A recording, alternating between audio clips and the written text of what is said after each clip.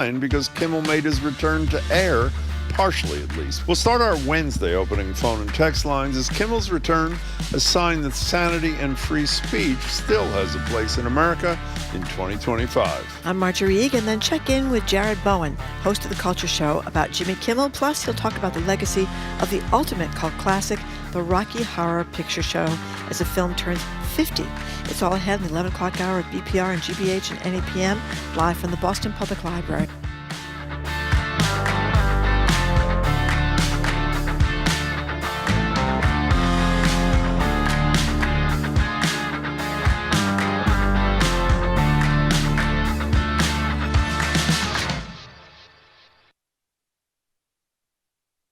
Live from NPR News in Washington, I'm Corva Coleman. Police officials in Dallas say there has been a fatal shooting at an immigration and customs enforcement facility. Dallas police say 3 people were shot and 1 died at the scene. The other 2 were taken to the hospital. Authorities say the suspected gunman is dead from a self-inflicted gunshot wound. Dallas police are expected to hold a news conference soon. Ukrainian President Volodymyr Zelensky addressed the UN General Assembly this morning in New York. He said there are no security guarantees other than friends and weapons. NPR's Michelle Kellerman reports. Volodymyr Zelensky sounded frustrated that the UN hasn't been able to help end Russian attacks on Ukraine or resolve other big conflicts around the world. He says Ukraine has had to rely on its friends and on its weapons. Ukraine doesn't have the big fat missiles dictators love to show off in parades, but we do have drones that can fly up to 2,000-3,000 kilometers. We had no choice but to build them. Now he says Ukraine is ready to export its battle-tested drones. He says he had a good conversation on the sidelines of the UN General Assembly with President Trump, who later called Russia a paper tiger. Michelle Kellerman, NPR News, the United Nations. The Secret Service says it thwarted a hidden operation that could have devastated cell phone towers throughout the New York City area. The plan involved more than 100,000 SIM cards. These are usually tucked into mobile devices like cell phones. Cybersecurity expert Jordan Ray Kelly explains these are SIM farms. It essentially operates like hundreds of thousands of cell phones in one place doing things at massive scale. That means the operation could have cut off communication to millions of people. It's not clear who did this or whether it was intended to spy on the UN General Assembly. Jimmy Kimmel was back on ABC's airwaves last night. He had been suspended after Trump administration officials got angry over Kimmel's remarks about the fatal shooting of conservative activist Charlie Kirk. Steve Futterman reports. After the applause, this was Jimmy Kimmel's opening line. As I was saying before I was interrupted. The most moving moments came when Kimmel became emotional. His voice cracked when he said he never meant to make light of Charlie Kirk's death. You understand that it was never my intention to make light of the murder of a young man. And there was more emotion later when he referred to Kirk's wife, Erica, offering forgiveness to her husband's killer. A selfless act of grace, forgiveness from a grieving widow. It touched me deeply. On a serious note, Kimmel said comedians should not be targets. For NPR News, I'm Steve Futterman in Los Angeles. On Wall Street, the Dow was up about 30 points. This is NPR. Good morning. With the latest from the GBH Newsroom, I'm Henry Santoro. A class action lawsuit filed in federal court alleges changes in federal immigration policies are denying rights of people being detained by ICE. For the New England News Collaborative, Amy Sokolow reports the suit names Homeland Security Secretary Kristi Noem and Acting ICE Director Todd Lyons. The suit claims the Department of Homeland Security has reclassified those arrested by ICE as not being eligible for bond. This means detainees can't go before a judge to determine whether they can be released while their cases play out over months or years. Dan McFadden is a managing attorney at the ACLU of Massachusetts. Every person inside the United States is entitled to due process under our Constitution. There are no exceptions to that. So when the government arrests anybody inside the United States, it's a bedrock principle of our system that the government has to go before a judge and prove that there's some reason for that person to be in jail. The ACLU of Massachusetts joins the chapters in New Hampshire and Maine, along with the Harvard Immigration and Refugee Clinic, in filing the suit. For the New England News Collaborative, I'm Amy Sokolow. In 2023, Harvard School of Public Health Dean Andrea Beccarelli received at least $150,000 to testify against the maker of Tylenol. The Crimson reports that it was 2 years before he published research used by President Trump in a recent controversial press conference that alleges that exposure to acetaminophen could cause autism in children. Trump's use of Beccarelli's research has drawn criticism from experts who say the link is tenuous at best. 67 degrees in Boston right now. This is GBH News. Support for NPR comes from NPR stations. Other contributors include Sony Pictures Classics with Eleanor the Great, a film directed by Scarlett Johansson, starring June Squibb as a 94-year-old woman who tells a tale that begins to take on a life of its own. In theaters starting Friday.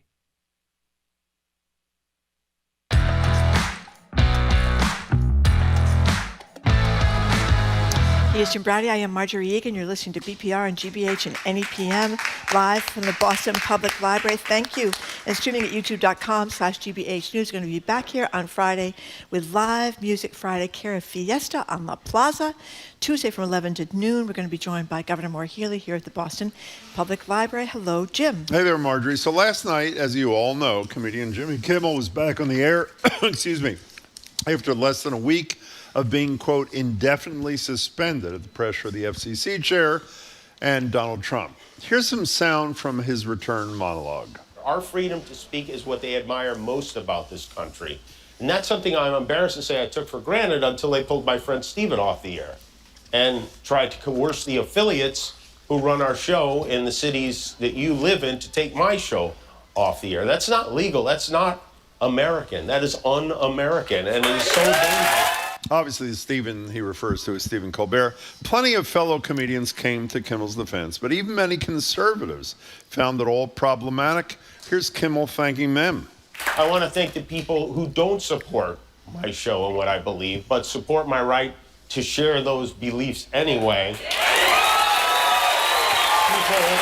who I never would have imagined, like Ben Shapiro, Clay Travis, Candace Owens, Mitch McConnell, Rand Paul, even my old pal Ted Cruz. Didn't you tell me Joe Rogan, too? Joe Rogan, yes, as it came back and said he should not be censored, yeah. So we turn to you, even if you disagree with Kimmel's politics.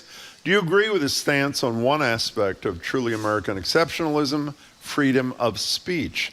Our number is 877-301-8970. Did Kimmel's return prove that relentless resistance can actually succeed, or was this simply an aberration and nothing will stop Trump's assault on America's freedoms? The number is 877-301-8970. Not atypically, Marjorie stayed up and watched it live.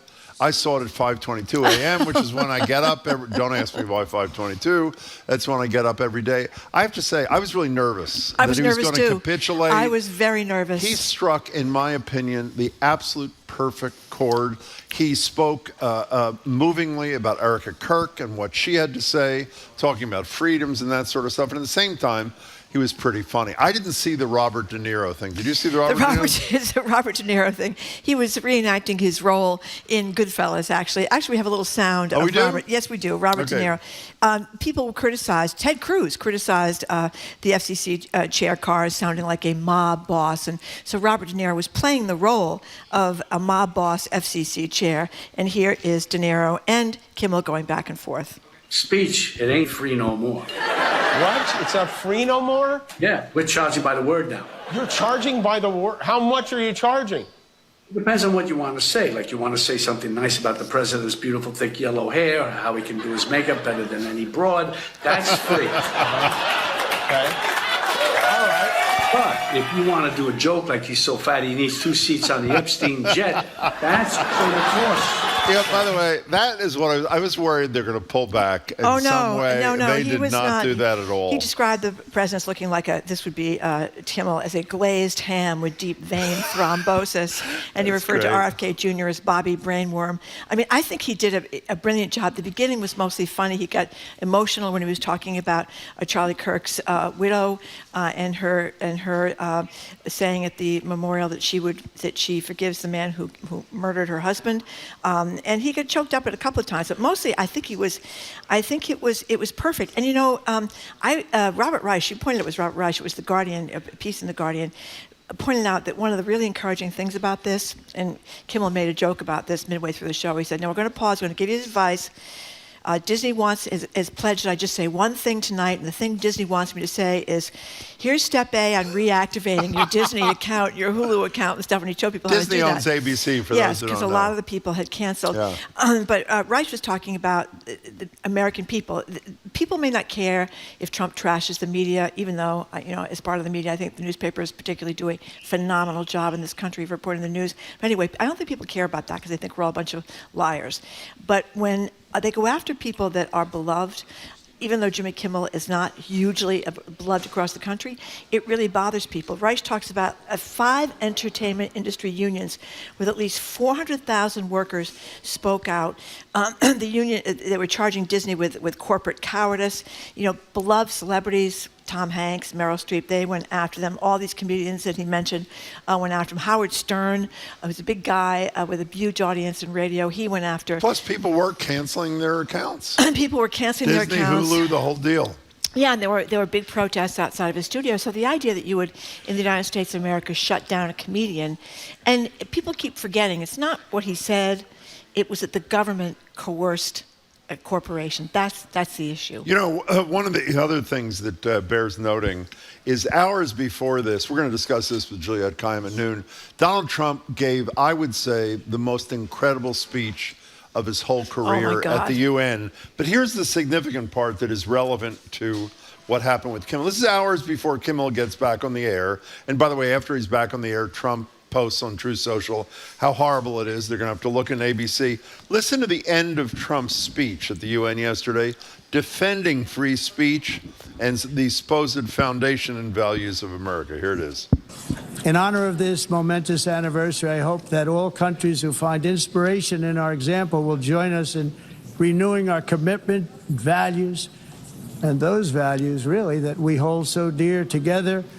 Let us defend free speech and free expression. Let us protect religious liberty, including for the most persecuted religion on the planet today. It's called Christianity. By the way, this is the most unhinged, to use the word you used a decade ago, human being on the planet. He ends his speech hours before Kimmel's back on the air saying, let us protect speech and free expression. He is the reason, and his FCC chair, who is a lapdog, if there was one, Brendan Carr, why Kimmel was taken off the air. And when Kimmel's back on the air, because the ABC was forced to honor free speech, Trump's complaining. I mean, it is just unbelievable. So do you think it's as big a deal? I happen to think it's a huge deal. I think he is going to stop. I don't think they're going to go after people. Carr was talking about going after The View. He was talking about Brent was talking about Jimmy Fallon at NBC being next. I mean, Trump has said now that because of this Jimmy Fallon being back on the air, he's going to go after ABC for even more money than he got from them before. They gave him $16 million to settle a lawsuit that never should have happened, and ABC could have won in a second. So I think that they underestimated people's attachment. I mean, this is America. You can say what you want to say in the United States. Doesn't mean you have to be employed by somebody. Doesn't mean you have to be on TV.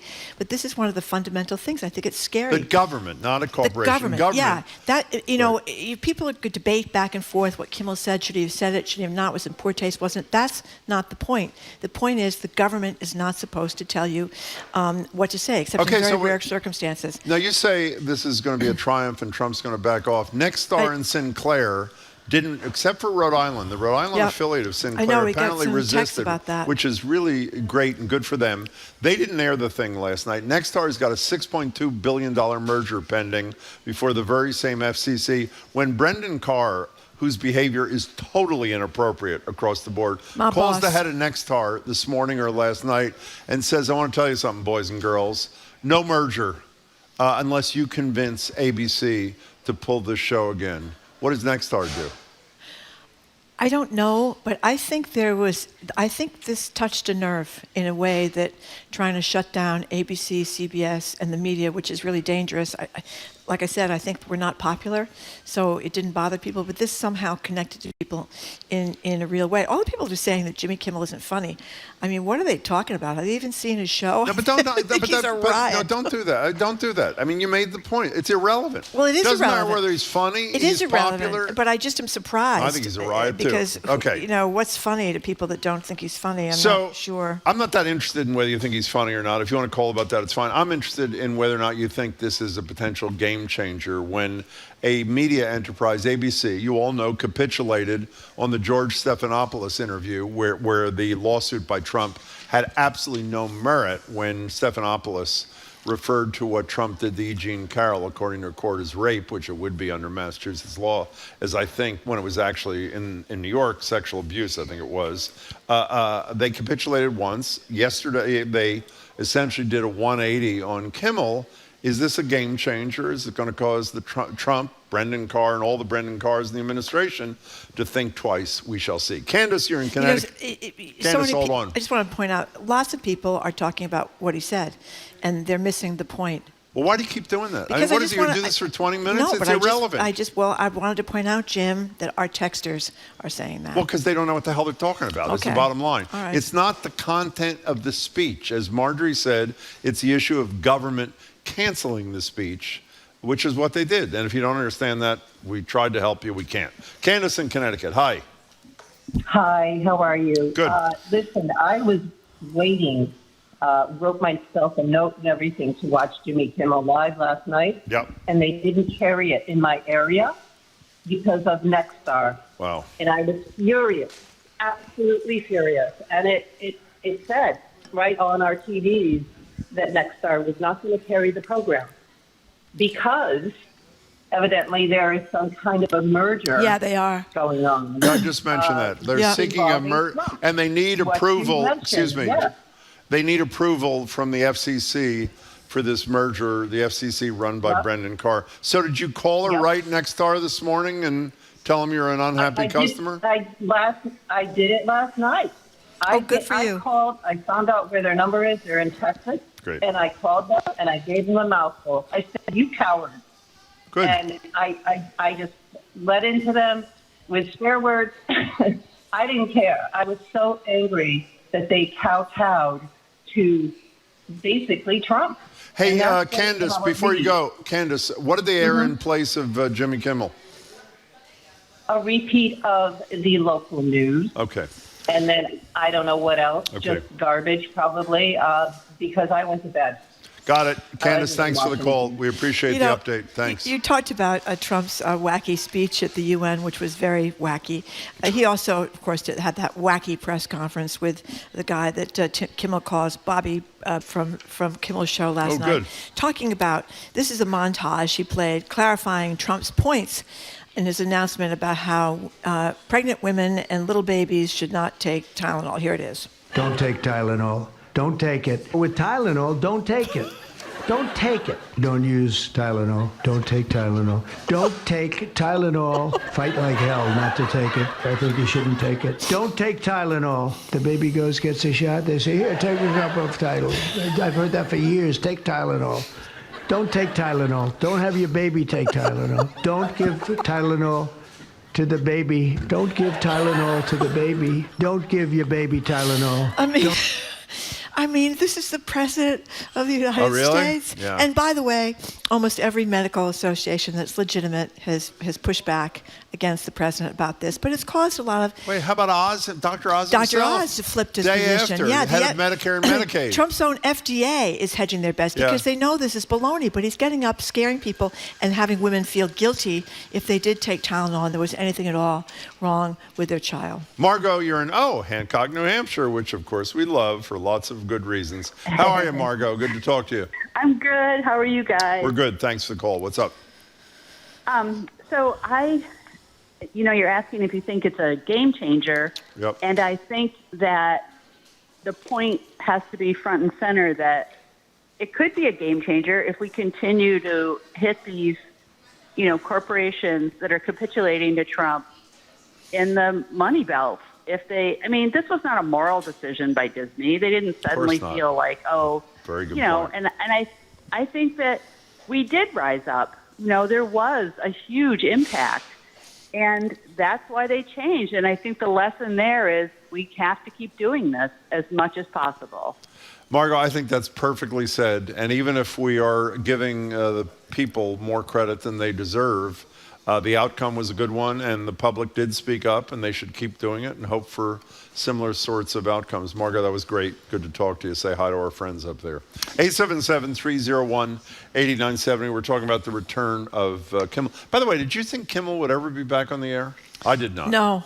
Nor did I didn't. I thought that they would make him kowtow, and I figured he wasn't going to do it, and that he'd just go off to YouTube or streaming or some other thing. Yeah, I thought the exact same thing. But I think, from what I've been reading, Bob Iger was concerned about his own legacy, and the previous head of Disney, Michael Eisner, criticized Bob Iger for doing this. He was criticized tremendously by his employees.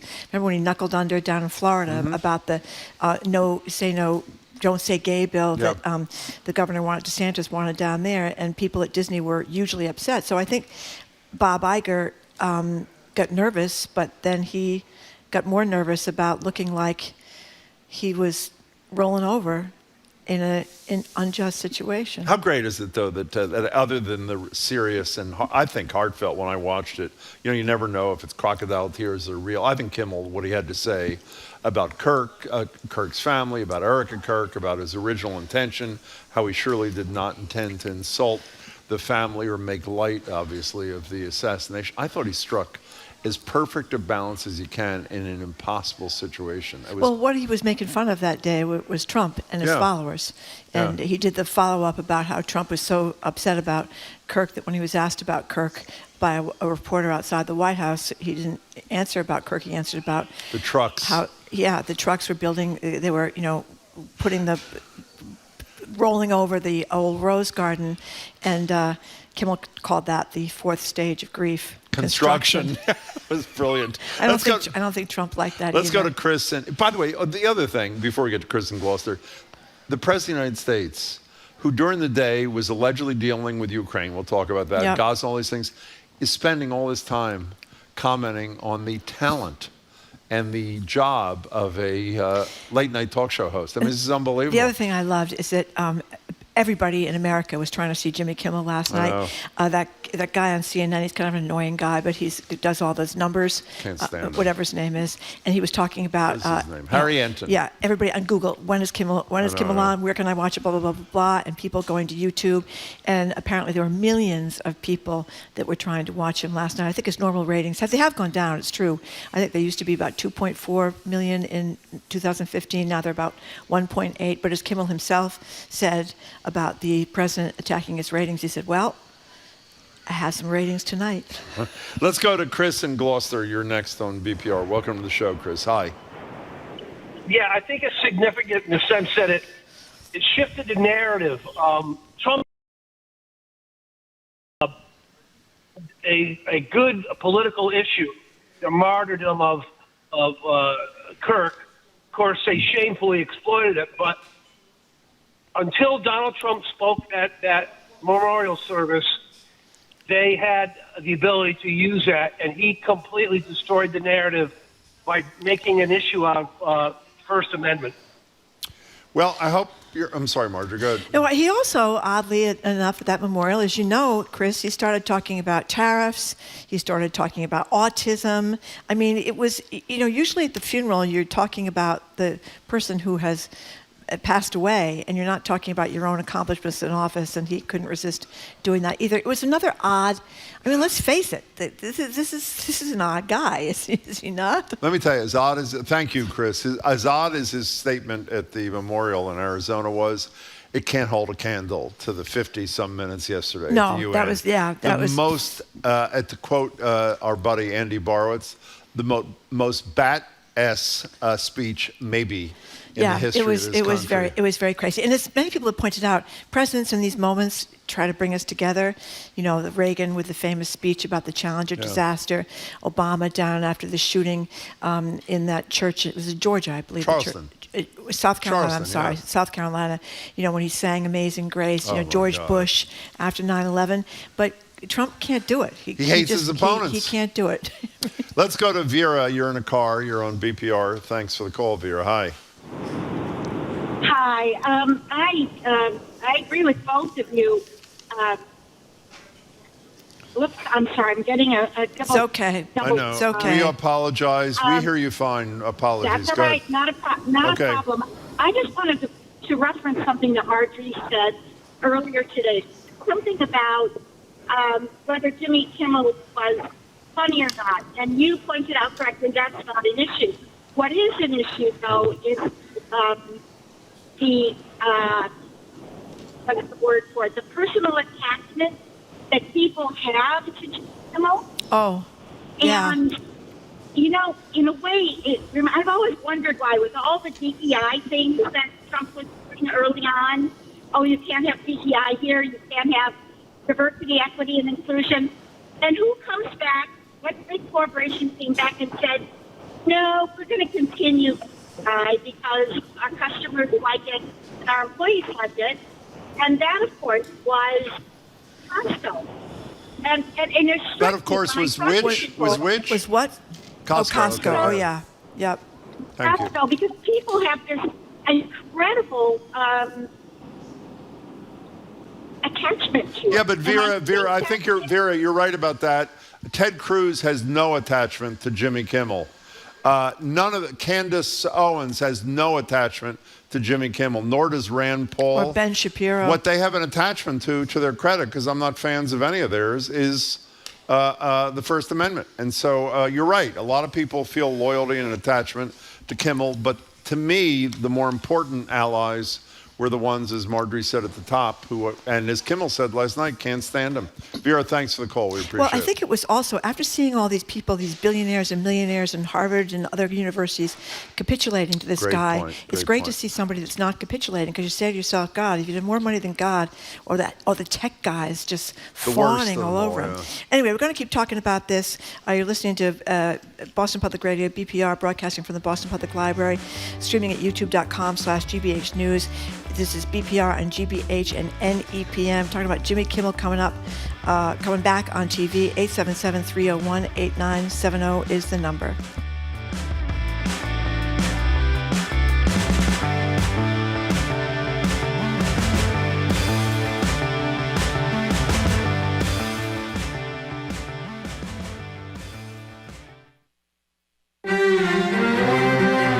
European leaders say their armies need more soldiers, and people are answering that call. War is now at the border of Europe. It's a signal for us to wake up and be ready for if things go wrong. French recruits tell us why they enlisted next time on The World. This afternoon at 3, here on GBH News 89.7. Our programs are made possible thanks to you. And Addison Gallery of American Art, with 6 new exhibitions this fall, including the work of photographer Tommy Kaw and African-American landscape painters, the Florida Highwaymen. Opening reception Saturday the 20th. AddisonGallery.org. And the DeMoore McKim School of Business at Northeastern University, where MBA and master's degree students can build vital business skills through experience. Learn more at northeastern.edu/business.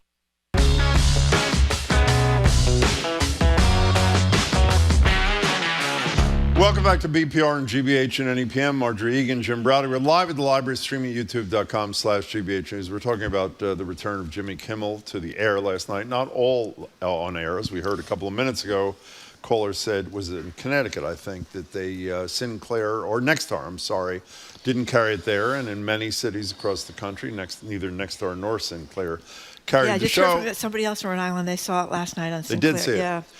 But it's back on the air, and we're talking about whether or not this is a game changer, whether the resistance has succeeded in this one case, the resistance to the effort by the Trump administration to ignore the First Amendment has potential to have ripple effects on others who have shown no backbone and on those who are resisting and feeling like they're not getting anywhere. Peter in a car, welcome to the show. Hi. Good morning, folks. Hi. Hey, my question is, I'm glad this happened, but what's going on with Colbert? Well, he's on till May. He has from now until May. The show was canceled after May, so he was rejoicing, calling himself, "I'm now the only martyr left in late night TV," because Kimmel's back on. So do you mean are people going to fight for him, or is that what you're talking about? Yeah, maybe. Yeah. Well, Peter, let me tell you something. There was a piece, we didn't mention this. Jill Abramson, the former editor of the New York Times, wrote a piece in the Globe yesterday talking about what she called all of these late night hosts should go solo. And her argument, and I hope I get this right, but it's at least close to right, is nobody's really watching these late night shows anyway, even the most popular amongst them. And the Joe Rogans of the world, people using what used to be called alternative media, have far more eyeballs and ears tuned into them. And that's where these places should be going. So I don't think Colbert, even if he disappears from CBS in May, is gone. He'll just be in another venue. But Peter, thanks for the call. Peter raised an interesting question.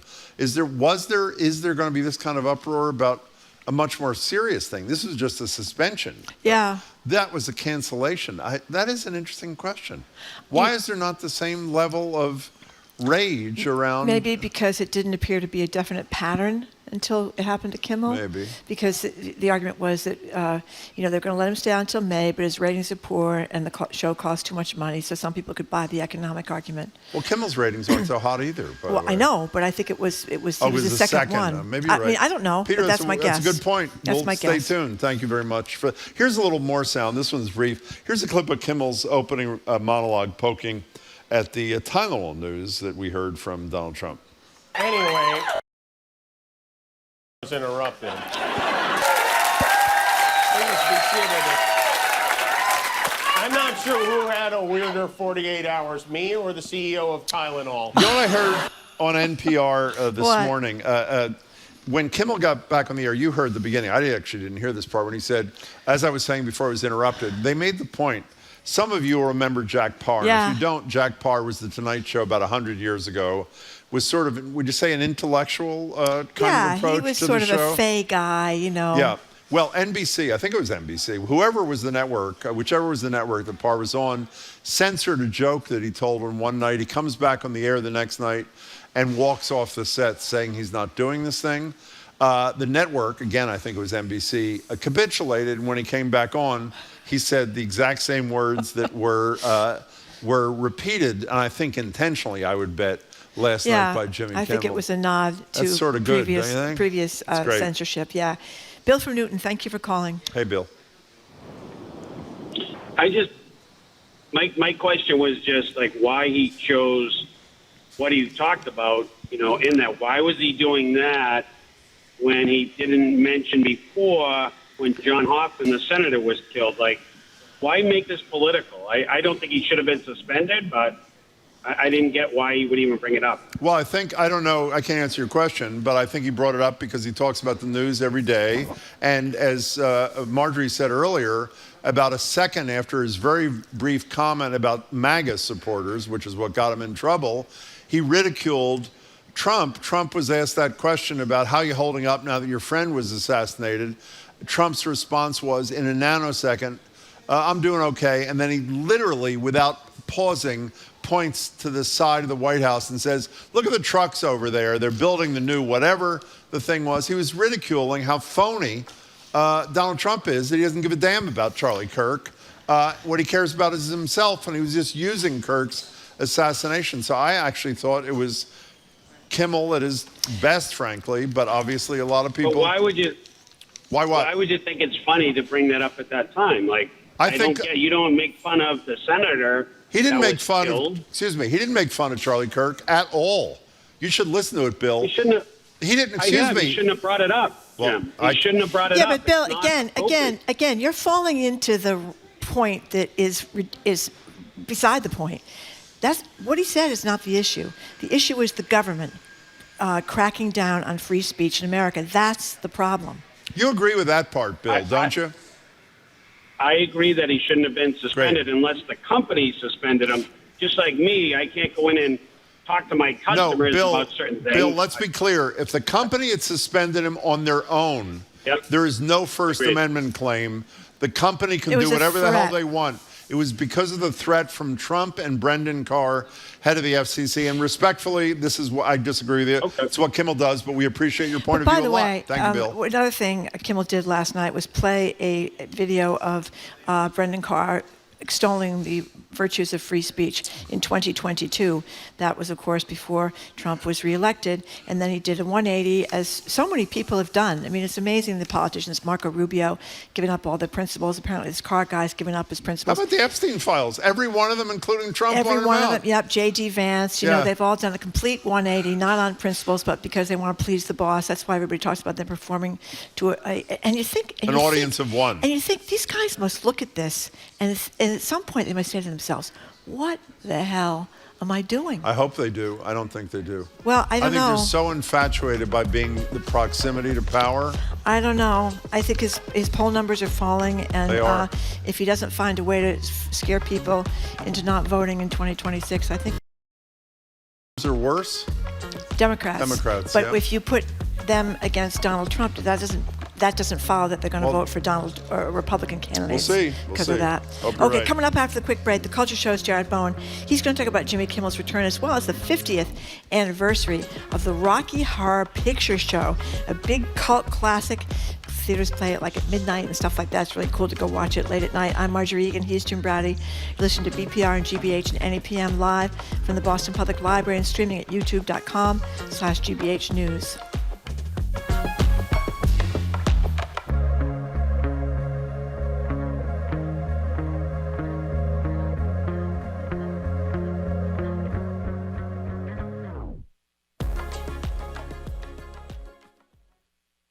I'm Jared Bowen. Coming up on The Culture Show, in the 1990s, Sarah McLachlan's Lilith Fair shook up the music world with a women-led festival that challenged industry norms. Now, Passim continues that tradition with the third annual Reimagining Lilith Fair, mixing local musicians with a contemporary vision for representation. Plus, Joyce Kulhawick on the must-see theater in and around town. That and more on The Culture Show today at 2 on 89.7 GBH. Support for GBH comes from you. And Moderna. mNEXSpike COVID-19 vaccine, mRNA, by Moderna, is available. More information about mNEXSpike is available from pharmacists and medical providers. And Liberty Mutual Insurance. Liberty believes progress happens when people feel secure and exists to help people embrace today and pursue tomorrow. Learn more at libertymutual.com.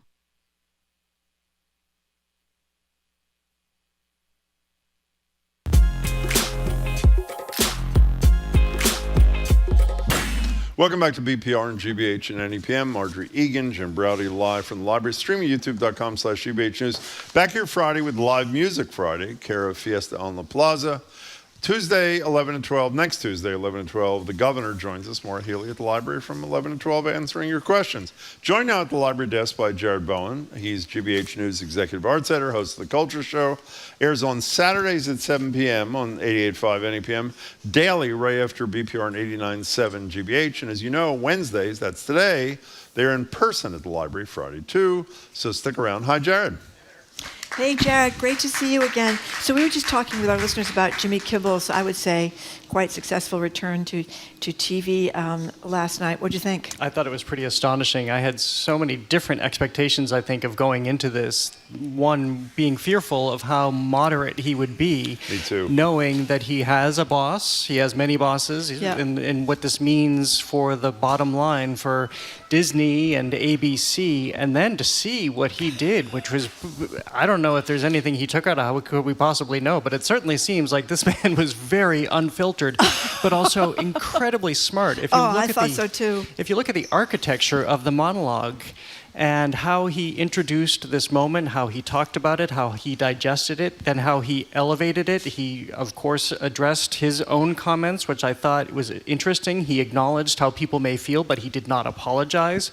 I expected there would be some sort of apology. Yeah, Sinclair wanted an apology, and they wanted him to donate to Turning Point USA before they put him back on the air. Exactly. And let me be clear. I didn't think that he needed to give an apology because he was talking about the situation, not criticizing the situation. We saw that he was emotional in talking about the murder of Charlie Kirk and what his wife said. And then that very seamless morphing into addressing the hypocrisy of Brendan Carr and President Trump, and then launching into his own monologue, which was as biting and as satirical as anything that we've seen from Jimmy Kimmel. So clearly, I don't know what happened in the back room as they looked at what kind of financial fallout there would be, because we do know there were cancellations to Disney Plus / Hulu for people who watch ABC that way and his show that way. But I thought it was pretty triumphant. And by the way, afterwards, I didn't tell you the exact words. I'm sure most of you saw the Truth Social post from Trump saying how outrageous it was that he was back. And the key line, he says, I think we're going to test out ABC on this, meaning threatening that he and his little lackey Carr at the FCC are going to continue to go after ABC. And I assume there's a threat around the Nexstar potential merger. You know, a lot of people spoke to me in the last 12 hours, 18 hours, and have texted us, speaking of freedom, about Andres Nelson's comments in the middle of all this thing. I just want to play a little piece if you missed it. He's the music director at the BSO, and Marjorie asked him his reaction to, I think it was art censorship in the U.S. Because of Shostakovich. Yeah. He's won many Grammys for his performance of Shostakovich's work, and Shostakovich was under the thumb a lot of Joseph Stalin, who was a murderous dictator, and he had to be nervous about what he was performing because if Stalin didn't like it, you know, he clamped down on Shostakovich, canceled performances, etc. And Andres is a student of Shostakovich, so I asked him. And he grew up in the Soviet Union, in Latvia, as a little boy. So here is a little bit of Andres's response to Marjorie about art censorship.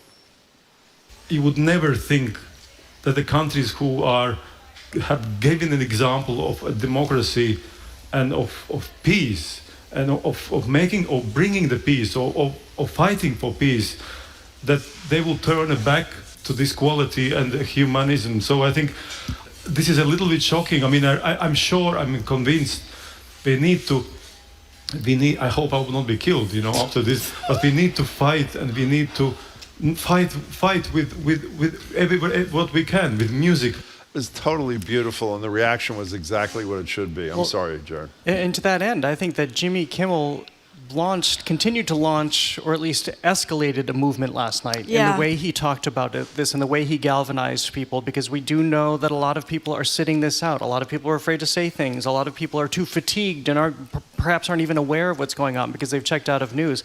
I think he changed that conversation and definitely escalated it. I thought it was very interesting how he remarked that he'd been speaking with talk show hosts the world over. He had a great joke about what the man from Germany said, of all places. That's right. To not he offered him a job. Yes, exactly. I'm sorry that I wasn't able to listen to the first half hour, but did you talk about Robert De Niro? We played that is a great Emmy-winning performance last night. Mob boss. No question if you just tuned in, the reason he was on was because he was in Goodfellas, and Ted Cruz's line where he's attempting to imitate, he says, what was the line from Brendan Carr? You can take the easy way or you can take the hard way. Yeah. And Ted Cruz, who, as we've said ad nauseum here, is totally on the side of free speech, even though he can't stand Kimmel. Well, you know what I said before, and I think it's so true. I mean, Trump has been cracking down on free speech through the media, and people don't like the media. So that was one thing. But even though I think they're wrong, particularly in the case of newspapers, the New York Times, the Wall Street Journal, which have hung tough against President Trump, and good for them for doing it.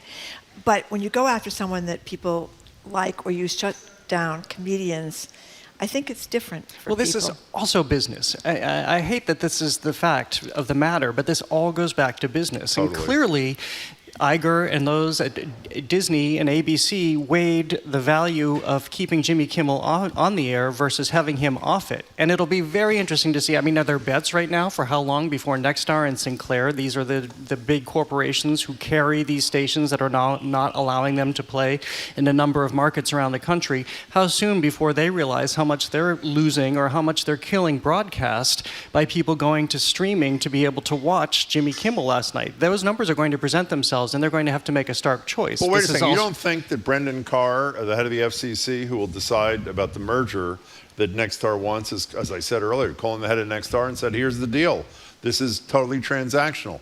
You promise me you will never put that show back on the air. Your merger's approved. And by the way, people listening, he'd never do it. Of course he'd do that. He's done everything he's done around this is totally violated crossed whatever lines you're not supposed to cross. So I'm not confident that they're going to be. But there's an interesting question a caller asked us.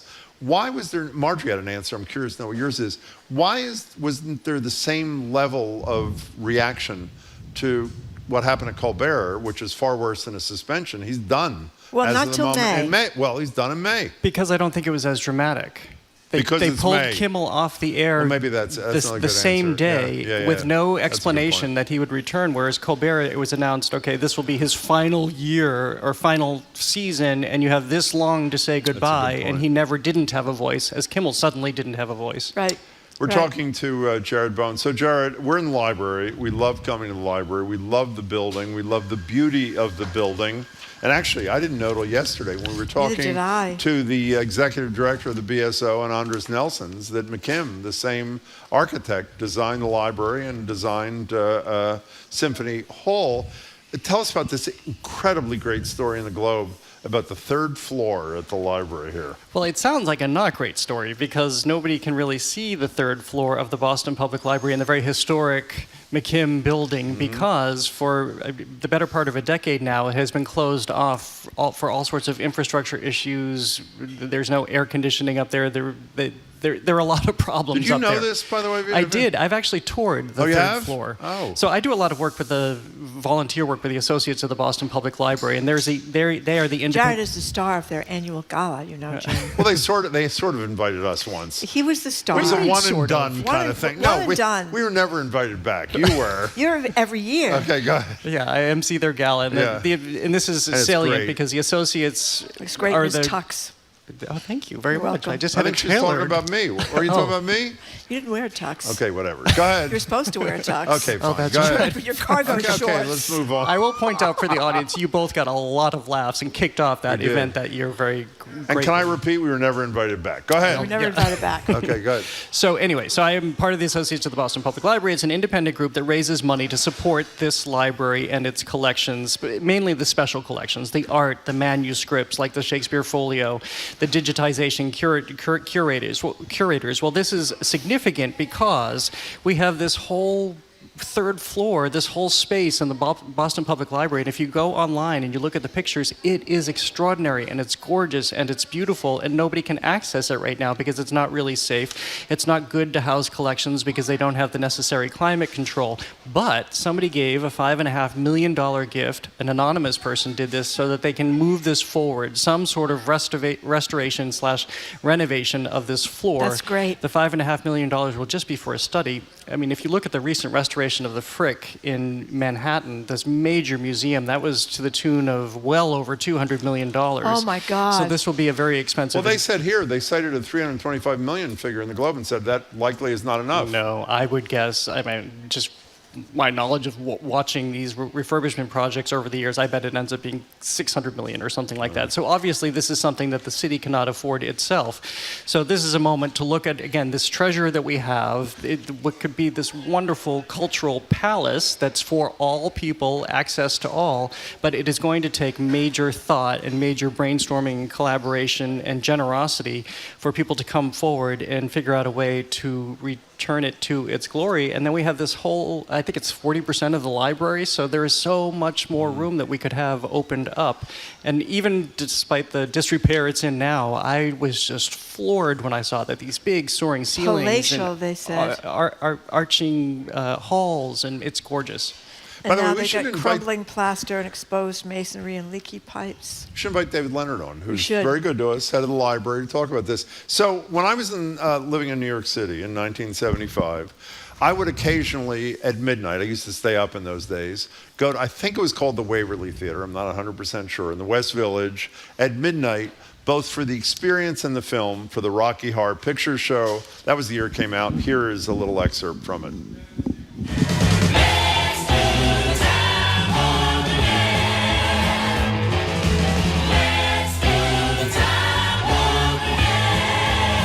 It's just a jump to the left. So fun. With your hands on your hips.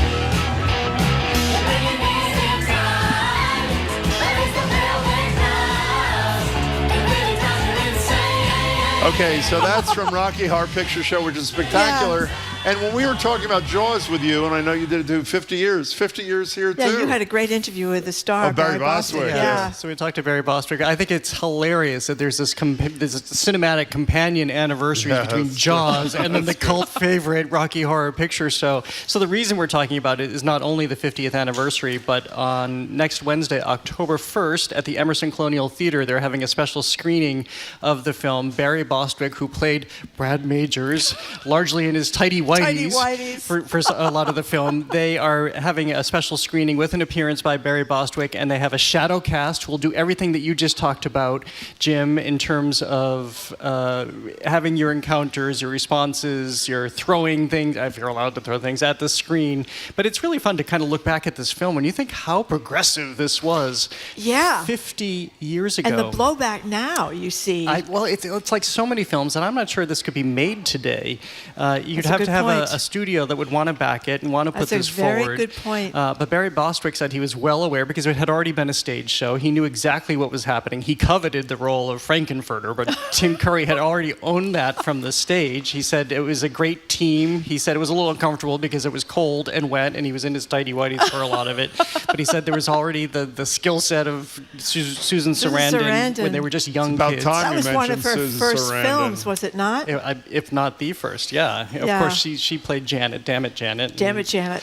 And so it's so fun to look at this moment in that film. And by the way, Barry Bostwick also originated the role of Danny Zuko in Grease. I didn't know that. So he came into this with a lot of stage experience. He was already a trained actor, and they sought him out. So this wasn't just happenstance that this was created. I want to play a little bit of your interview. Do you remember a couple of presidential cycles ago, we had Ted Danson on as a surrogate for, I believe, Hillary Clinton, and we had Susan Sarandon, Be Still My Heart, on as a surrogate for Bernie Sanders. Oh, yes, and that's she was right. Just, oh my, and he was pretty great too, I have to say. Here's Barry Bostwick.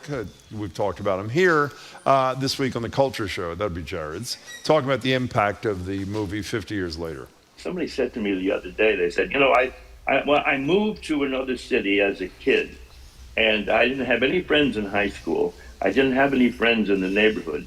But I discovered Rocky Horror Show, and on a Friday night and a Saturday night, I went there, and it filled my whole life up with friendship and filled my life up with joy and happiness. That is a beautiful, beautiful quote from him. That is great. Well, I love it because there are a number of actors over the years who have deliberately walked away from the roles that made them famous and that people have such affection for and adore them and want to talk to them about it and always ask questions about it. And I find that kind of troubling. Yes, it might get annoying, but your job as somebody who's famous is to tolerate that because you have created something out in the environment that makes people so happy.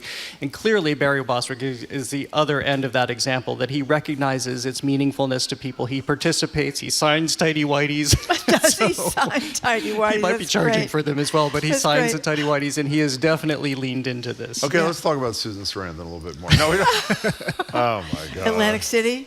Oh my! The Don't lemon, even. Was it the lemon that she was squeezing? I think she was squeezing a lemon by the window. Oh, what was that's Burt right. Lancaster's great Brazier. line? Was it Burt Lancaster in Atlantic City? think Was he in so. Atlantic City? Yeah, he was. He said the Atlantic Ocean just ain't what it used to be, or whatever.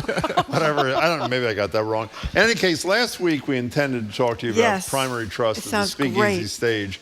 Everybody I know who's seen it, and I know a number, have said it's one of the best things they have ever seen. It's there till October 11th. You apparently are in that group. Yeah, this is a really, really lovely show because it's so unexpected. So it's Speakeasy Stage, and it's on through October 11th, and it's a Pulitzer Prize-winning play, by the way, by Ebony Booth. She won the Pulitzer in 2024. So at the very onset of this production, we meet Kenneth, who's played by the actor David J. Castillo, and he steps forward onto the stage, and he gives us sort of the lay of the land of his hometown. And it's a very small place in New York, and it's a very regular place, and he's had a very regular and very scheduled life for himself, day in and day out, always working at the bookstore for the last 20 years. Very few relationships, goes to the same tiki bar at night, has the same Mai Tais, and then his day starts all over again. He has one friend who is really close to him in all of this, and I won't give it away, but we find something about... review. Yeah, unfortunately, because I think it's better to go in not knowing. Don't give it away. And there's something about the nature of the friendship that is very surprising. Very upsetting. And then his life has to change. And because the man for whom he's worked for 20 years at the bookstore decides to sell, and Kenneth has to find a new life. And so he goes to work for Primary Trust, which is the local bank. And then he has to have interactions with new people and different people. And because it's a small town, these are also the same people who've judged him, because when they see him at the tiki bar, they may see him talking to himself in the corner when he's having his nightly Mai Tais. But this, what could be trauma porn, essentially, and we see the unraveling of a man, is anything but, because Primary Trust refers to the name of the bank, but it also refers to society. And the people who rush in and give him a hand, and the people who rush in and become a friend and see somebody more than just the peculiar person who's sitting at the table. And I think this is why this is a show that is resonating with so many people, because it is about looking around and looking up and opening your eyes and extending a hand. How big is that theater? It's fairly small. It's fairly intimate, which makes the Speakeasy stage shows pretty special. And I will also point out, speaking of special, this is directed by Dawn M. Simmons, who is a very well-known director, very award-winning director in our region. And she has just taken over the helm of Speakeasy stage as its first new artistic director. It's only its second artistic director, who is the person who runs that theater in its 30-year history. Isn't that the one that's like circular? You're close to the stage all the time. Is that the Speakeasy? Yeah, I think so. It can be circular sometimes, because they can reconfigure that stage. So if you go to the Calderwood Pavilion, there's the Wimberley Theater, very formal seated theater, and then if you move your way to the back, you'll find essentially a black box theater that can be always reconfigured and because keep when things I've gone exciting. to see things there, you feel like you're really close to the actors. And you're worried. I went with Jared once, and you're worried that you're going to get called on. Because some of these plays do involve the audience, and I am thrilled to say that Jared is as anxious about being called on during a play. Even though, what was the thing you did last year? Where you were the co-star of the damn play? Oh, Nassim. The only reason I did that. Wow. And it ended up being one of the most rewarding experiences of my life. So By the way, before you go, we only have a minute left. Yeah, he's going to tell us what's on the show now or later? No, later. Okay. Have you seen Hills of California yet? I'm seeing it tonight. Oh, well, can't wait to hear what you had to say. We had the two of the leads on the other day with Loretta, who's the director and the artistic director. And the singing, the harmonies among those four girls that played the teenage girls. It's brilliant. It's really well done. I've heard fantastic things. Can I tell you about our watch party that we're doing? we heard about it. We want to hear. do this. We are so excited. So the Culture Show is launching this new effort, and it starts 1 week from today. This is why we're talking about it, so we can give you your homework assignment. But we have decided to create the Wednesday watch party, and each month we'll decide on a film, and hopefully everybody will watch it, and then either come down to the library and talk about it with Callie, Edgar, and me, or you can call in. We'll be taking calls that day. But we have decided, well, given this moment, we decided our first film should be a comedy, so we chose Coming to America, the God. 1980s Eddie Murphy vehicle. So 1 week from today, we'll be talking about Coming to America again, Callie, Edgar, and me. We should play the sound from this. Very just to get quickly. People excited. Very Here's quickly. a clip from the '88 Coming to America starring Eddie Murphy. Here it is. But to be truly, truly, truly, truly loved is more than all of these things. Wow! Someone to care, someone to share. Lonely hours and moments of despair. To be loved, Okay. Is it true that Callie sang this in the morning meeting, I heard? Oh, I don't know. I wasn't in it. That's what the word is on the street. We're told she did. She actually did. Okay, Jared Bowen, thank you. Good to see you, Jared. Talk to you later. Bye. Jared Bowen is GBH's executive arts editor and host of The Culture Show, which airs Saturdays at 7 p.m. on 88.5 and EPM, and right after us here on 89.7. Bye to the folks listening on MEPM, but make sure to tune in at 3 o'clock, Fabulous 413. Juliette Kayyem is next. We're going to talk to her about Trump's rather wacky speech at the United Nations yesterday and a fatal shooting at an ICE facility in Dallas today. You're listening to BPR and GBH and NEPM live from the Boston Public Library.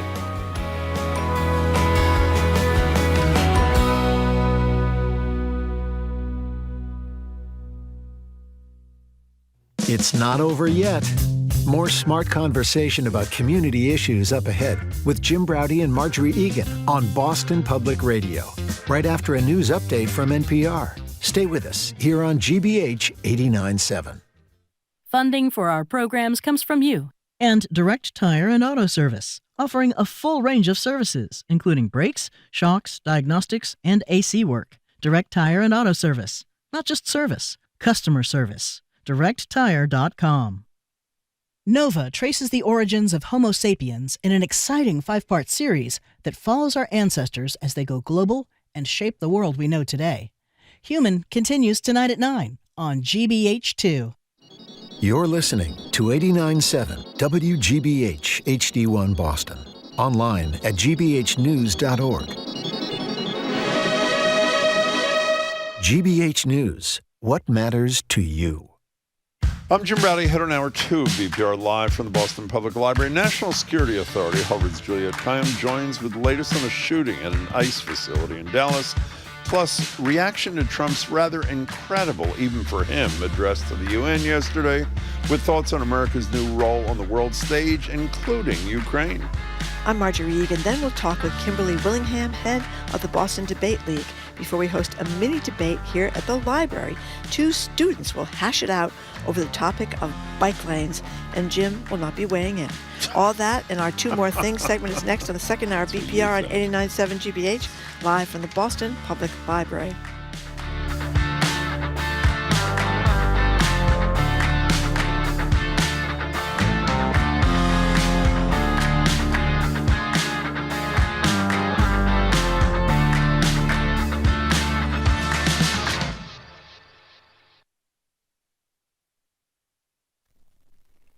Live from NPR News, I'm Lakshmi Singh.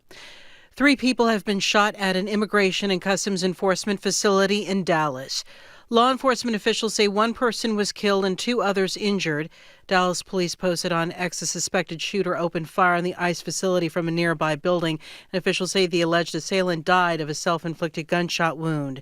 The FBI says it's investigating today's shooting as an act of targeted violence. Here's FBI Special Agent in charge Joe Rothrock. Early evidence that we've seen from rounds that were found near the suspected shooter contain messages that are anti-ICE in nature. Authorities say no law enforcement officers were injured. They're declining to identify the shooter or the victims, including if any of them were detainees. Well, several officials, including Texas Senator Ted Cruz, said, quote, politically motivated violence needs to stop. He says your opponents are not Nazis, and he goes on to say divisive rhetoric has real consequences. Late-night host Jimmy Kimmel was back on TV last night. ABC had suspended his show over comments he'd made after the killing of conservative activist Charlie Kirk. NPR's Mandalit Del Barco reports. During his monologue, Kimmel thanked supporters around the world, even those he doesn't often agree with, for rallying to defend his free speech rights. Kimmel also explained the comments that got him suspended. You understand that it was never my intention to make light of the murder of a young man. Kimmel praised Erica Kirk for saying she forgives her husband Charlie's alleged murderer. President Trump on social media threatened ABC for allowing Kimmel to return, but on his show, the comedian continued. Best to cancel me. Instead, he forced millions of people to watch the show. That backfired bigly.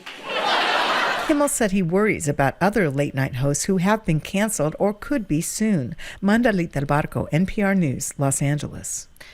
The daughter of the late Arizona Democratic Congressman Raul Grijalva has won a special election in the southern border district. Arizona Public Media's Hannah Crete has more. Democrat Adelita Grijalva told supporters through tears that she intends to honor her father's 2 decades in Congress. A last name alone doesn't earn you the trust from the community. Service does. And my dad's legacy is one of service to southern Arizona. Grijalva will be the first Latina Arizona has sent to Congress, representing District 7, which covers Tucson, parts of Phoenix, and nearly all of the Arizona-Mexico border. Her win also narrows the Republican majority in the House of Representatives as a government shutdown looms. Grijalva also said one of her first actions would be to sign a discharge petition to force a vote to release the Epstein files. I'm Hannah Crete in Tucson. At last check on Wall Street, the Dow Jones Industrial Average was down 150 points. From Washington, this is NPR News. Good afternoon. With the latest from the GBH Newsroom, I'm Henry Santoro. The winning bidder in the controversial awarding of a highway service plaza contract with the Commonwealth is walking away from the deal. The State House News Service reports that after 3 months of good faith negotiations, Applegreen and MassDOT have not reached an agreement on definitive terms for the reconstruction of 18 service plazas in Massachusetts. In a statement released yesterday, Applegreen said continued litigation from global partners, the opposing bidder, have not only been costly but have jeopardized the project's timeline and financing.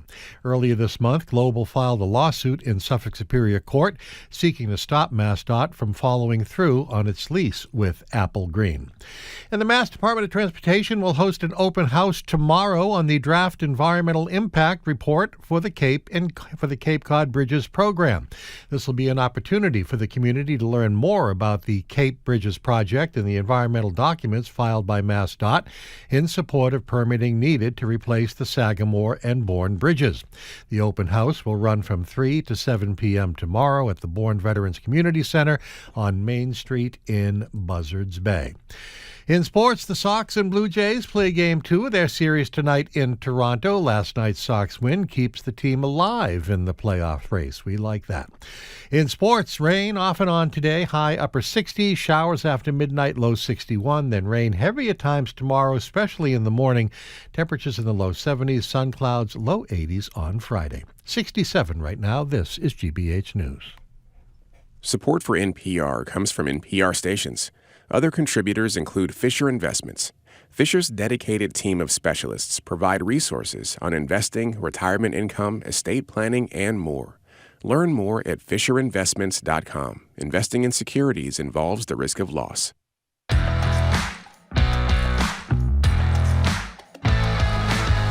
Welcome to hour number 2 of Boston Public Radio. Jim Browdy and Marjorie Egan. We are broadcasting live from the Boston Public Library. Thank you. And streaming at youtube.com/GBH News. We'll be back here Friday with Live Music Friday.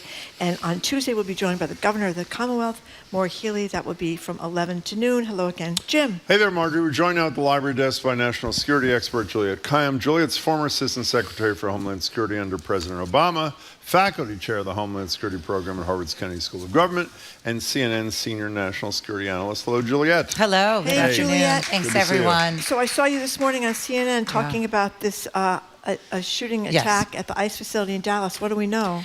So what we know right now, it was a shooting that, to be clear, wounded only detainees. I think 1 dead, 2 wounded. Right now is what we know. The FBI Director, Kash Patel, has posted in the last couple minutes pictures of casings that are sort of anti-ICE in motivation, and this is just consistent, regardless of if the person was targeting immigrants or law enforcement, of the sort of violence that is permeating our very serious political debate. So, regardless of his motive, it has to be condemned, and we simply don't know. Anti-ICE would suggest that he wanted to get law enforcement, but actually got detainees. What's interesting from the ICE perspective is, this is a facility that when people look on air, it looks like an office building. These are normally places that were sort of the administrative places for the regional ICE offices. The pressure on ICE with the detention and the mass deportation move that has been going on since Trump became president has made these facilities also sort of detention facilities. And so they just don't have the security that, like if they were being held at a real detention facility. And so as we learn more, I'm sort of curious what's going on. There were original reports of a sniper. I'm not seeing confirmation of that, which would suggest someone really pre-planned this and positioned themselves on a roof or something. That may be confirmed then. I got off air and it wasn't confirmed yet. Well, if the casings say what Patel says they did, and that's a pretty good indication of pre-planning too, right? Exactly. He was calling it politically motivated. Ted Cruz is calling it politically motivated. Yeah. So I don't know. No, I think that's right. I mean, I think the target does not need to be a political person to have a politically motivated attack, and our laws would see that you don't need a president or a vice president, but that even someone like Charlie Kirk or someone who represented a policy that you don't like an ICE official, and it's difficult because not difficult, but just one I hope for caution, because obviously the protest against what ICE is doing are legitimate. They are. What ICE is doing now is it's not unlawful. It is just it is tearing communities apart. It is cruel and unusual. It is not tied to any criminal activity by the people that they're taking. It's often a mistake. A lot of them are citizens or have legal status or taking them from courts. That's legitimate debate. This is not that. And it has to be condemned thoroughly. When I was waiting for Jimmy Kimmel to come on last night, I was surprised to see on WCVB an ad looking for people to join ICE with their $50,000 bonus, come do the mission, come join. So they're obviously trying to get people. I didn't realize that was the number, because I know we have on our list that is the same number that Tom Homan, the border czar, was accused. There was an investigation about whether he took $50,000 in a brown bag. Yes. By the way, mentioned cruelty. I didn't talk to you. Before you go ahead, I was stunned, but I shouldn't have been, by the ferocity. I don't mean this in a critical way. I mean observationally, of Mayor Wu's response to the Homan thing. Now, I understand he's been attacking her. He's been attacking Boston. But she's the level of corruption she ascribed to him. I mean, she was really intense. I mean, he hasn't denied taking the $50,000. He said it wasn't illegal. In a bag. Yeah, it wasn't in a bag. That's normally. I would like to see if he put it on his taxes too. It wasn't in a bag. What was it in? It was in a bag. No, I mean it wasn't a bag. Okay. So Homan has served presidents from both parties, and his sort of radicalization in the last couple years was very hard for people like me to explain, because I had worked with him. I didn't know that. Yeah, and so lots of people become sort of uber conservative, whatever. But it does seem like there was a monetary interest in him being as draconian as possible to curry favor with the White House. I will say there is something tied to this.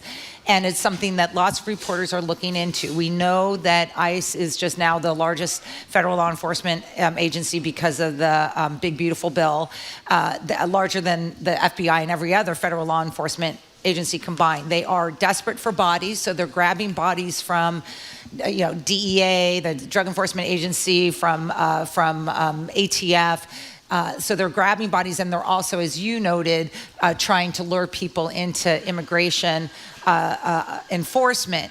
There is so much money out there, and it is being spent in ways that no one can get a handle on. So one of the stories that reporters are looking at is like some consulting firm that had been formed 2 days before they got the contract, got a couple $100 million to consult to ICE. Well, I'm very curious, in light of what Tom Homan is like, who are these people who are creating companies that are then winning these no-bid contracts from ICE? There is so much money out there that both the incentive to do so, and because Tom Homan and others know that they'll be forgiven by the White House, which stopped this investigation that got started in the Biden administration, and no oversight. And I do worry about that in terms of the corruption. By the way, this one small business that got the $1.2 billion contract to build a facility does not even have a website. Yeah. I mean, that's the level of... It's all family and friends. I mean, we know that about the corruption, about this White House. Now, whether they're Tom Homan's family and friends, I don't know. But, I mean, Wu is exactly right. She's done nothing wrong in this regard. I mean, you cannot sit... If you're Tom Homan and you're going to be righteous about unlawfulness... you better, it's like you better be able to take the heat. And if you have done something that arguably was unlawful enough that the FBI started an investigation, don't be surprised if Mayor Wu, who he has personally attacked, and I will say the acting head of ICE here in Massachusetts has basically alluded to the fact that like Wu is not a real Bostonian, pursuant to her background, is sort of a shocking nod to racism, that Wu has every right to go after these people personally because they are corrupt. Well, one of the things I think that is causing Trump to lose some popularity, even among people that were adamant about shutting down the border, which he has done, to his credit, is pictures like a lot of us saw of this little 5-year-old little girl in Leominster sitting out in her driveway on a stool surrounded by federal agents who were, as the governor pointed out, using this little girl as bait to get her father to come out of the house. And doesn't the kid have autism too? Yes. Yeah, she's on the autism spectrum. She's 5 years old. They have a picture of her. She's absolutely adorable. And that the parents were accused, the father and mother were accused of some bad things, domestic abuse, strangulation, vandalizing property. The charges were dismissed against both of them, so I don't know what to make of what these charges, if they were legit or not. But in any case, they had to wait till the local police came and took the little girl to the police station, where she waited for 3 hours for her grandmother to come pick her up. Yeah. She's 5. I know. And surrounded by men with guns. Yeah. Yes. By the way. This picture very big men towering over her with guns, and the father's yelling at them, and they're yelling back at the father. I mean, this poor kid. Yeah, I don't think people like that. Yeah. It is interesting. On this particular case, ICE is saying that it's not true, but we have a picture. So explain this picture. Why are you surrounding a girl who's alone in a driveway? But this is also sort of goes to like sort of their. Sort of mode and what their operating procedures are. These are detentions that we can argue about whether they're legitimate or not. That's what courts are for. But the idea that these are immediate, that you have to do these kinds of things, that someone is in harm's way, that they have to like whip up a frenzy, is just ridiculous. And that's what you're seeing, this sort of performative detention policy, where I saw another one where Kristi Noem is in a car, they blow up the front of the door of this house. She's sitting there in her gear and whatever costume she wanted that day. And then we find out that there's U.S. citizens in there and that everyone had legal status. So part of this is they're just not doing their wrong homework. House, or wrong, just or not even bothering to find out. Yeah, I mean, and none of these are so. It's not like you're chasing a murderer down the street and you might have to do things that look weird because you're chasing after someone. These are people who are civil. They're in their house, right? I mean, and but once again, it is no longer. They don't even pretend that this has anything to do with violent criminals and undocumented immigrants. This is the status. The status is irrelevant to them, even if the status is lawful. This is as we've seen, this is an attack on people who look a certain way, or work at car washes, as to quote the Supreme Court. So I said earlier today, and I stand by it, of all the speeches I've watched Trump give, probably hundreds, the one at the UN yesterday may have taken the cake. Now, it's hard to highlight one moment. This was my favorite moment.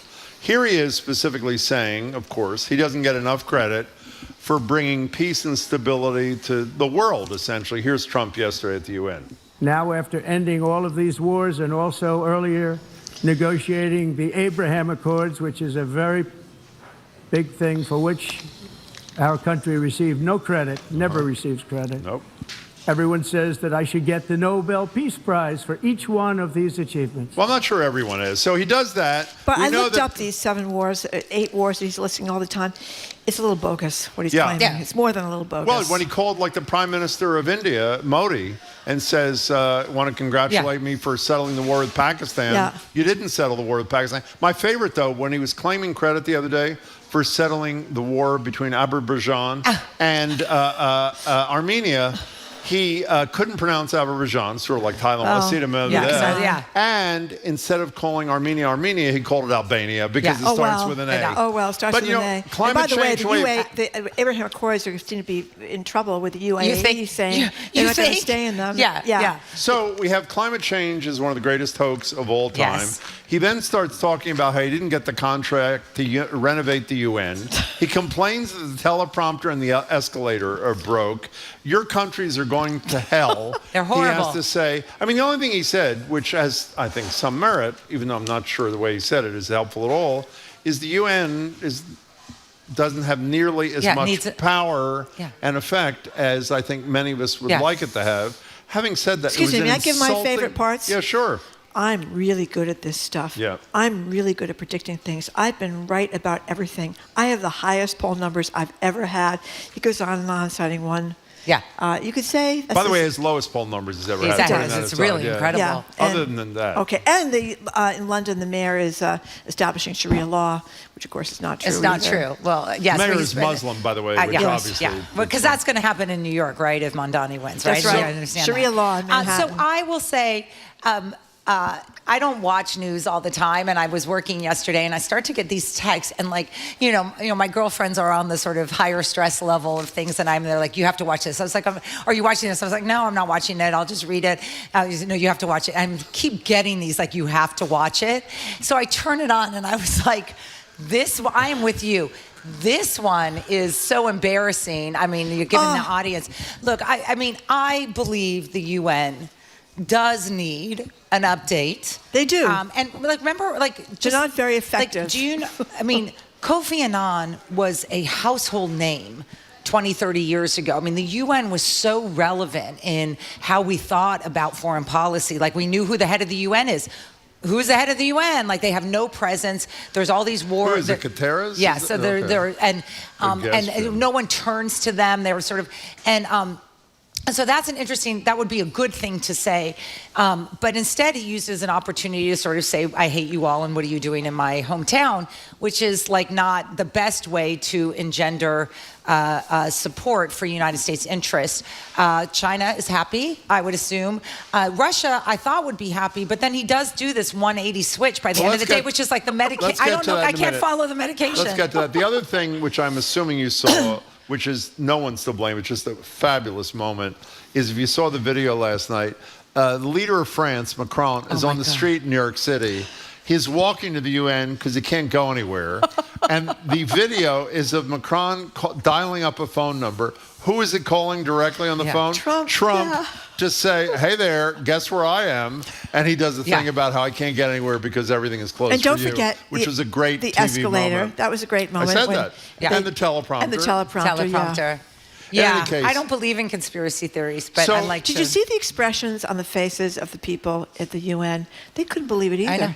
They're saying, what is going on here? I mean, it's so embarrassing. Okay, so you started to mention what could be the most important thing that happened yesterday, assuming it's real. Now, the interesting part of this, when Trump, and I assume you all know, did a 180 on Ukraine by the end of the day, saying they can win, they can actually win all their land back, maybe even more. It wasn't mentioned in his speech to the United Nations. He meets with Zelensky. After meeting with Zelensky, he truth socials this new policy of his that, again, he's totally on the side of Ukraine and at least temporarily is unkind to his good buddy Putin. Does anybody think this is going to last? So I hope it does. I hope it does too. It's like you can't even get your head around this one. So, the theory is, does Zelensky said, I'll nominate you for the Nobel Peace Prize if you switch sides, and that's all, Donald Trump ever thinks about is how does it benefit him?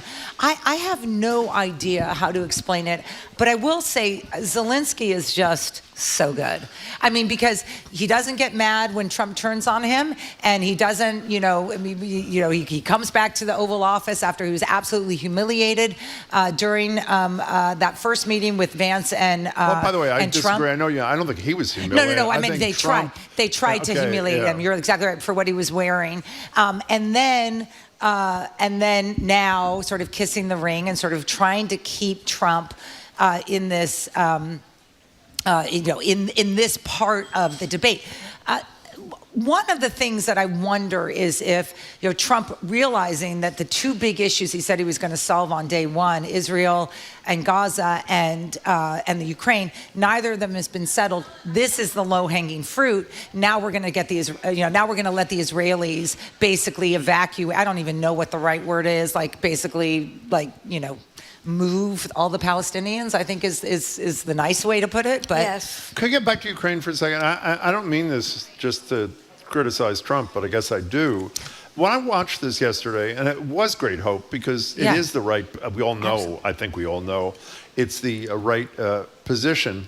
I assume that if Putin, who's a pretty smart guy, calls Trump today and says, by the way, that was one of the greatest speeches in the history of the United Nations. Number two, can you send, what's his real estate diplomat guy? Witkoff. Can you send him over because we met this morning and we decided we want a Trump Tower built in Moscow. You have no idea. I assume he'll switch his position yet again. My favorite moment, if you missed this. Exactly right. Lindsey Graham, who obviously had a troubled childhood, he attached himself to one of the great Americans ever, John McCain, and they were best friends.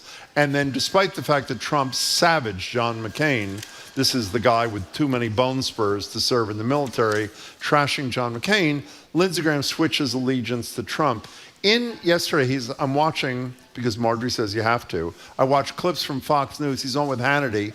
He starts with Trump in 28, and he ends with, I hope Trump has a third term. Now, I'm sure Trump sycophants will say he only meant that rhetorically, but when the President of the United States has intimated more than once, even though the Constitution prohibits a president from serving a third term, and Lindsey Graham, who's an elder statesman, in quotes, an elder at least, in the United States Senate, says, here's the 2028 in Trump, it's a really scary. Irresponsible thing to say. Yeah, and guess what? What? Guess who's coming back, if that's true? What does that mean? I think Obama has been unbelievably public the last couple of weeks. I don't know if you follow him. I am shocked because, he always thought, well, if I get involved. I say if they run Trump and the Supreme Court's going to rule on it, we're going to run Obama. Oh, if Supreme Court says you can? Yeah. Oh. Well, I mean, I don't. Well, you went to Harvard Law School. I can't be. What's the argument? I know you can't, but let me ask you. I can't be sure of anything with the Supreme Court anymore. What is the argument you make to the Supreme Court as to why you should be able to have a third term? It wasn't continuous. I don't think so. Right, because no one thought that he'd be back. I mean, who would have thought they would have done half the stuff they've done? Yeah. I think that's right. Well, thank goodness his term is almost over.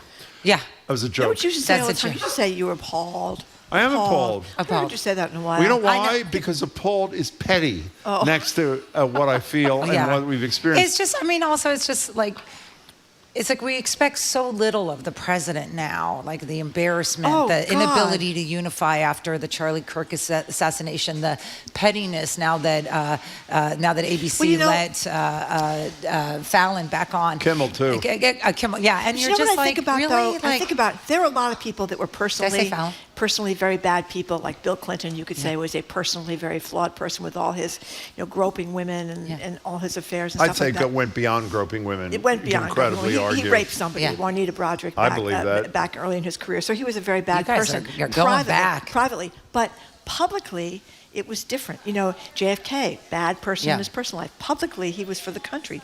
Ronald Reagan, I disagree with almost everything he did. But as a public person, if you agree with his politics, he was a public good person.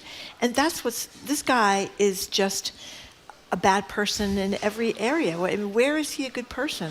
Well, I mean, half the country voted for him. And I know. So, I mean, people see, I think of it a different way, which is, how did the other side not convince Americans that it matters? It matters, that government matters, that dignity matters, that truthfulness matters, and we got to make that case. It looks like, given the polling, lots of Americans thought that there was some other Trump that would emerge in Trump 2.0. Nothing's surprising me. I mean, maybe the speed is surprising me, but for some reason they were able to put that aside. Look, it's going to be the economy. I mean, it's going to be... One of the big problems is the Democrats always said democracy's in trouble. Well, tell us what that means. Yeah. Well, here's what it means. It means that Jimmy Kimmel's going to get thrown off the president. It means that people are going to haul people that have only committed civil It does offenses seem out of their like homes, drag them out, blow up their front doors, and handcuff them. We didn't give examples of what that meant. I have to give you credit. Every time I said on the show, the key issue is democracy, which the voters did not buy at all, you said, let's give examples. If I had said to you before the election, I'll hear a couple examples. He's going to pull late night hosts off the air with threats to their corporate owners. He's going to put a 5-year-old kid with autism outside her house in Leominster to bait her parents to come out to be kidnapped. We could have said some of those things. He was talking about having these concentration camps for detainees during the election. The worst criminals he was going to put in those detainment facilities. Worst criminals, not people with civil violations who worked here for 30 years. Democracy is an amorphous concept. I think people need to tell stories and have examples. But no one would have believed it. No one would have believed it. I will say, of all the things that you're saying, when I'm out in the world, and I have lots of friends who are sort of, they were Republicans. I don't know who they voted for. They're not MAGA. The corruption, I do also think, is something that will be a very important story to tell, especially if the economy's bad. The corruption is just shocking. Billionaires, all of them. What was the verdict? $500 million, whatever it was, in the civil trial in New York City. And $83 million for sexual assault and defaming E.G. and Carol. Not to mention, it's going to be the economy. He said he was going to fix it on day one, and it's a mess. We have to start. I think Democrats should start saying it's going to be more than the price of butter. We can't just talk about the price of butter. I mean, if we may not know the price of butter. If Black Americans in the civil rights movement were worried about the price of butter, we've had no civil rights movement. They were poor people that stood up against the government and the civil rights movement. And I think we have to stop listening to that. Country's very different. We are a much more passive population, sadly, I would say, in 2025 and our information than we were in very 1965. When ABC News is airing Bull Connor hosing down young girls in Montgomery, everyone's watching. We just don't have that now. Well, we do. I think we have more of these shots of what ICE is doing. That's going to hurt people. That's local news. But the Homan stuff, I don't think made Fox News. Well, Fox News... And then he came on to defend himself. But Fox News avoids most stories. Thank God the Wall Street Journal, also owned by Wall Street Journal, has been amazing. Is not. Juliette, nice to see you. And GBH has been amazing. We have been. Hang in there. Good for GBH. I'm with you. See you, Juliette Kayyem. Thank you so much. Bye. Thank you, Juliette Kayyem, former Assistant Secretary for Homeland Security under President Barack Obama, Faculty Chair of the Homeland Security Program at Harvard's Kennedy School of Government, Senior National Security Analyst. Coming up after this quick break, we hold a BPR debate. Not the usual BPR old chestnuts, not white versus colored Christmas lights, not MCAS or the teachers' unions, not even daylight saving time. No, this is one with the Boston Debate League featuring 2 teen debaters. I'm Marjorie Egan, Houston Browder. You're listening to BPR at 89.7 GBH, live from the Boston Public Library and streaming at youtube.com/GBH News.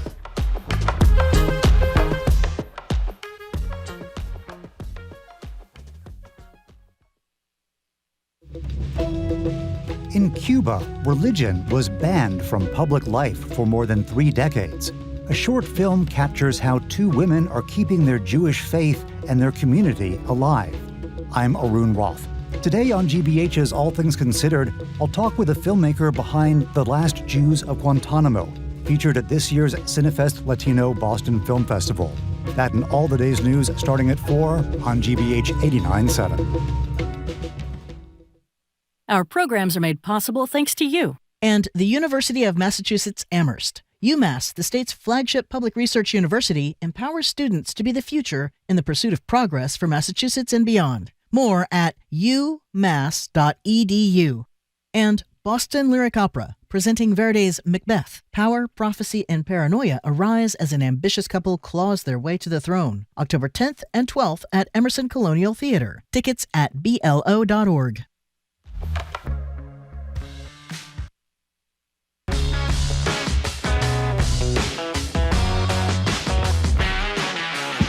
Welcome back to BPR. Marjorie Egan, Jim Browdy, live at the library, streaming youtube.com/GBH News. We're back here Friday, Live Music Friday, care of Fiesta on La Plaza. Next Tuesday from 11 till noon, Governor Healy will join us right here live for an hour of Ask the Governor. If we've learned anything over the last decade of American politics, or maybe the last 3 weeks, it's that we all need to learn how to discuss important issues and be able to disagree with each other respectfully and hopefully coherently. Our next guests are the embodiment of that idea. Kimberly Willingham is the executive director of the Boston Debate League. It's a nonprofit organization fostering critical thinking skills, career readiness, and more through debate-style learning. Kim, it's great to have you. Thanks for being here. Nice to be Kimberly's here. going to tell us all about the program in a second. We're also joined by Kit Hagenbook, a student at Fenway High, and Kai-Marie Funches, a student at Ruth Batson Academy. They will square off in about 10 minutes in a debate, one that's close to our hearts here at BPR, Marjorie. Should Boston continue to invest in bike lanes? Welcome to all three of you. We're thrilled to have you. Thanks for being here. Thank you. Thanks for having Well, us. you picked a good one because that was a very hot topic here on the radio station. Bike lanes are huge. It get people all worked up. Especially into a right out frenzy. there. That's right. But anyway, Kimberly, tell people how this got started, this whole debate league thing. Sure. We're one of about 20 urban debate leagues across the country. And urban debate leagues were founded in the mid-'80s to give access to young people who traditionally were not debating. So debate has historically been something to happen in more affluent communities. And so urban debate leagues brought debate to schools like those in Boston Public Schools being our largest partner, to make sure that young people who can do this have access to doing it so that they can learn and develop the skills that their counterparts in more affluent areas are doing. You know what I love, by the way? If you're not watching this on YouTube, while Kim is speaking, the two debaters are furiously writing notes. That's right. This already is spectacular. And you two. it's classic. It's That classic. is really great. How many programs like this are there in this? I mean, how many people are participating is really what I meant to say in the city. Sure. So in the city of Boston, we are it. We are the only debate organization, and we work with upwards of 3,000 students a year through our 3 programs. And our after-school debate program, about 750 students in middle and high school each year. So what you always hear about is debating clubs. A lot of high schools have debating clubs, but this is a different level. So This what's is the very difference? different. So first of all, we are doing something that I think is pretty revolutionary. It's particularly when I think about education. We're changing students' lives. We're changing their educational experience. We run 3 programs: an after-school policy debate program, which these students are a part of, and then we have a program where we train teachers on how do you bring these skills into the classroom. All students need to be able to think critically, to question, to look at evidence, and then we have a program for Black and Latino young men. So it's really about shifting trajectories. We're finding that there are academic gains for students that participate in our programming, increased college going, higher graduation rates. They outperform their peers on the MCAS, the ELA portions of the MCAS, and parts that lead to critical thinking. So this is very different than just an extra club. It's really students are deeply engaged and invested in this work. You know, one more thing. I have a number of more things. Oh, you have a number of things. Okay. We have Michael Curry on here a lot. You may know him. He's a NAACP on the national board. He was a healthcare bigwig. But he talked about getting recruited for debating from Macalester College. This had to be at least 25 years ago or something. I think Michael's was 50, 45, Whatever something like that. So I wondered, I mean, lots of kids, everybody's trying to play soccer and basketball and whatever, so they're hoping to get college scholarships. Can you get help college-wise if you're a debate star in high school? You absolutely can. We've had debaters that have gone on to college to debate.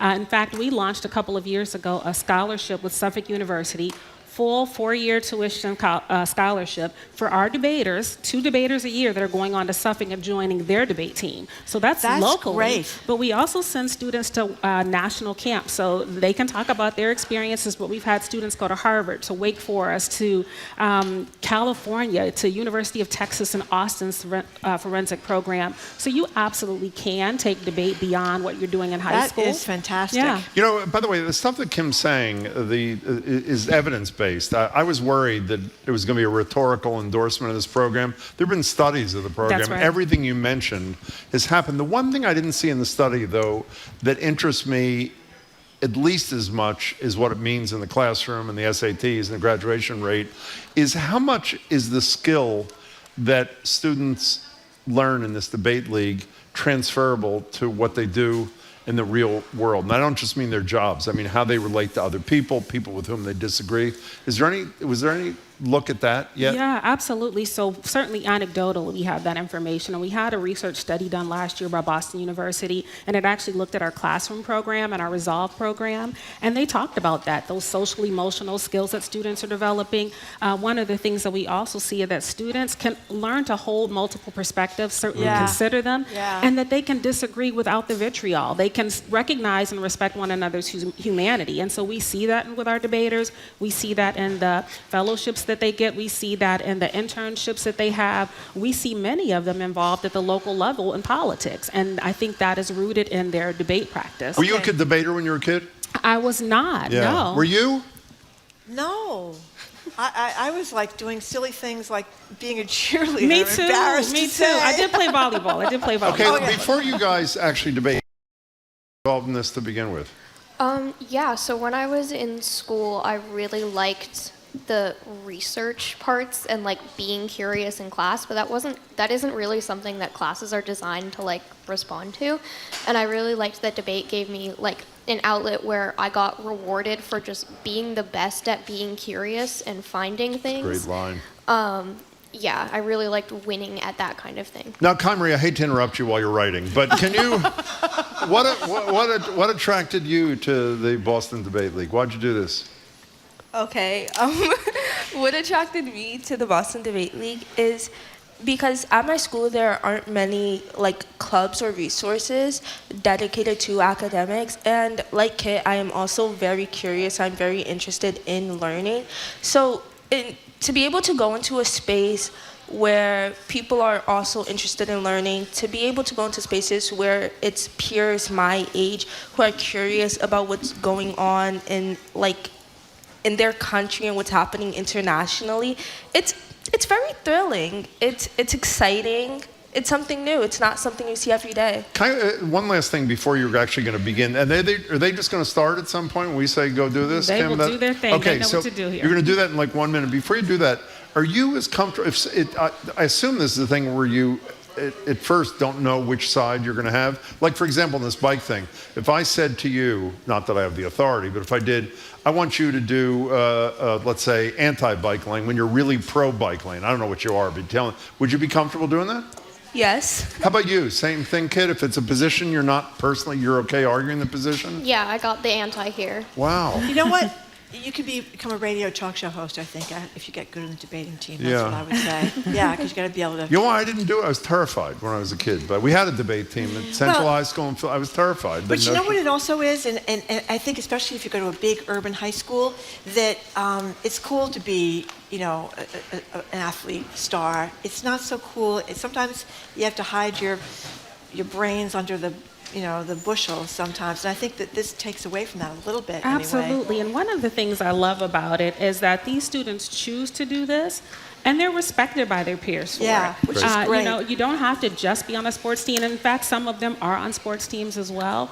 But as they said, they're really excited to be doing something that makes them excited, that they're curious, and they're rewarded for that. They compete nationally, some of them. We have monthly tournaments. And so they get recognized by their schools for their accomplishments in the debate. Before they start, what's the website if people want to learn more about this? Thank you for asking. www.bostondebate.org. And I will shamelessly... BostonDebate.org. Okay. BostonDebate.org. And I will say, we do our work with the help of 500 community volunteers each year. So anyone can come out and be a judge. You don't have to have experience. We train you on the spot, and you just come and get to witness this brilliance for yourself. Okay, so you're going to step like 2 feet to your left. I am. Kit and Kimberly, do you just begin? Is that how this happens? We're going to do 1 minute, each ask a question, and then 1 minute response. Fabulous. Who's the timer? I think do we have a timer in the audience? Oh, great. Okay. Now, who's starting? I start. Okay, Kimberly and Kit. Here you go. Take it away.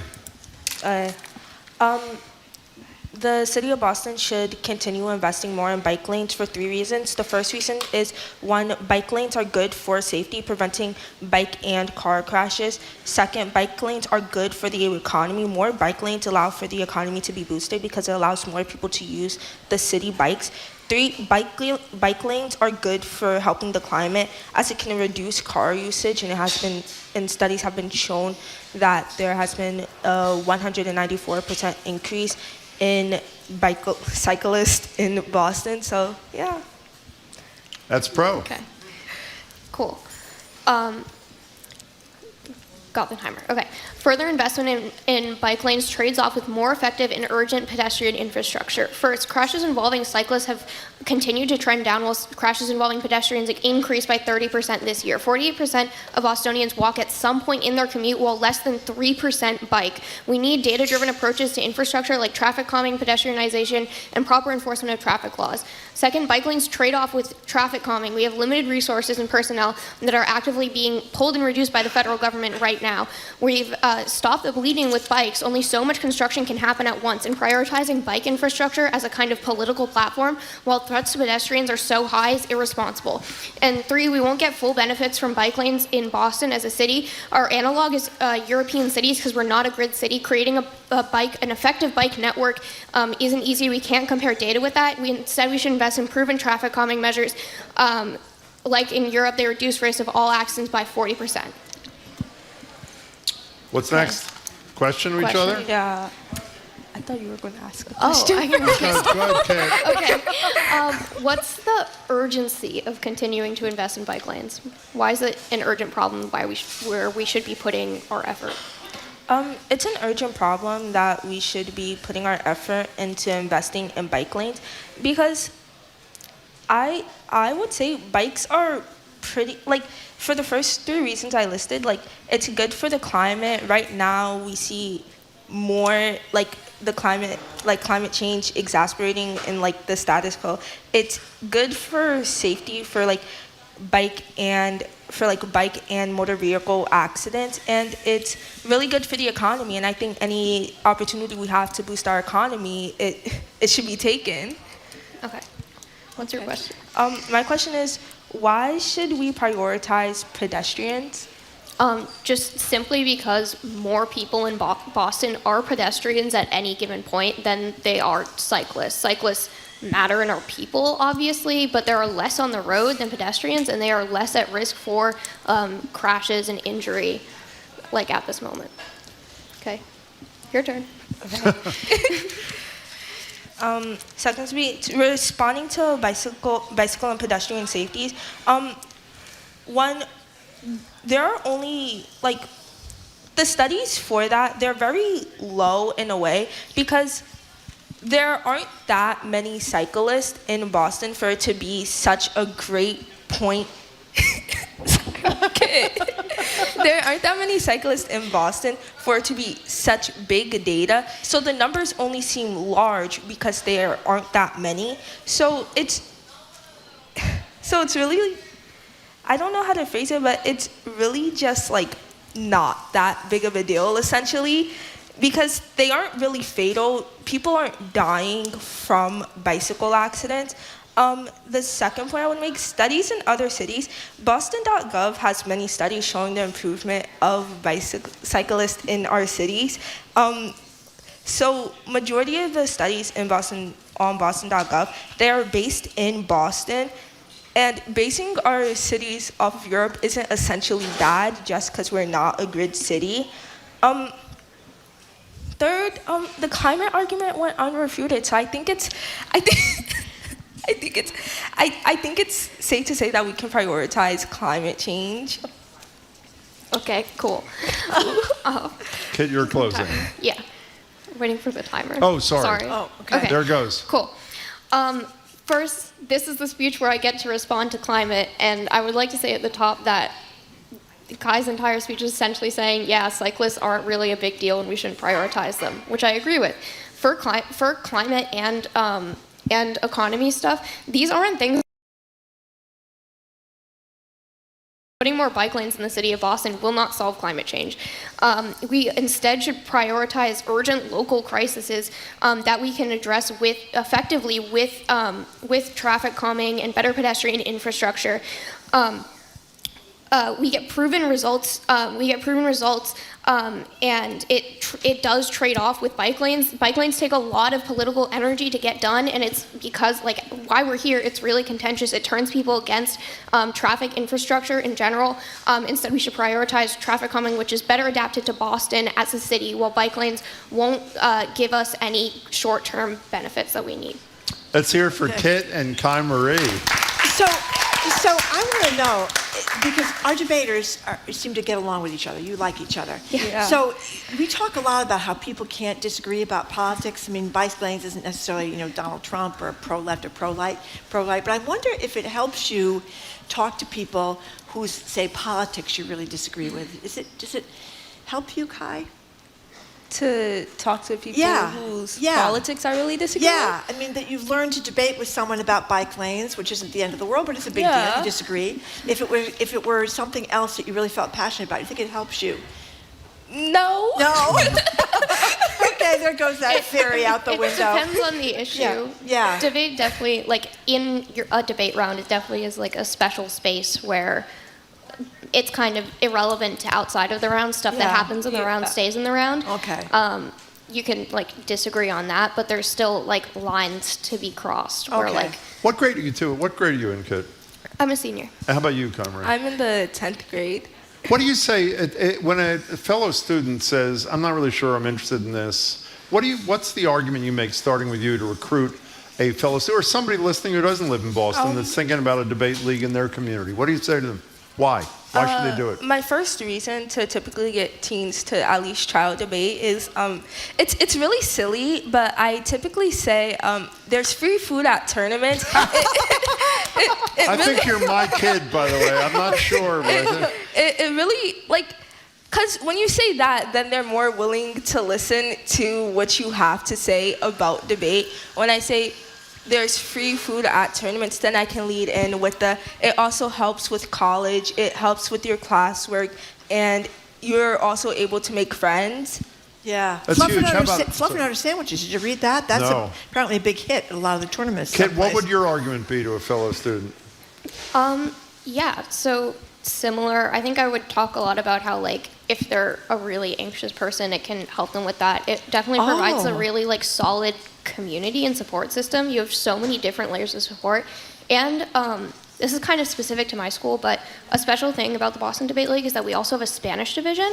And so talking to Spanish-speaking students, which there are a lot of in my school, and saying, here's a way for you to stay present in your language and also, get more, get practice and get more comfortable, speaking at an academic level in both Spanish and English. Wow. I wish I had been in the debating club, Jim. Yeah. You debated. You debated Barbara Anderson all around the state. Well, I did. But I was an adult. There was a woman who was the doyen of the anti-tax movement in Massachusetts who died about a decade or so ago, who basically was the most powerful figure in the state. And I was hired to lead the opposition. And we actually had semi-civil debates that sometimes 5,000 people showed up for a debate about taxes. And by the way, the same sort of argument with adults about the value of having a debate without, losing it kind of thing. Kim, I'm thinking about what you said at the beginning, and my view, I'm not an educator like you, but my view is the two most important things you can learn is how to read, and research is a part of it, and how to communicate.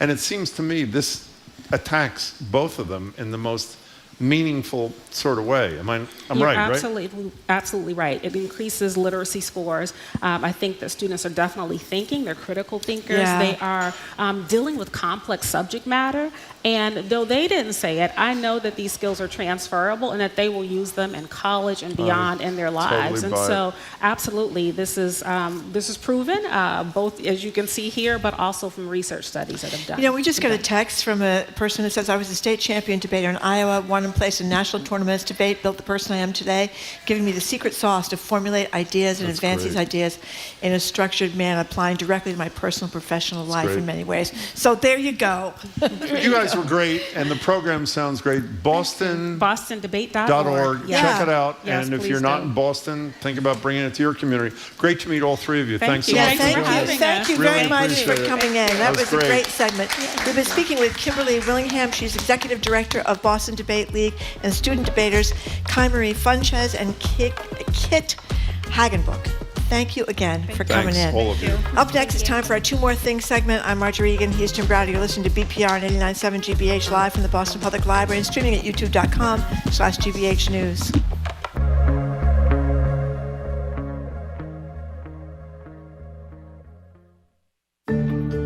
Immigration crackdowns have shaken Massachusetts' Brazilian communities, including their support for President Trump. If the things still going sour, I'm not going to vote at all because I don't want to be part of that. It's not normal. We cannot live afraid. But some remain true believers. We had a man who was deported to Brazil, and I said, I don't care if he voted for Trump. He is a human being, and he needs help right now. I'm Philip Martin. You can find the rest of that story online at gbhnews.org. Support for our programs comes from you. And the Hanover Theater. Broadway star Joanna Day leads Doubt, a parable. In a Bronx Catholic school in the 1960s, suspicion sparks a battle over truth and faith. September 18th through October 5th. Tickets at thehanovertheater.org. And the Boston Speakers Series, continuing its 2025-2026 season at Symphony Hall with 7 evenings featuring Dr. Anthony Fauci, Tipping Point author Malcolm Gladwell, Ken Burns, and conservation photographer Christina Mittermeier. bostonspeakers.org.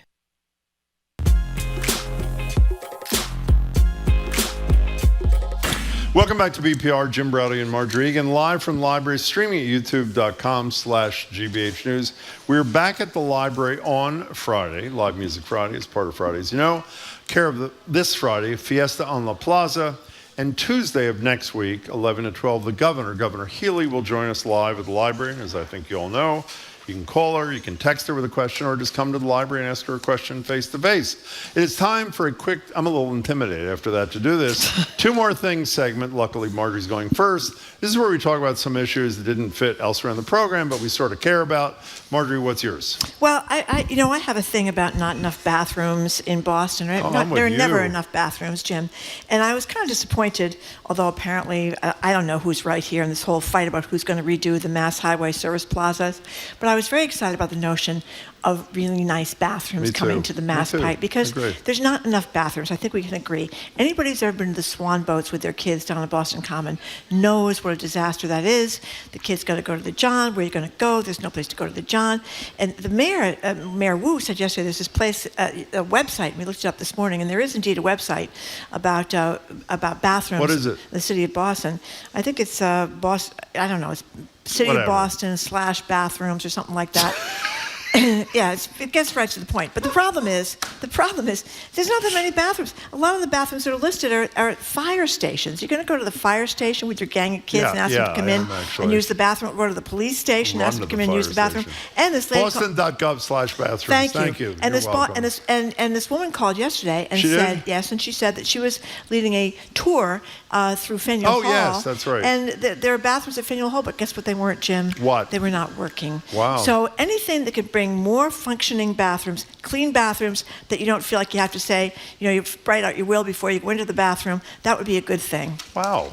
That was a very powerful commentary. Oh, no, really. By the way, I feel the same way. You know what the key is, by the way? What's the key? You go into a high-end hotel. You go to the lobby, you look at your watch, and you look around like you're waiting for somebody. And then you walk over to like a concierge who's looking at you, waiting for somebody, and say, well, I'm waiting for my friend. Where's the bathroom? That's right. But it doesn't work if you have a gang of kids is the problem. They play on the Boston Common, by the way, Frog Pond.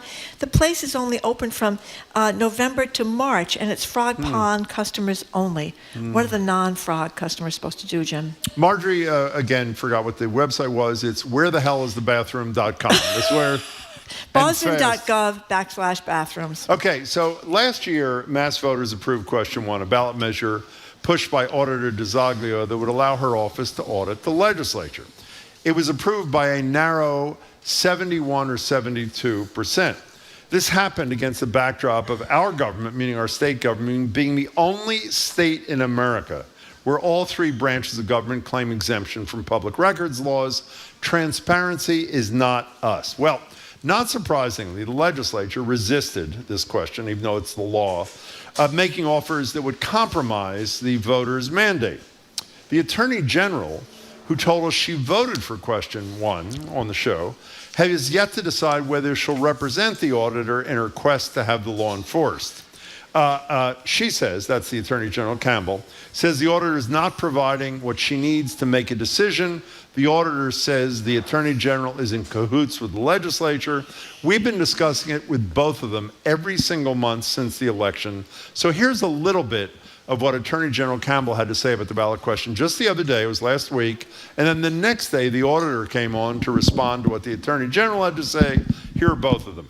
I'm putting this on the auditor. And then we even took it a step further. We sent correspondence to that effect saying we still need more details even to do that type of appointment. We haven't heard anything.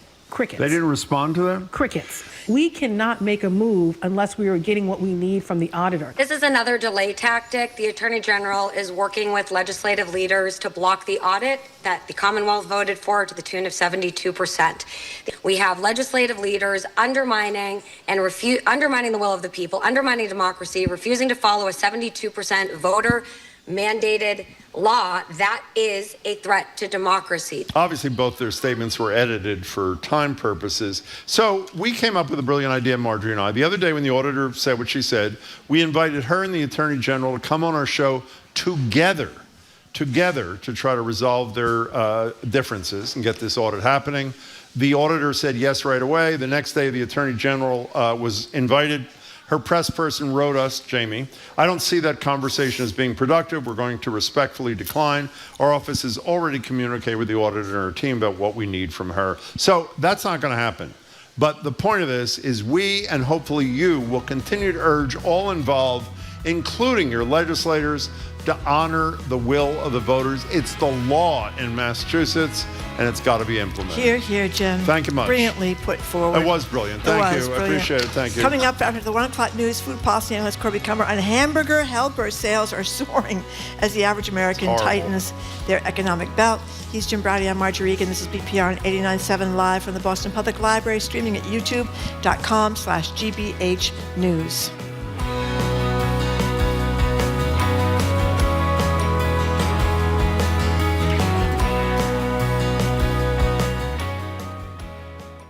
Support GBH and unlock the best of NPR and PBS, all bundled in one. With the GBH Super Bundle, you'll get NPR Plus and GBH Passport. So give a little, get a lot in return. Learn more at gbh.org/superbundle. Support for GBH comes from you. And Massachusetts Maritime Academy, where education meets transformation. Their Learn, Do, Lead philosophy is designed to deliver students prepared for global leadership in careers on land or at sea. Maritime.edu.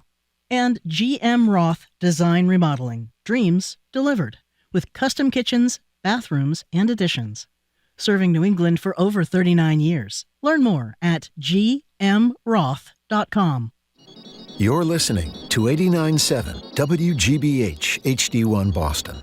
Online at gbhnews.org. GBH News. What matters to you? I'm Jim Brady. I had an hour 3 of BPR Live from the BPL. We're talking with food and policy analyst Corby Kummer about what happens when the USDA ends its work tracking food insecurity in America. And what's Ben and Jerry's without Jerry and Ben? We'll get Corby's thoughts as the beloved ice cream brand loses its co-founder. I'm Marjorie Egan. Then it's a check-in on pets in bed. Do you welcome your furry friends into bed with you and your partner at night? Or do you have a strict no pets policy when sleeping? Keep your paws off of me. Tell us where you lie. Call or text next on the third hour of BPR 89.7 GBH, live from the Boston Public Library.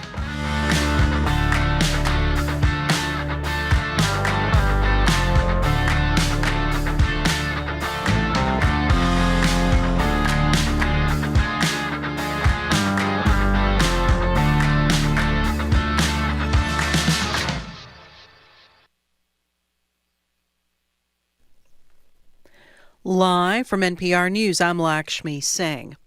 The FBI is investigating today's shooting at an Immigration and Customs Enforcement facility in Dallas as an act of targeted violence. Authorities say the shooter struck 3 people, killing one of them before being found dead with a self-inflicted gunshot wound. Caroline Love of member station KERA reports this is not the first ICE facility in Texas to see gun violence this year. There was a shooting late night on July 4th. In Alvarado at a detention facility there. And Alvarado is about an hour from Dallas. And several people, at least 17 people so far, have been charged with some sort of involvement in the shooting. A local police officer was shot in the neck and went to the hospital and was recovered later that day. And several people have been charged with attempted murder of federal agents because there were ICE detention officers there. Caroline Love speaking with NPR's Morning Edition.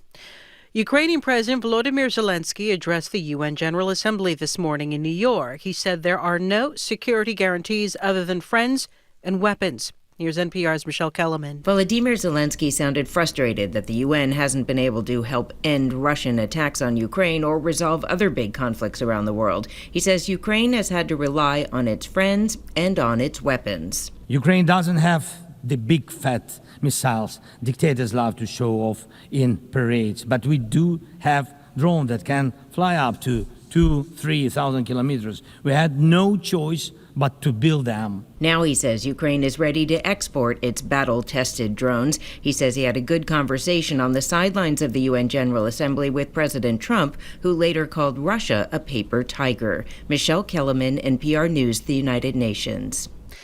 The Chinese e-commerce giant Alibaba is making a big push into artificial intelligence. NPR's Scott Horsley reports that news is getting a positive review from investors. Stock in Alibaba jumped sharply after the e-commerce company announced a new partnership with AI chip maker NVIDIA. Alibaba says it plans to boost its spending on artificial intelligence to more than $50 billion as it expands data center operations in multiple countries around the world. Federal Reserve Chairman Jerome Powell says he and his colleagues will move cautiously on any additional cuts to interest rates. The central bank cut its benchmark rate last week for the first time all year. Powell told a business group in Rhode Island the Fed is trying to guard against a softening job market while also battling stubborn inflation. We'll get an update on inflation from the Commerce Department later this week. Scott Horsley, NPR News, Washington. At last check on Wall Street, the Dow Jones Industrial Average was down 120 points at 46,173. From Washington, this is NPR News. Good afternoon. With the latest from the GBH Newsroom, I'm Henry Santoro. A hearing to dismiss charges against a former Worcester School Committee candidate who splashed water on a police officer during an ICE operation is set for tomorrow. Ashley Spring, who uses they/them pronouns, was charged with misdemeanors of assault and battery on a police officer, disorderly conduct, and interfering with police officers. Spring was also charged with a felony of assault and battery with a dangerous weapon, which was a baby bottle that had water inside. Prosecutors, however, dropped the charge involving a dangerous weapon on July 23rd. In 2023, Harvard School of Public Health Dean Andrea received at least $150,000 to testify against the maker of Tylenol. Well, the Crimson reports that it was 2 years before he published research used by President Trump in a recent controversial press conference that alleges that exposure to acetaminophen could cause autism in children. Trump's use of Baccarelli's research has drawn big-time criticism from experts who say the link is tenuous at best. In sports, the Red Sox and Blue Jays play Game 2 of their series tonight in Toronto. Last night's Sox win keeps them alive in the playoff race. We like that, getting down to the wire. In the forecast, we got some rain on and off today, high in the upper 60s. Those showers will continue tonight, low 61, and rain heavy at times tomorrow, especially in the morning, high in the low 70s. Back to sun and clouds on Friday. 67 in Boston right now. This is GBH News. Support for NPR comes from NPR stations. Other contributors include Progressive Insurance. Progressive is looking for dedicated and forward-thinking individuals to join their growing team. More information, including application, at progressive.com/careers.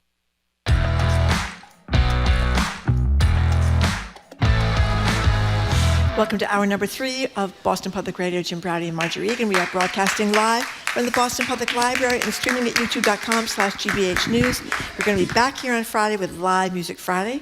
And on Tuesday from 11 to noon, we're going to be joined by the Governor of the Commonwealth. Maura Healey should be with us right here at the library. Hello again, Jim.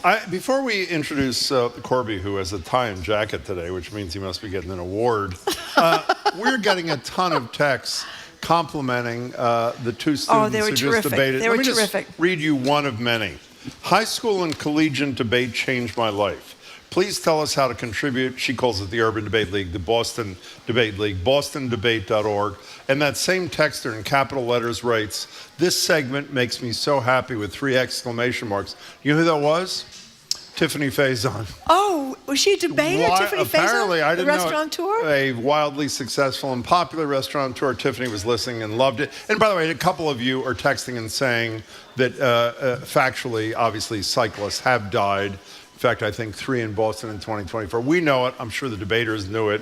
It's a little stressful up here in front of an audience on a radio show. They were terrific, but that it is important to note that reality. We're joined now on Zoom by Corby Kummer, the dressed-up Corby Kummer. He's Executive Director of the Food and Society Policy Program at the Aspen Institute, a Senior Editor at The Atlantic, Senior Lecturer at the Tufts Friedman School of Nutrition, Science, and Policy. What award are you getting today, Corby? Why you look like that? You look beautiful. Why you dressed like that? Thank you. The award for going to second-day Rosh Hashanah services. Oh, is that what it is? Okay. Happy New Year. Okay. And to you. Thank you. So, Corby, I remember when Ben & Jerry's used to be in Burlington, Vermont. I lived in Burlington, Vermont for a while. It was so cool. You could go down there, and it was the height of, crunchy granola, Vermont, Ben & Jerry's, all supporting all the right things. Well, there's been a schism here. What's going on? The schism's a long time in the making. The founders, Ben & Jerry, sold to Unilever, which was then probably, along with Danone, the French-based Danone of Danone Yogurt, the most progressive global food company there was. And they got, was it $326 million? That's right. Decades ago. And they were going to have an independent board. Unilever was going to allow them to continue their activism because it was so much a basis of their brand and their ideals.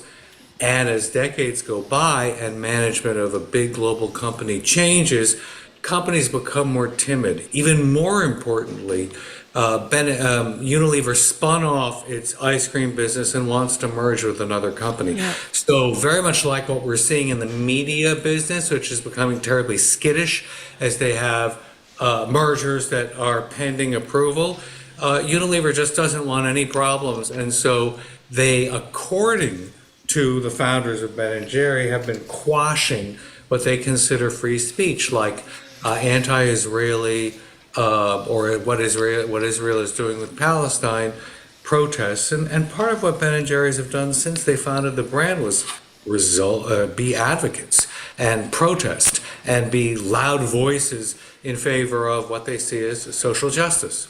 So has there ever been in the history, let's stay in the food world, of food where a small startup that became huge and sold to a massive operation, has there ever been an instance where forevermore they've been able to express independent thoughts, particularly if they disagreed with the worldview of the parent corporation?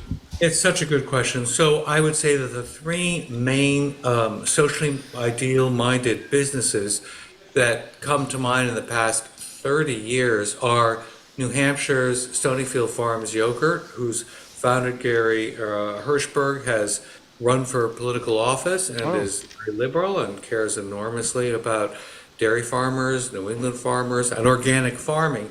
He sold to Danone, and it's worked out well for Stonyfield. So they've done fine. Now, Seth Goldman, another visionary idealist who went to business school, and partnered with a business school professor of his to found Honest Tea, sold to Coca-Cola, and he was doing well for about 15 years. And then Coca-Cola not only had sort of been sneaking in a little more sugar into the just a tad sweet Honest Tea, but they discontinued it. And so in disappointment, Seth started Just Iced Tea, as in justice. So that didn't work out beautifully. But for a while, all of these companies were saying, here's how you can keep your soul and your ideals and have a global footprint and much broader reach. Well, they have had a great reach for decades, so congratulations to both of them. So, Corby Kummer, on the one hand, Americans are buying more things to so-called stretch their food budget, like Hamburg Helper, rice, cans of tuna fish and sardines.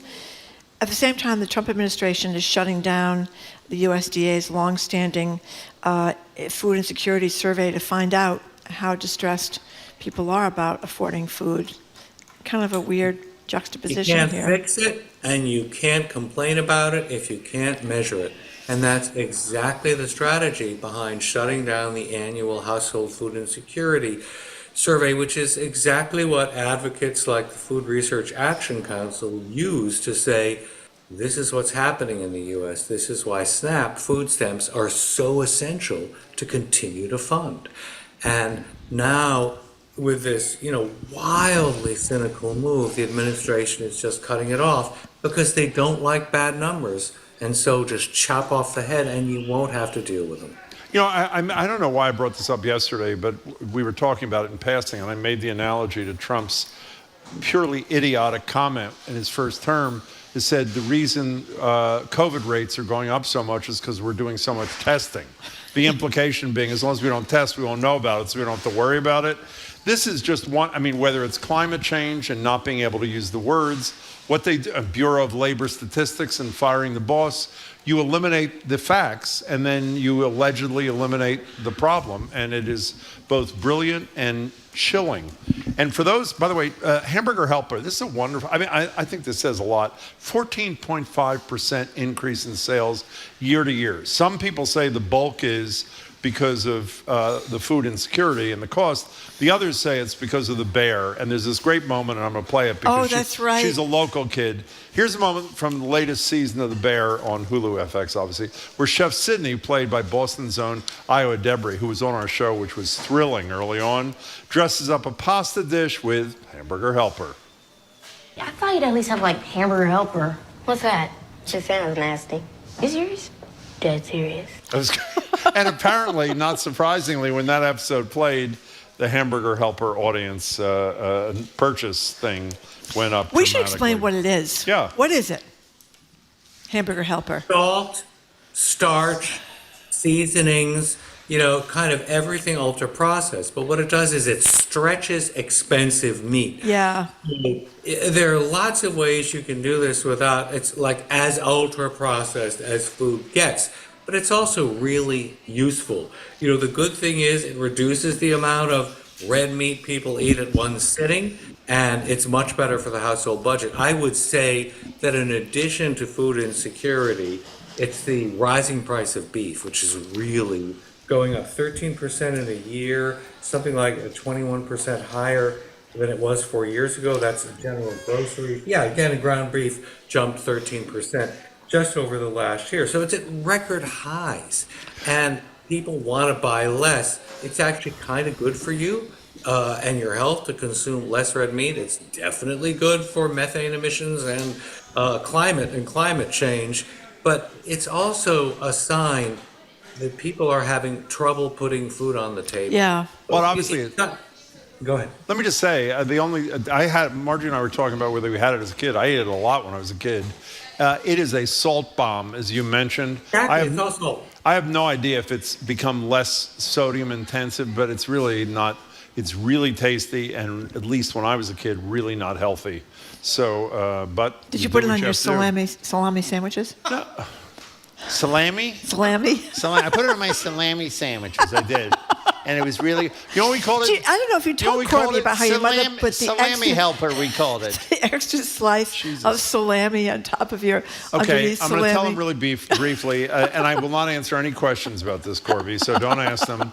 Every night when I went to bed, this is true, I had a wonderful mother, only child, single mother, et cetera, she would make me a Hebrew National salami sandwich. That's right. And the cherry on top literally was an extra slice of Hebrew National salami. And yes, it is true. She gave it to me right before I went to bed. No further questions. Let's move on. And it was delicious. Delicious. And a salt bomb. And a salt bomb. That's right. That's why I loved it. So, I remember talking, I think with you, Corby, or with somebody a few years ago about how we had them on the show. Lesbian bars kind of gone out of. No, I think we had the people who ended up founding Danny's Queer Bar on the show. Well, we were talking in that content about how there were almost no more lesbian bars, but apparently this Danny's Queer Bar, right down which the street, opened years ago, right in the Back Bay here, and it's a big smash success.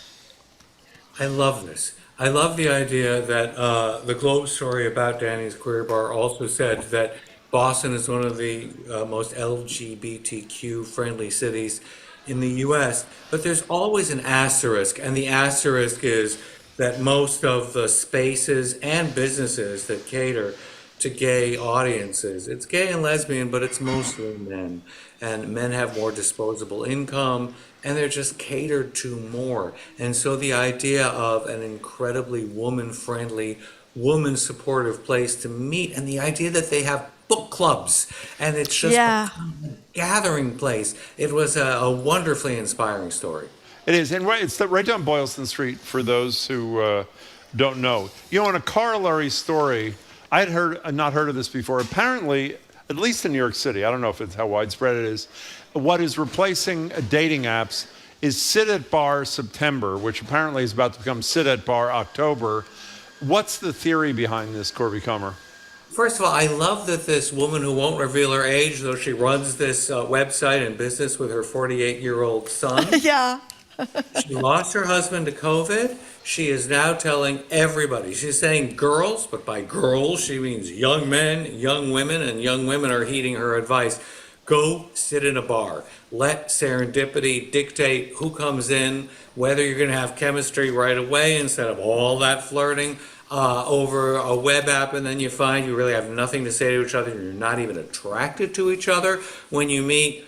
Just the old-fashioned way, sit in a bar and wait for somebody to pick you up. You know, it's both kind of inspiring and depressing. One of the good things is that a lot of the young women, it's mostly women taking her advice, they start conversations with other women to become friends with, or men they might not have as romantic partners. But it's also so much of what we worry about today is social isolation because of social media and apps. And this woman who says, I'm an icon, everybody knows me. She's such a New York character, the way the New York Times reporter quotes her. She's pretty hilarious. But her message is fine. It's saying, go out, take advantage of living in a thrilling city where anything can happen, like Danny's Queer Bar down the street, if they attract enough people. And bartenders are saying, we got a lot of beautiful women coming in, but we need more men to get the message. Yeah, make sure you take your drink to the bathroom when you go. By the way, an anonymous texter said, Liverwurst Helper, Jim's latest business venture. Now that would be incredible. I evolved from my mother and Hebrew National Salami on my own when I moved to New York City to squeezing liverwurst out of a tube, and actually it was a conversion that I feel really good about. We're talking to Corby Kummer. Okay, Corby, because I live near a lot of this man's restaurants, I was transfixed by this story about Boston bar owner Rand Dwan and the death of Julia Fan, I think is how you pronounce it. He owned the Blossom Bar, which I've gone to many times. It used to be the Szechuan Garden in Brookline Village. He also owned Ivory Pro, which shut down. Recently, it was right next to Barcelona, and it was getting crushed. I was at Blossom Bar a couple of weeks ago, actually. Yeah, they have really they have great food, great drinks. So, but what's the story here? Well, there are a number of things to draw from this, and what we want to be careful about is not making any assumptions about what actually happened between the owner of the bar and the 25-year-old woman from Maine who found her dream job and was an incredible student leader and just fantastic Vietnamese American success story. She accepted a last-minute invitation from this bar owner who had been dating a friend of hers and went to a bar and a party on New Year's Eve after telling her best friend, with whom she shared most everything but lived out of Boston, that she wasn't going to be going to anything on New Year's Eve. She passed out at this dance, was asked to leave by the management, and the bar owner took her home and found her dead the next day of a party drug overdose. And so one of the main lessons is, first of all, it's a fantastic investigation by the Globe. Yeah. They found footage of the security cameras inside the bar and police reports and outside Rand Dwan's home in Burlington. It's remarkable what they did. The truth is under investigation and no one knows. But some of the lessons to draw from a tragic, terrible story are running a bar is really hard, and he'd apparently had various financial hardships over the years that he wasn't advertising on Instagram. He had a very lively Instagram account in which he would apparently post global photos of him living the high life as a brand representative around the world for his very celebrated cocktails and his skill. So again, what we were talking about with sit at a bar, you don't know what to believe on social media or how people present themselves. He spoke to the Globe reporter. Janelle Nanos, who's a fantastic writer and reporter, wrote this with Didi Coley, a colleague in the Globe, and said, well, you know, what people show of themselves on social media and Instagram isn't necessarily what's true. So those are some of the lessons. Don't believe what you see on social media. It's very hard to run a business, but as one person who runs a drug treatment agency, I think, told the reporters, one pill can kill.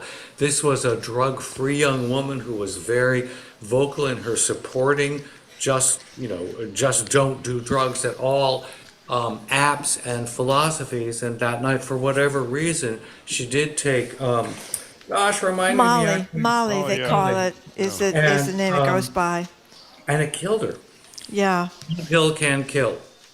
Yeah, and it wasn't even clear to me if she knew she took it. I thought maybe it was like slipped into her drink. Well, there is great reporting, but a lot of things are unclear, including this happened months ago on New Year's Eve, and there's very little about where the police are on this thing, which is a little troubling to me. And I think a legitimate question, without ascribing blame anywhere, that was asked in the story by some people is why the bar owner chose to drive this incapacitated woman to his house in Burlington 20 minutes away, as opposed to calling 911 or driving to a hospital, particularly when you're a bar owner and you know that if a patron is compromised, you get them to help as quickly as they can. So again, not ascribing blame anywhere. I'm just saying there are a lot of questions, and I'm a little unhappy that, almost 10 months later, there appear to be so few answers. So.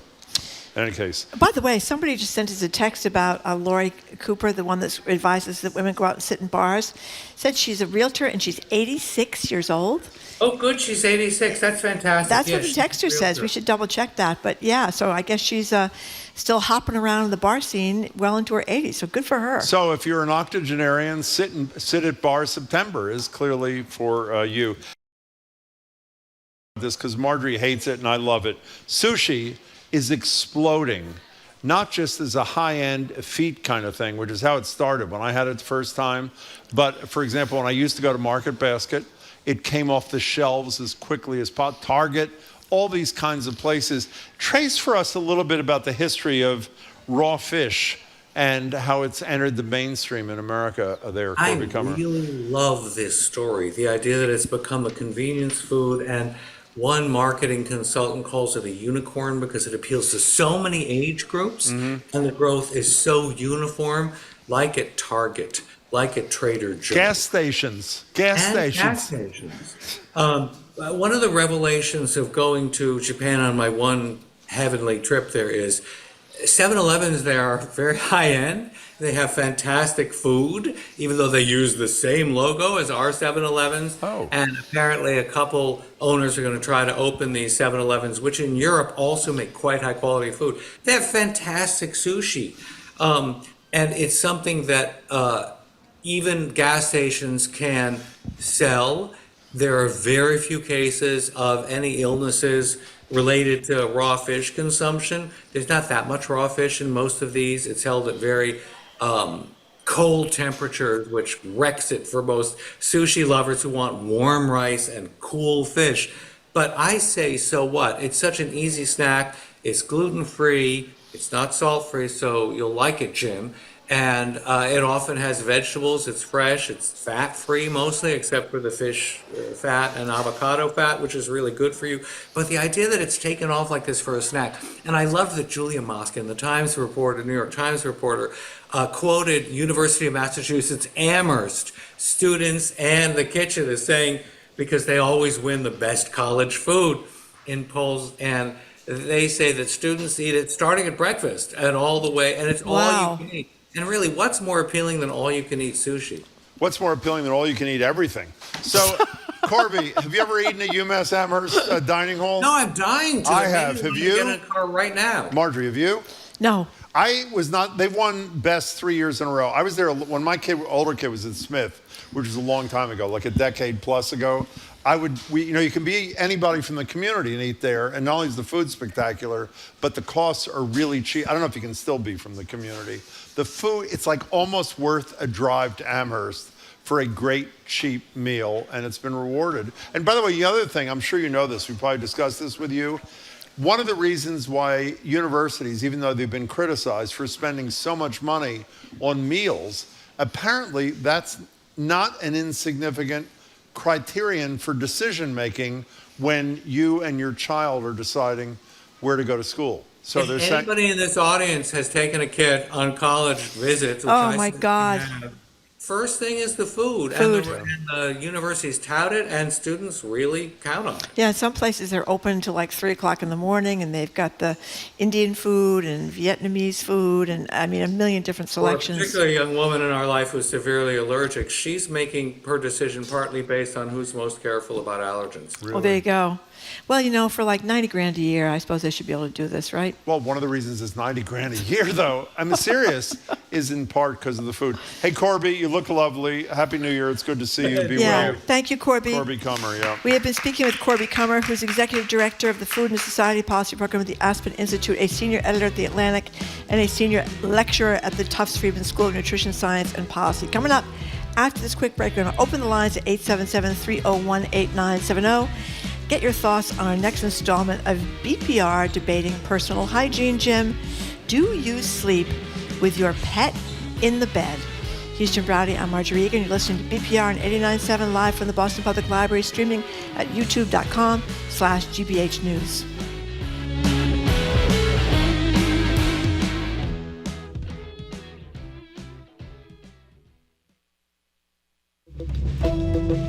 In Cuba, religion was banned from public life for more than 3 decades.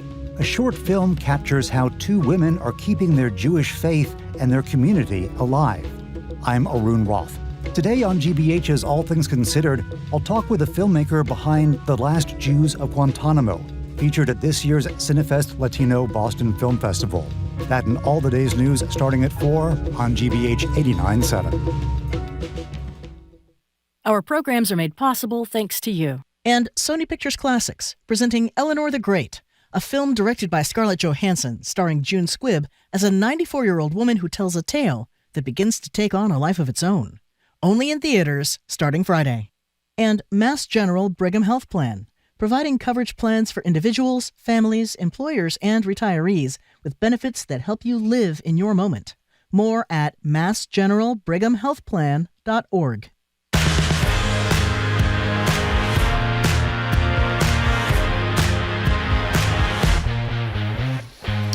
Welcome back to BPR. Marjorie Egan and Jim Browdy live at the library, streaming at youtube.com/GBH News. Back here Friday with Live Music Friday. Next Tuesday, back at the library with the governor. Governor Healy joins us for an hour at 11 to noon. Rending the show is something that I think virtually every listener can relate to, with another debate about personal hygiene. Yesterday, we asked you about shoe etiquette. Today, we're delving into co-sleeping. Not with your romantic partner or your human child, but with your, let's call it, fur baby. Do you let your dog, your cat, or whatever other weird exotic pet you may have sleep in bed with you? The Washington Post is out with a story outlining the health benefits, and they are including, not exclusively, improved cardiovascular health. Yeah. Better sleep in some cases. I'm sure we'll hear about someone's Great Dane hogging the covers. And on the cons, I'm sure you know this, animals are dirty, fleas, mites, mold spores. You're supposed to have all over your clean. The flea and tick things now. Whatever, you can say What was that. the stuff you put on the dogs? Flea and I forget. tick Yeah, thing, but there's fine. medicine that really works well. Medicine, fine. Yep. Plus, any cat owner will tell you the concept of boundaries doesn't really apply to felines. They're in your bed whether you like it or not. The moment you try to pet them without consent, good luck to you. So the lines are open at 877-301-8970. You can call or text. Co-sleeping with Fido. Plus, does having a pet in bed cause tension between you and your human companion if you happen to have one? That's right. In other words, can you have sex in front of your dog? Exactly. Now, I'd like to cite a few statistics. 2 days ago, we learned that 97% of people consider, in America, who have a pet, consider the pet to be part of their family. Correct. 50% of people consider their pet to be no different in their family than a human in their family, like a kid or a spouse or a partner or that sort of thing. Well, 51%, we read in this Washington Post story by Jane Sykes, 51% of those who have pets, I don't believe it's that low, allow their pet to sleep in a bed with them. And do you think it's as low as 51%? Because I don't. I think it depends on the size of the pet. Somebody just texted and said, my 2 labs, labs are big dogs, do not sleep in our queen-size bed. They wouldn't have any room, right? She could not stand the fur, dirt, and bed hogging. Mary says her beds are on the floor in our room where they can sleep on a smaller pack. So if you get a queen-size bed and 2 huge Labrador retrievers, you probably can't do it, or a Great Dane, forget about it. But if you have a California King, then you can afford... What's a California King? It's bigger than a king. It's it wider.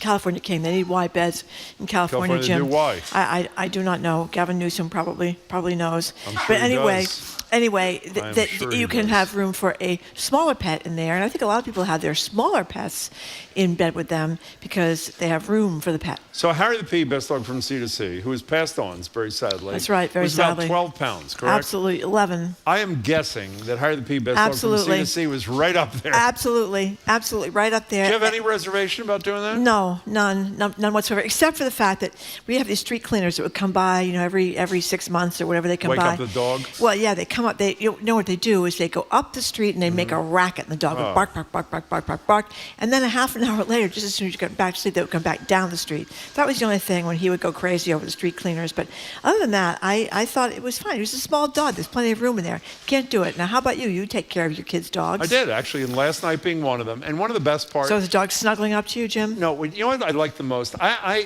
like any kind of dog contact, I have to say. And I've told people before, I never had a dog my whole life. I ridiculed people on our show, would call and say things like it's part of my family, until both my kids got dogs. I think during COVID or maybe right before, and I fell in love with both of them. One of them, my younger daughter's dog, was sleeping with me last night. And you know what? The goal this dog has, like I assume every other dog, is to make sure at least one part of its body touches one part of your body. Even if it's slight, it backs up in such a way. And it is warm and wonderful.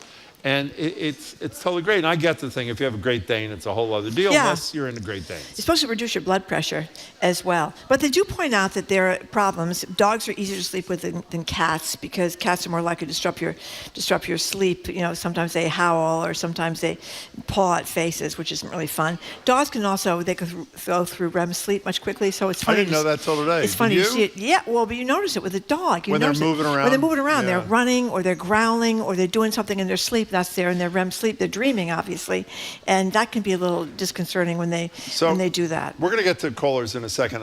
In that Washington Post story, it said some of the downsides are dander, saliva, plant components, something else horrible, smell, I guess, mites, ticks, and fleas. Yeah. That's a pretty long list of downsides. We had all these people that they're washing their shoes, or they're not taking their shoes into the house. Yeah, so are they washing off the paws of the pets? Did you ever wash the paws only of your when pet? It was soft in the wintertime. Now, here's an interesting question, getting back to our conversation with Corby. An anonymous texter raised a really important question. Jim, that'd be me, wouldn't having a pet in bed with you place your salami sandwich at risk?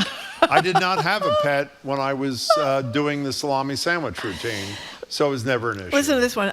We have a small dog. No way he's allowed to sleep in my bed. I'm sleeping in. He gets right by my legs. I can't stand it. However, he is relegated to another bedroom where my husband sleeps. That's a whole other issue. So she sends the dog down the hall. So the husband can't sleep there, nor can the dog.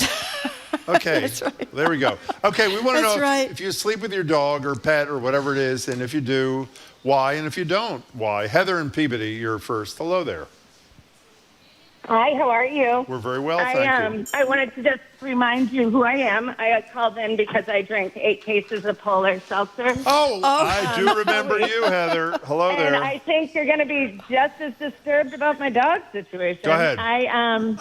I'm a foster for a Sweet Paws Rescue on the North Shore, and I sometimes have upwards of like 4 dogs at my house. Wow. And what started off as me thinking, no dogs on the couch or the bed, I'm just kidding, I never thought that, but they're all in the bed, and I picked up a new little rescue from Animal Control on Friday, and in the middle of the night, I went to roll over in bed, and she was in the pillowcase, in the pillow that's between my legs while I'm sleeping.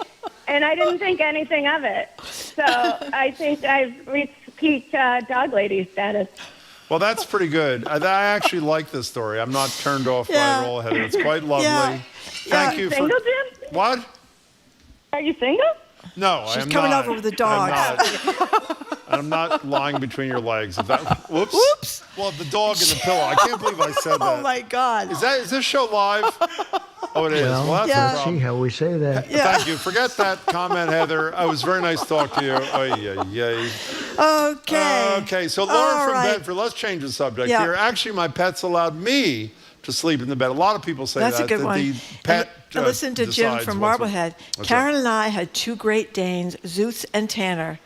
I slept on the floor. Well, it's a variation of the same thing. Yeah, the dog is running the whole situation. You know who Caesar Milan is? Yes, the dog trainer. Now, I went, a whole family went about 10 years ago. I told you the story, at the Lowell something. Yep. Lowell something. Yep. And they had just reopened the Lowell something. Right. Because they put in $1 million of air conditioning. It was the first thing.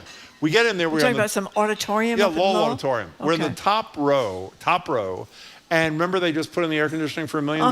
Guess what didn't work? The air conditioning. The air conditioning. Oh. And every seat was taken because people, I don't know if he's as big Lowell now. Memorial Auditorium. Lowell Memorial, thank you. He was like the dog whisperer kind of thing. And he is quite firm, even though he loves animals. No dogs in the bed. Well, actually, you would be wrong. Oh, really? Here's some advice on sleeping with your dog, courtesy of Caesar Milan. It's from an interview on, I don't know where it was, some daytime talk show in Milwaukee. Here it is. Well, you can always invite. What happens is the dog ends up invading the space. So invite the dog. Make sure the dog waits and relax before he comes into the bed. What happens most of the time, the dog just jumps on the bed and then he claims his spot. So he's controlling the bed. That happens because he invaded the bed. So of course, if you invite the dog and then you tell him where to be, and then you're gonna live. You're gonna have a nice, comfortable. One of the things you never knew at that show, or if you watch a show, which I used to with my kids, you didn't know if this stuff was real, but his ability to get dogs be obedient without them being like trampled upon, literally, you know what I mean? Well, you're supposed really to be the alpha person. He was a trainer. That's exactly what it was. You can't let the dog be the alpha person. I think a lot of us feel as though the dog immediately becomes the alpha person. Sometimes it's interesting,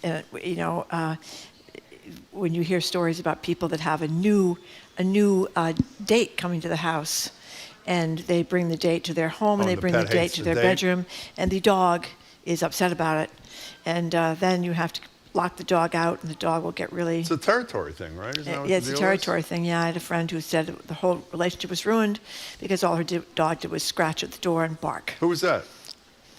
I don't understand. Why don't you attach names to stories to make them a little more interesting? Because no one knows the person, no one knows the name. But Do I know the person? It was a hazard. I think you've met her. Yes. Okay, in other words, I know her well. Phil in Danvers. Hi, Phil. Hi. Phil. Hi. I'm calling about my 10-pound Shih Tzu. Oh. This is the second time I'm calling about him because the first time I called, I mentioned that every Saturday he and I go to McDonald's for double burgers. Oh. And so he used to sleep in bed with me. He would go to sleep before I did, so I put his little bed on my bed, which is a king-size bed, and then I'd go upstairs. He'd be off his little bed, and he'd be sprawled all across my bed. I mean, his paws were sticking out. And the thing is, I couldn't lie down on the bed to get comfortable, so I had to push him aside, and then I'd lie down in the middle of the night. I feel something pushing against my back, and there he was. He's pushing against me, and he's sound asleep.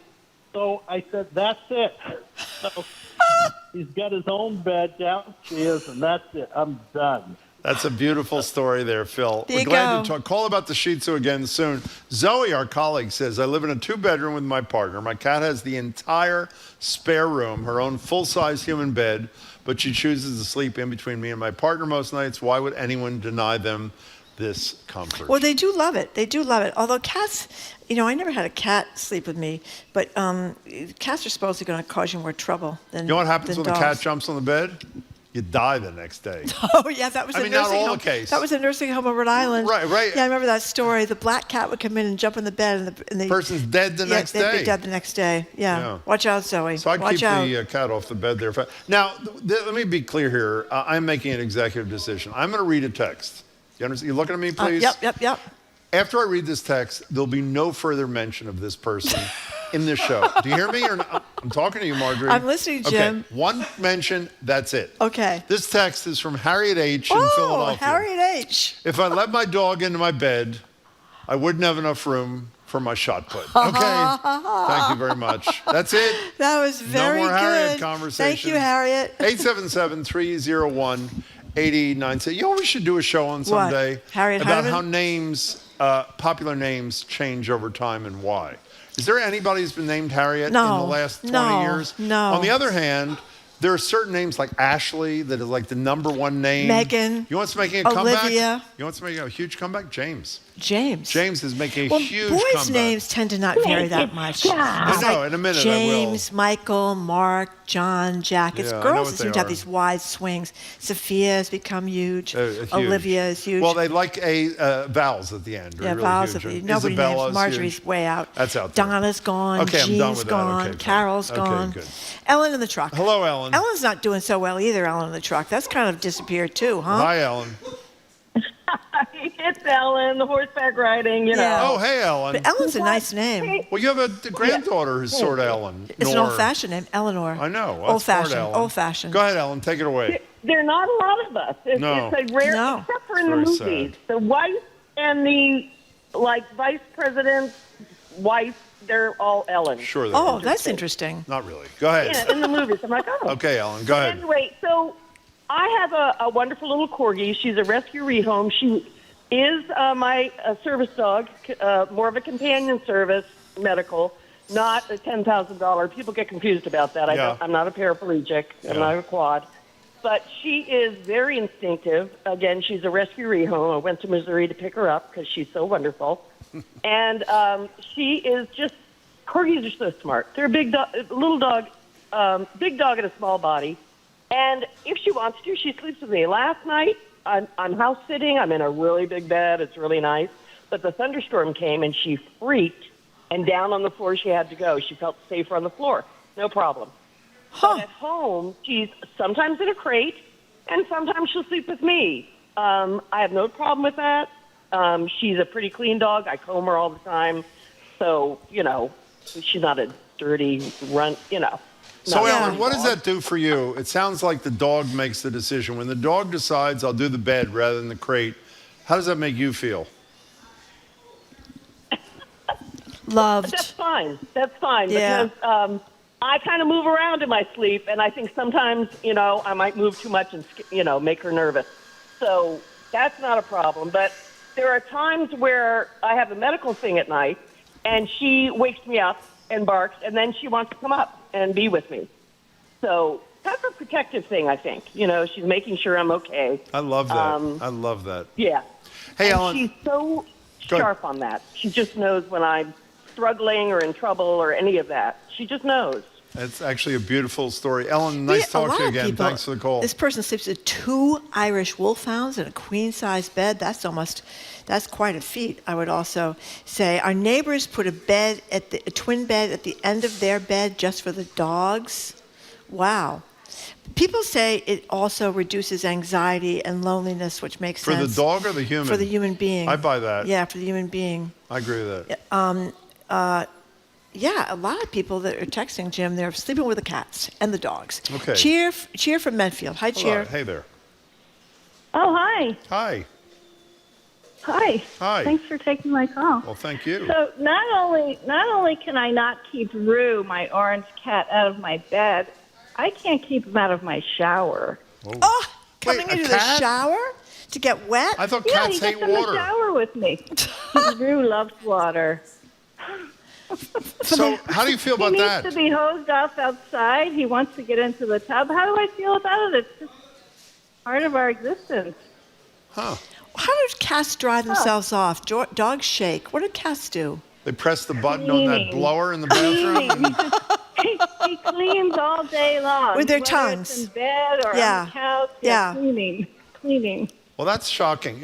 Zoe, by the way, you're not alone. Zoe just told us in our ear that her beloved cat does the same thing in the shower, which I've never heard of before. Shir, thank you for that story. We really appreciate that. Thank you. My wife and I had a small dog. When the dog got in bed with us, it was like sleeping with a bowling ball. When you move, the dog takes that place.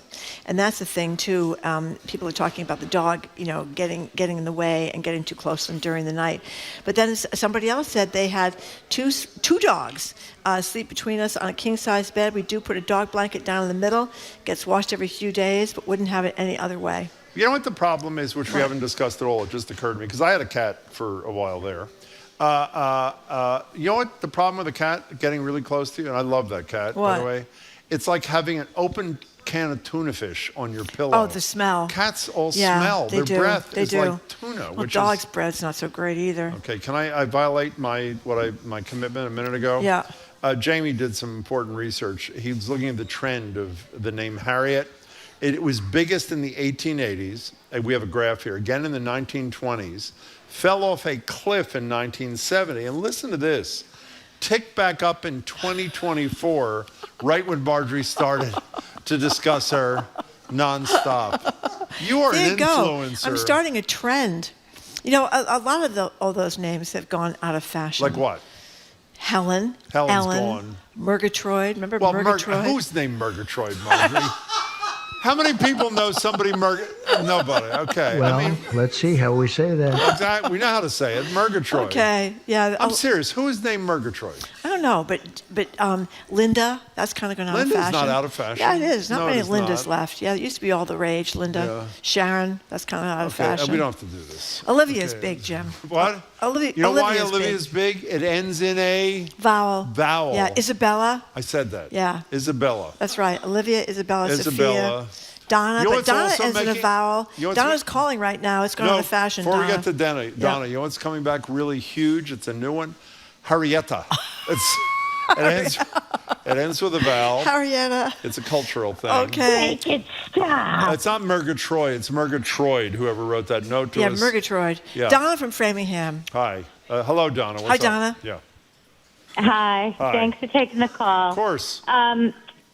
My story is that I have a dog. My husband and myself and the dog always slept together in a queen-size bed, loved it. And then my husband passed away 3 years ago. And if that dog was not in the bed with me, I don't think I would make it. He does exactly what you said, Jim. He comes up. He takes up a lot of room. I don't care. I love him. But he comes up and he plops right down against my back and makes sure that he knows I'm there. So I don't know if I'm comforting him or he's comforting me, but there's no way I could sleep without him. So I totally love that. I totally get it, Donna. There's a protective angle to it, too. Even if it's a little dog, the dog will alert you to any noises in the house. The dog will alert you if there's like something bad in the house. I mean, how many stories have you read about dogs detecting a fire before the smoke detectors even go off? I mean, you hear these stories, and of course, that you'd think that the dog would bark and keep bad people at bay. That was actually a pretty beautiful little story there. Yeah. By the way, Murgatroyd and Winterbottom was a famous British comedy act. You ever heard of them? No. Thank you. Okay. Sarah's hanging in. That name's Sarah's, still hanging in. you know what's big with Sarah? It's a very pretty name. Without an H on the end. That's big. right. You know why? Because A Ends is in a vowel. That's Thank you. right. Hello, Sarah. Lydia How are you? is in a vowel. Excuse me? Too. Lydia. What do you have? That's hiccups? not big. I do have the hiccups. That's a real problem. I know. Sarah from Amesbury. Thank you for calling. Can't be a radio talk show host and have hiccups. Hi, Sarah. What's yes, going on? Hi. Hello. How are you? We're good. We're good. Hi. Yes, I have. Can you hear me? Perfectly. I have a mutt. Yeah. And, she's my love, and I bought her tons of dog beds, but she decides to sleep in our bed every night. Of course. And I've moved on from, the challenge of keeping her out, and I look at her as an anchor from keeping my significant other from stealing all of the blankets. Well, that's good. I don't think that's that uncommon. That's good. That's actually a good. And does it work? It does. I wake up with all of the blankets I started with. That's a beautiful outcome. Hey, Sarah, thank you very much for the call. We appreciate it. 301-8970. And Wow. speaking of names, anonymous texter says, it's actually quite Marjorie is a beautiful name. Oh. Jim is a name. Thank you. I take that as praise, which I really appreciate it. Okay. My husband and I raise chickens. He thinks I shouldn't be allowed to let them in our bed during cold winter nights. I told them he could sleep in the chicken coop. What is size? Thurber? What's the name of the size? Thurber. That's a great We've never dog. asked her. Does Thurber sleep? I don't know. Can We'll you ask her text next her? time. She doesn't look at her text that often. We have 3 minutes left. Let's see if we can hear back from Cy, where she is in this, the great Cy Montgomery. Let's go to Lauren in Boston. Lauren is still a big name, was and is. Hello, Lauren. Hi, you guys. Good afternoon. And you. All good, thanks. So I had a 120-pound dog for 12 years, who, of course, was the best dog ever because everyone thinks their dog is the best dog ever. That's right. And he was very well trained, but more behaved than myself or any friend I've ever had. But I'm sorry, I'm struggling with the echo, but I get it. We're sorry. We're sorry. It's okay. So never, ever was that dog ever allowed on the couch or my bed. Whoa. And here's the reason. I know. We walked through the woods every morning, and we went swimming in the harbor frequently. And all I know is what my floors look like, and I would never want the bottom of my shoes to go to bed with me. It's just so gross. Oh. And that, they bring their bottom of their shoes to bed. And so he slept at the foot of my bed religiously. And we were thick as thieves, but he was happy and lived an incredible life without sleeping in my bed. How do you keep a dog? Or ruining my couch. How'd you keep the dog off the couch? When the dog's looking up at you and panting and basically begging for your presence, how'd you keep the dog off the couch?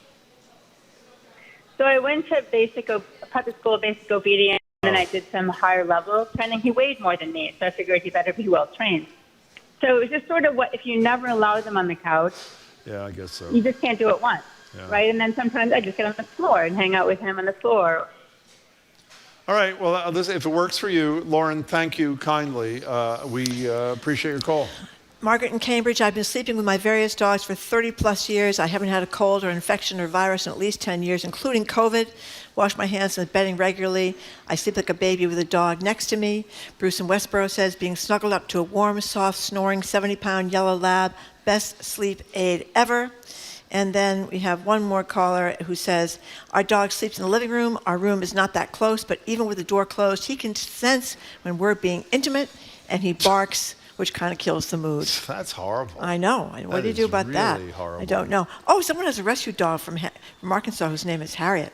Really? Yes, that's right. Well, I didn't say it was the big dog's So there you name. go. Yep. We are going to trace 3-dog night. That is all. And they're talking about dogs keeping you warm. I think that was in. It was like an aborigine thing. We read that at the beginning of. We read that. I forgot that, Jim. Do you have anything else you want to say before we bring Jared into this thing? Oh, he's here. Dogs in the wild live in packs, making them sleep separate from you, who they consider part of their pack. It's very hard for them. They want to be with you, Jim. Oh well. Michelle in Wilbraham said that. Okay, so Jared's back. Jared is here right now. Jared doesn't have a dog. You don't have a dog, do you? No, I wish I did. Didn't you? You lived on a farm. I grew up with a lot of animals. Were they sleeping in your bed?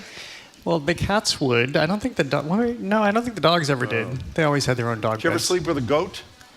Nope. Goat? Yeah. That's pretty personal. I know a lot of people. Yeah. Well, tell me after the show. Jim. That's fine. Not as personal as the call. Oh, well, let's not go back to that. I made a mistake. I didn't mean what it sounded like. It's bad. Okay, it was bad. Let's move on, Margaret. Well, let's see how we say that. No, that was not what I said. What are you doing on the show there? Yeah. We're going to be here at the library, by the way. Yes. So the great thing about September is all the theater is starting back up, and there are so many choices. So Joyce Kulhawick is here to walk us through what to see and what is can't miss. There is so many good openings from Our Town to Rent up at North Shore Music Theater. So we'll talk about that. One of my favorite plays ever. Right. Ever. And then it's funny that Sarah McLachlan was the first musical guest on Jimmy Kimmel last night when he came back. And so we're going to be talking about something happening at Club Passim. It's called Reimagining Lilith Fair, because if you remember in the 1990s, she launched Lilith Fair. She did. And so there's a group including Naomi Westwater and Amanda Shea, a colleague of ours here at GBH, who have created this to reimagine that philosophy. And then Julia Swanson is here with the public art in Nubian Square that she will guide us through. Sounds like a great show. Okay, before you go, Jai, we have some Murgatroyd Snagglepuss sound, Heavens to Murgatroyd, that our staff has found. Heavens to Murgatroyd. Okay. That's it. Thank you very much. That's it. I think that was brief. Sort of did what needed to be done. Okay, you may go prepare for your show. Okay. All right. Don't ask. I mean, that's what it is. Yeah, okay. Okay. Thank you for another edition of Boston Public Radio. Thanks to people that came down to the Boston Public Library. Really appreciate it. And keep up with us 24/7 by way of our podcast, or check out our TikTok page at Boston Public Radio. We have a lot of great stuff on the TikTok page.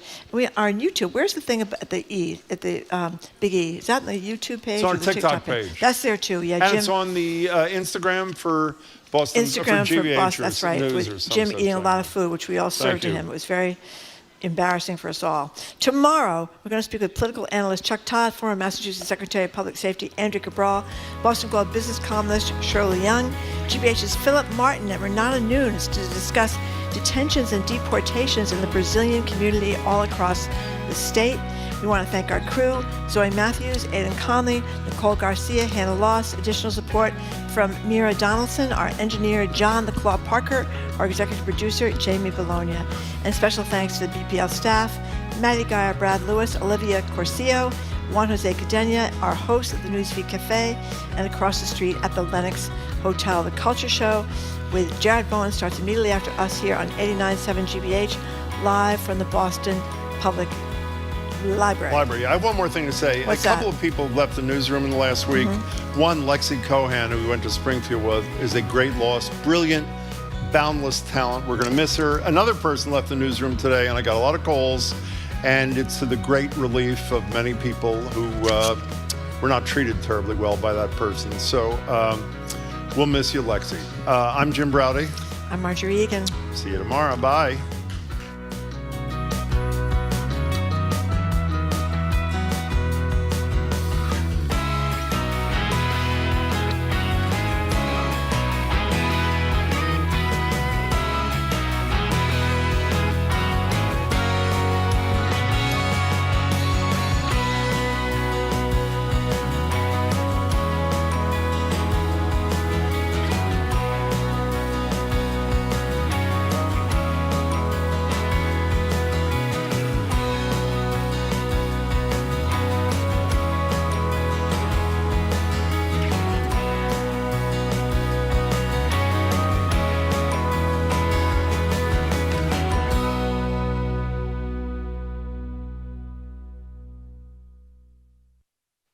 What's trending? What's interesting? What's going on around town? We're talking all things arts and culture on The Culture Show, next on GBH 89.7. Funding for our programs comes from you. And the Boston Speakers Series, continuing its season at Symphony Hall with 7 evenings featuring Dr. Anthony Fauci, Ken Burns, Outliers author Malcolm Gladwell, and freed Russian political prisoner Vladimir Kara-Murza. BostonSpeakers.org. The Pride is back. Filmmakers follow the lives of cheetahs, lions, and leopards through their struggles and triumphs in the wild. Catch a new episode of Big Cats 24/7 tonight at 8 on GBH2. You're listening to 89.7 WGBH HD1 Boston. Online at gbhnews.org. GBH News. What matters to you? Good afternoon. With the latest from the GBH Culture Show news desk, I'm Henry Santoro. Fans of the show It's Always Sunny in Philadelphia will be happy to know that one of the show's actors and creators will be in Boston this weekend for a number of free appearances. Charlie Day will make several appearances in Boston from tomorrow night through Saturday night, and you can look for him at Lucky's Lounge on Thursday, the Back Bay Social Club and the Lansdowne Pub on Friday, and then at Club 88 on Saturday. What to expect? Well, Day will be acting as a celebrity bartender at each venue. He'll also meet with fans, and he plans plans on taking lots of photos with them. And leave it to the 1980s Boston garage rock band Stop Calling Me Frank to step up to the plate with a rabble-rousing song to the beloved Market Basket. Everybody's going to the market basket. The song is called MB Anthem, the Market Basket song, and is being released on Rumbar Records this Friday. And it arrives unintentionally at a controversial moment in Market Basket's history, just after the ousting of beloved longtime CEO Arthur T. DeMoulis. Get a frozen pizza at the market basket. Just beer and wine. The band, meanwhile, wants you to know that it stands with Arthur T., and they are very outspoken about it. And on this day in 1936, Jim Henson, who would later go on to create the Muppets, was born. Henson created the first Kermit the Frog prototype out of his mother's coat and 2 ping pong balls for eyes. Not a bad start for a character that led to eventual PBS stardom. It's not easy being green, but it's a great way to start the Culture Show. That's this week's edition of the GBH News Weekly Wednesday Afternoon Culture Cast. I'm Henry Santoro. Next up, The Culture Show with my friend and yours, Jared Bowen, live at the Boston Public Library. I'm Jared Bowen. Coming up on The Culture Show, curtains are rising in and around town as a fresh lineup of plays and musicals takes the stage. With so much on offer, it presents a paradox of choice. Joyce Kulhaywick is here as our guide with her take on the must-see plays of the season. Then Lilith Fair's legacy comes to Cambridge. In the late 1990s, Sarah McLachlan challenged the music industry with a women-led festival tour. Now that spirit lives on at Passim, with its 3rd annual Reimagining Lilith Fair, spotlighting women, queer, and gender-expansive artists. We'll get a preview with the fair's curator and host, Naomi Westwaters, and participating artist, Amanda Shea. And a closer look at Nubian Square, where murals are transforming walls into canvases of community life. From bold portraits to street-level storytelling, Culture Show contributor Julia Swanson takes us on a tour through Roxbury with a look at the public art hiding in plain sight. It's all right now on The Culture Show. Made possible in part by a generous contribution from the Fiducia Fund, proud to support this station's arts and culture programming.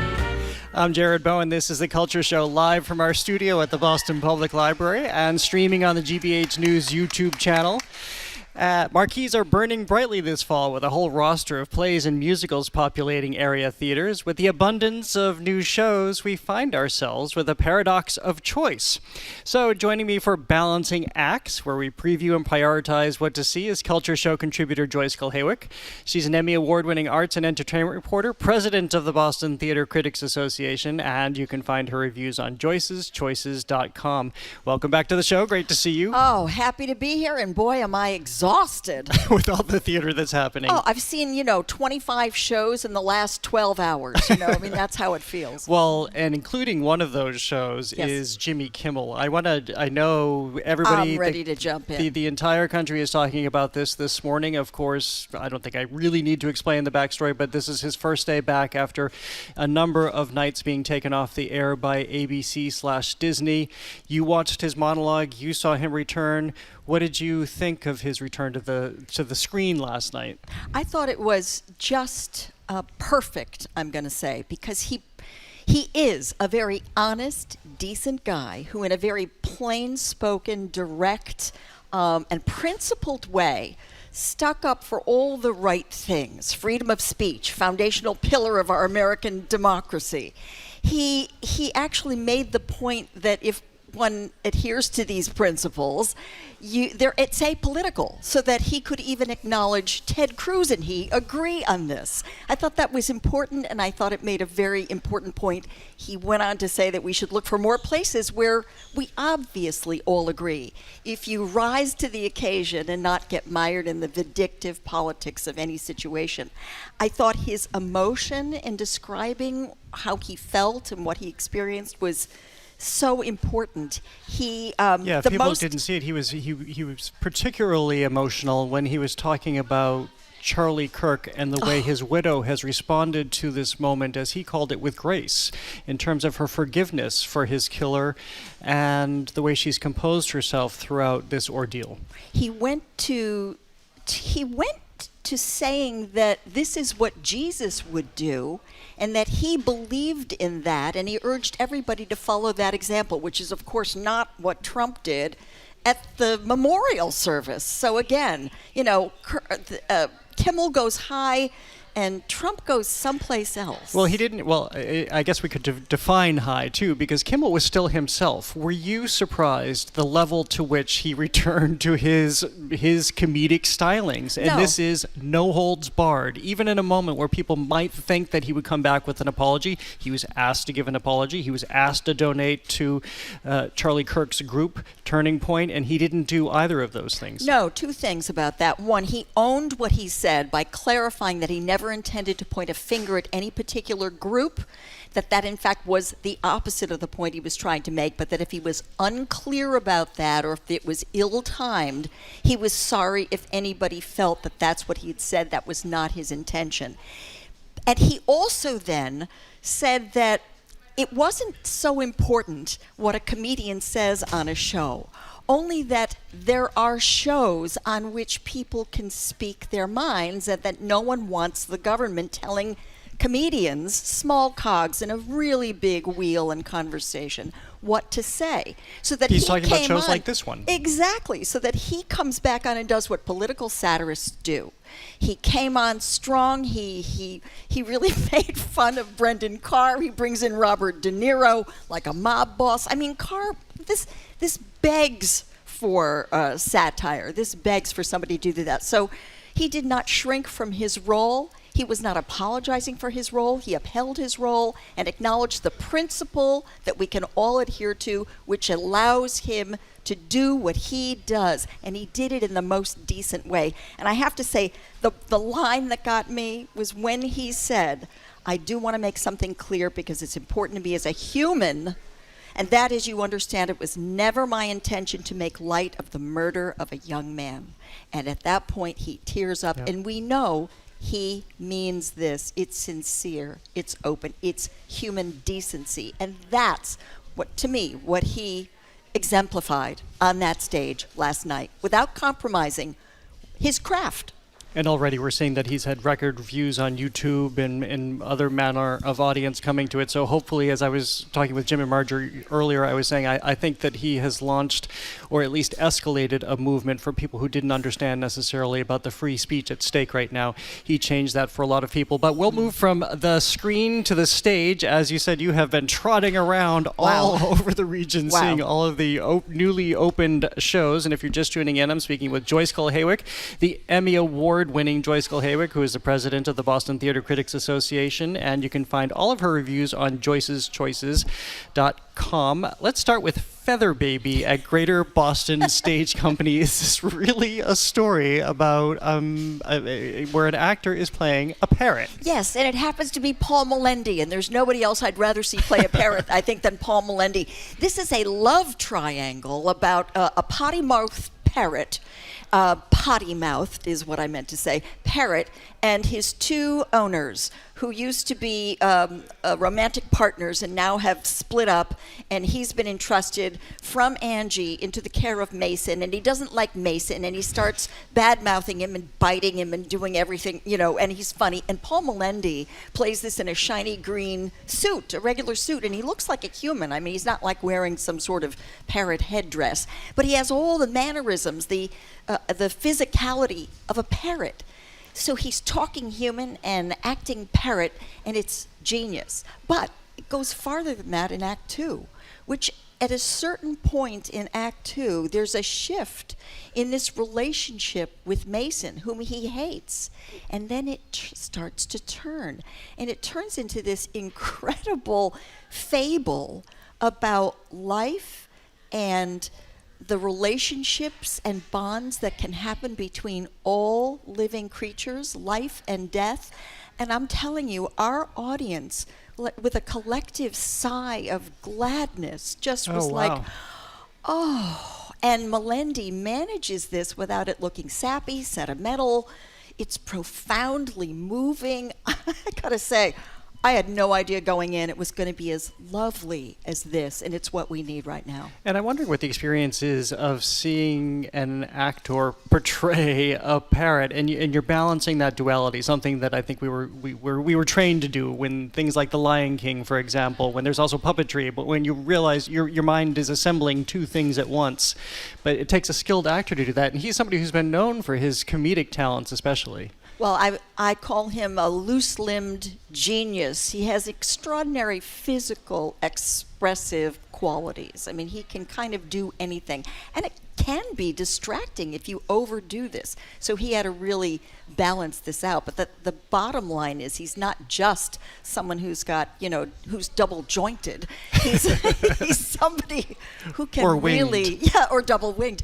No, he can really act. So he conveys the deeper life of what this character has. And this parrot is a full-fledged character, and then comes to stand for, changes we can all experience in the course of a long life. And parrots live a long time. I know that. Like 70 years plus. And we get that perspective in this little play about a parrot. Well, thank you for bringing that to us. Again, that's Feather Baby. It's at Greater Boston Stage Company. That's in Stoneham, and it's playing through September 28th. Let's move even further north now to go to Rent, which is presented by North Shore Music Theater. This is also on through the 28th. Yeah, and we all kind of know the tragic backstory of this. Jonathan Larson, who wrote the book The Music, which is gorgeous, and lyrics, seeps into your bones. We've seen this many, many times, and he actually died the night before the very first preview of this show, so he had no idea, never was around to see its extraordinary global success, and that it went on to win a Pulitzer, et cetera, and it really tapped right into the times.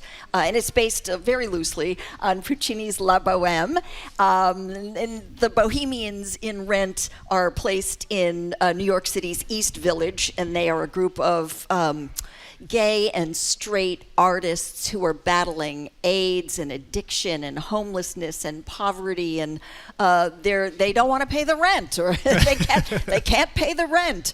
I have to say I've grown a little with this show. Initially, I wasn't crazy about it. Really? And, I wasn't. And I remember thinking, why don't they have to pay the rent? Everybody has to pay the rent. But I think I missed the larger point here. Well, I was in college when it first came out, and I remember, for people who don't remember when it launched, it was the Hamilton of its era, because it was so successful on Broadway. Of course, it also, as you mentioned, had this accompanying story that was just heartbreaking to people, but I think for an entire generation, it was a story that they could really identify with. And I remember when it toured here to Boston, this is so unusual now, although Hamilton just arrived, and it'll sit down, meaning it's playing for quite a while, and Rent played here forever. Yeah. And I remember being at Emerson College, and there were students who would go every single night to see this show because that's how deeply it resonated. Resonating is the right word, and it made me understand when I went to see Rent again, and then I saw it again, how those songs stick. It's something that a lot of new musicals don't have. They don't have a single memorable, hummable tune. Rent gets into your bones, and you know every single song, you know what it's about. They just stay there. So that's part of the genius. The other thing is that the North Shore Music Theater is doing this in the round. I was going to ask you about that, because for people who haven't been there, that's how all of their productions are staged, and that must change the dynamic too. Oh, it just amps up the energy. I think you've got people entering from the audience, from all around this stage, running onto that stage, singing at the top of their lungs in multi-part harmony. It's just a beautifully orchestrated, full-bodied, vibrant musical that I think actually is even more resonant now in an era of volatile change, displacement, alienation. Yeah, I think we need Rent right now. It's about compassion and empathy, etc. And this is, everything is about this. I'm thinking Kimmel, I'm thinking Feather Baby, I'm thinking Rent.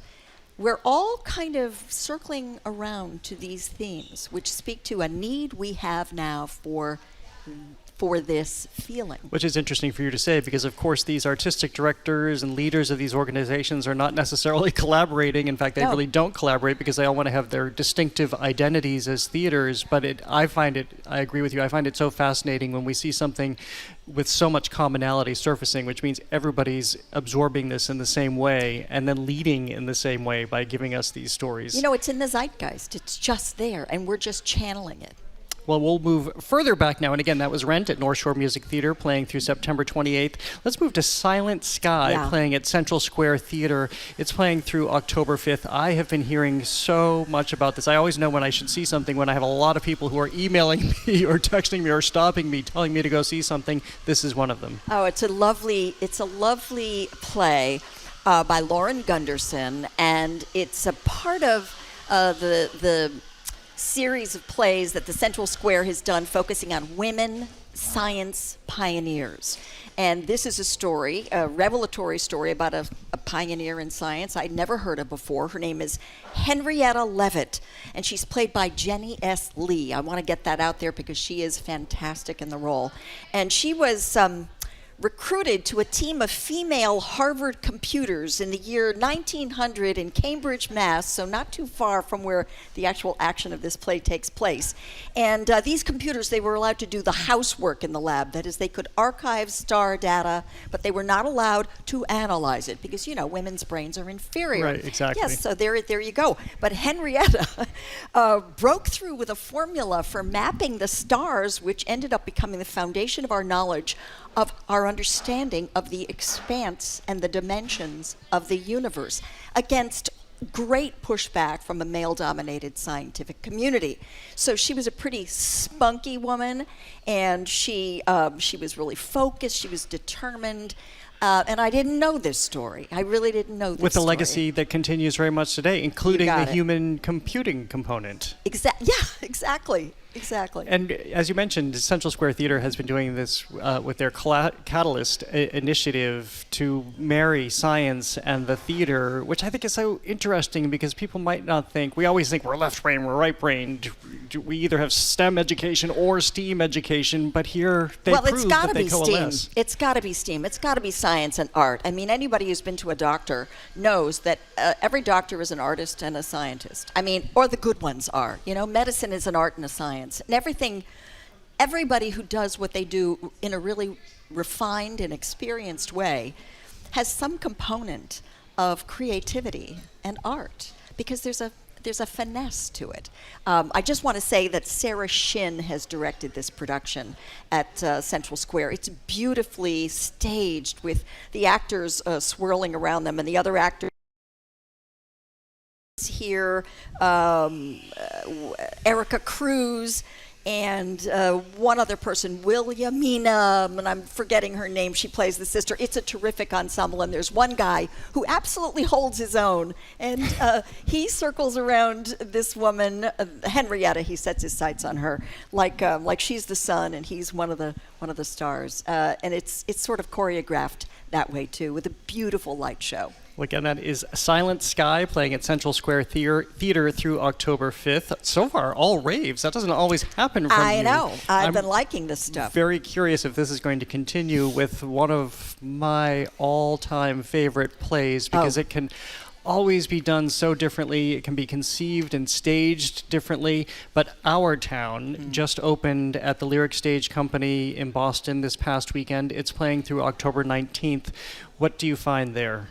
I liked this production. I thought it was lovely and substantial. It didn't quite get to this moment for me that I long for in Our Town, where you know, it breaks the fourth wall. You've got the stage director bringing you in to witness the everyday lives of people in this fictional town, Grover's Corners, New Hampshire, and you're inside the action and you're outside the action, both. And there are very few props and sets, and that's really to strip everything down so that it's universal. And then in Act 3, actually, there's a revelation from the grave by one of these characters. And the line is, and it's really pretty profound, "My, wasn't life awful and wonderful?" And ain't it the truth? And how we don't see that when we're in it.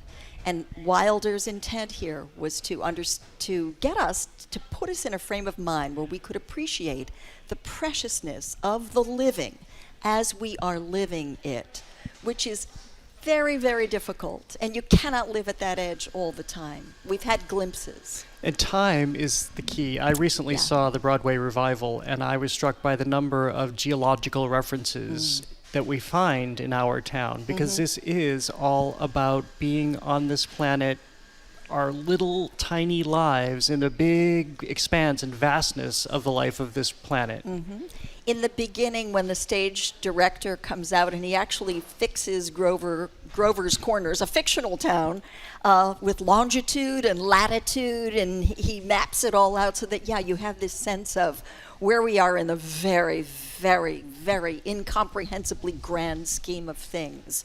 And so, how precious is that we are alive. And we don't know how many others there are, but there's us. And we can miss it if we're overcome and overwhelmed by the details, the tiny, petty details of our lives that we share with everyone else, and that's part of it too, this community. So I'll never forget the David Cromer production that I saw at the Huntington in 2012, I think it was, and that stayed with me. So that's a benchmark, but I'm going to say that the Lyric Stage production is a very solid, lovely, substantial production that lands where it needs to land to make this point. So see that through October 19th. October 19th. Yeah. Well, we've run out of time, so we didn't get to talk about the Hills of California. Hopefully we can do that next time. I am seeing it tonight, so I will talk about it myself on Morning Edition tomorrow, and I'll point out that Courtney O'Connor, who is the director of our town, will join the Culture Show on Monday. Joyce, I appreciate, especially today, the more poetic nature of your appearance today. Thank you so much for being here. Thank you. I always feel poetic around you. Culture Show contributor Joyce Kulhaywick joins us regularly. She's an Emmy Award-winning arts and entertainment reporter, president of the Boston Theater Critics Association, and you can find her reviews on joyceschoices.com. Coming up, Lilith Fair changed the musicscape in the late 1990s, proving women singer-songwriters could command the biggest stages. Now at Club Passim, Lilith Fair has been reimagined with an intimate night of music that mixes local voices with a very contemporary vision. That's next on The Culture Show. Stay with us. The Culture Show is made possible in part by a generous contribution from the Fiducia Fund, proud to support this station's arts and culture programming.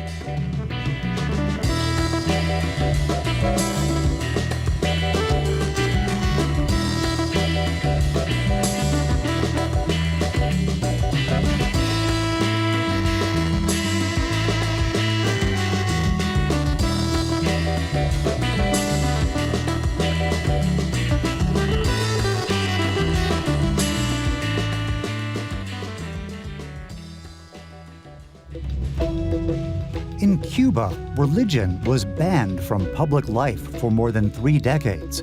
A short film captures how 2 women are keeping their Jewish faith and their community alive. I'm Arun Roth. Today on GBH's All Things Considered, I'll talk with the filmmaker behind The Last Jews of Guantanamo, featured at this year's Cinefest Latino Boston Film Festival. That and all the day's news starting at 4 on GBH 89.7.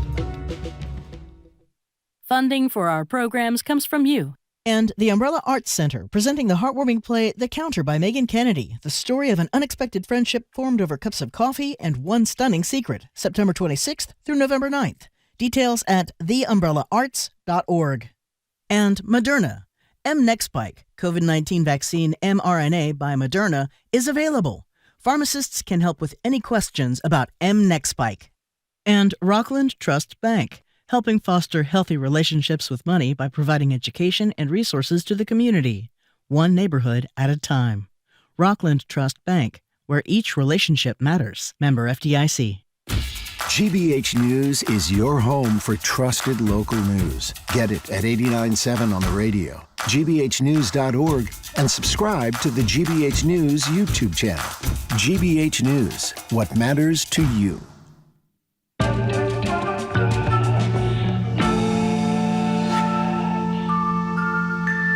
I'm Jared Bowen, live from the GBH studio at the Boston Public Library. This is The Culture Show, and this is from 1997. The water is wide, I can't cross over, and neither I have wings to fly.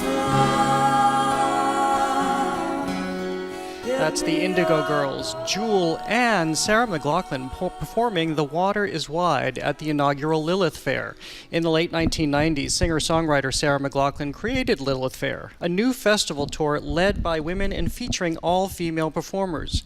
With its resounding success, it answered specious questions posed by music executives about the viability of female talent. Now the festival's legacy lives on at Club Passim, where artist Naomi Westwater is curating and hosting the third annual Reimagining Lilith Fair happening this Saturday. The intimate concert expands the spotlight to women, queer, and gender-expansive performers, carrying on McLachlan's vision into today's music scene. Joining us for an overview is Naomi Westwater, a singer-songwriter who is part of the Club Passim Folk Collective. Their latest album is Cycle and Change. I'm also joined by Amanda Shea, one of the artists performing at Reimagining Lilith Fair. She's an artist, educator, and activist, not to mention the curator and host of GBH's Outspoken Saturdays, a spoken word poetry event for emerging artists. Welcome to both of you. It's great to have you here. And Amanda, great to have you back on the show as always. Thank you so much for having us. Well, let's start off.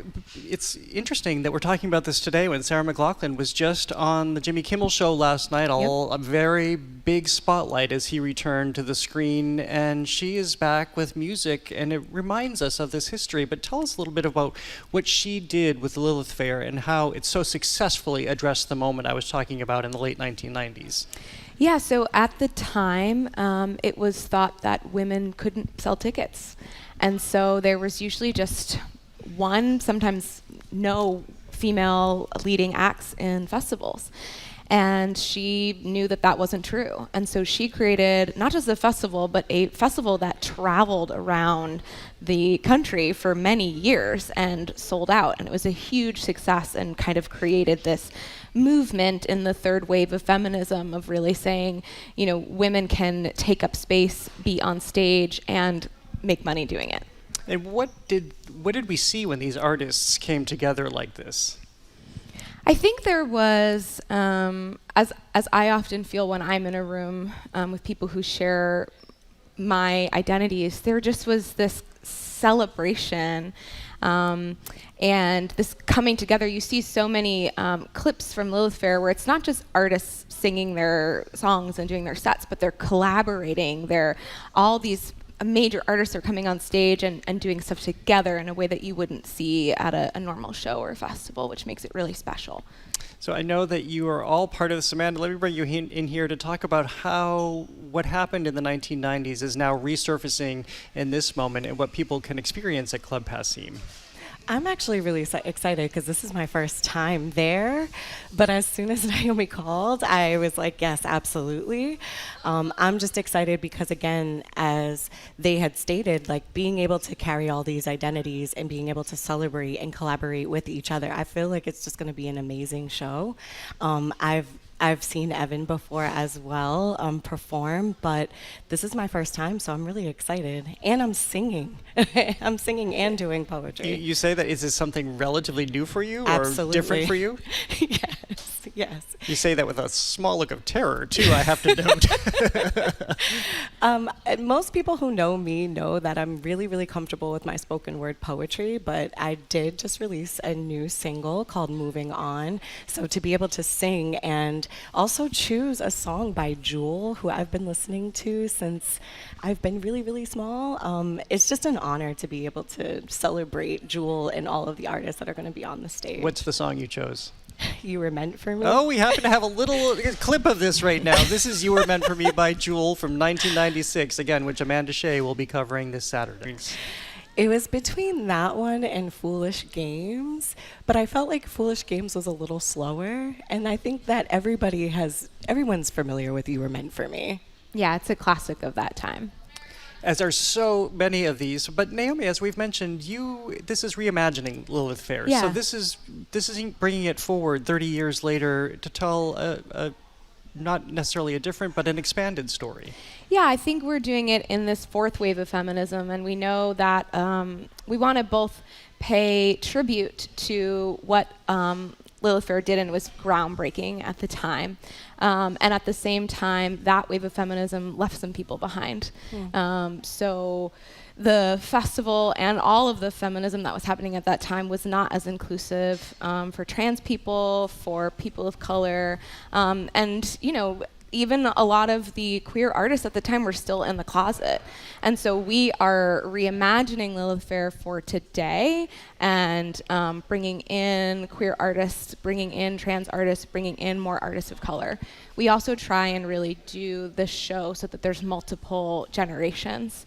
And trying to widen what I think that 90s feminist movement started, but we need to do it in a more inclusive way for today. And what does it mean to do it today? Again, knowing that Sarah McLachlan and company were countering the music executive saying, well, you can't put two women back to back on a bill. That just won't work. And of course, they made so much money that if you're going to measure the success of the festival by that alone, they proved that they were wrong. So what does it mean keeping that challenge from 30 years ago where women and others stand today in the field? I still don't think 30 years later we've made that much progress, and I mean that from both a global perspective and a local perspective. We still have lots of gender discrimination in the music industry. We still have lots of segregation in the music industry. There's lots of discrimination against queer people and trans people in the music industry. So we still have lots of work to do, but we want to do it with everybody involved. Amanda, what is it for you to be part of this? You said you were very excited, but to know the history and to know that this is an annual event now that's happening at PASIM. It's legacy. You know, like we're passing the torch forward, but also allowing people to feel celebrated, to be able to be amplified, as well as not just in the section of folk music as well, but just being able to be ourselves in the music that we do. To piggyback off of what you had said, it's true. Like there's so much more progress, and this being the third annual, that just tells us, like, one, it's working, and two, to have it in Boston, where again these things we're still facing, not just in the music industry, but being very siloed, having segregated areas in genres of music and people who are represented, it is a big deal. So as soon as I got the call, I was like, absolutely, because I know what this means.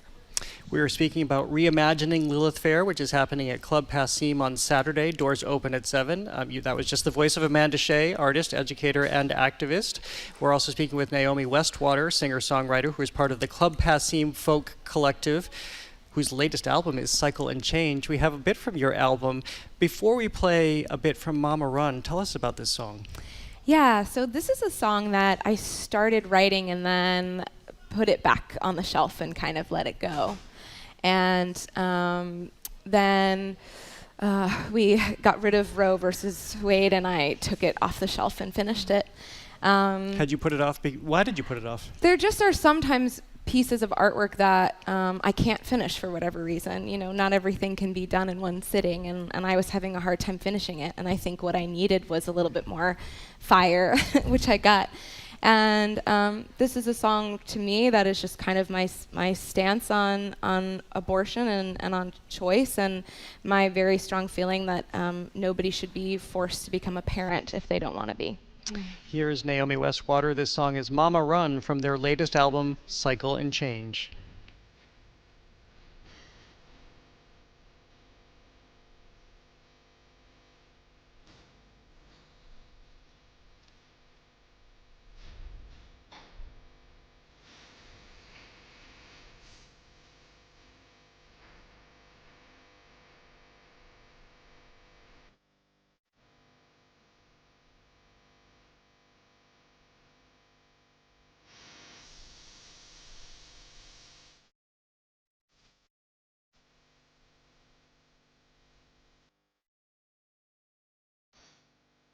As I mentioned, Naomi, you're also part of the Club Passim Folk Collective.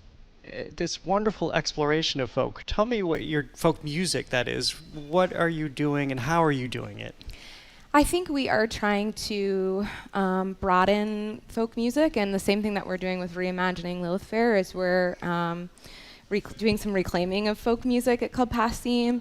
Club Passim realized that they were not as inclusive as they wanted to be, and one of the initiatives that they started several years ago was the Folk Collective, and they have put a lot of effort and resources towards that collective, which has been really exciting. I think for me, with my identity, is always kind of coming from a place of people of color have always been at the forefront and creation of American folk music, and trying to reclaim that, and also trying to broaden the idea that folk music is not necessarily just genre. Folk music is music of the people, by the people, and folk music is often political music and truth-telling. And so trying to get back to the roots. I think for a long time, folk music kind of went into folk pop, but I think now we're in a climate where we need to really get back to truth-telling, and so that's what we've been doing with the Folk Collective. There's also just so much power in musicians coming together, whether it's on stage for Reimagining Lilith Fair or with the Folk Collective, and actually being together in community. I think we don't often do that. We're often siloed and in our own areas, and there's a lot more power when we're able to come together and collaborate.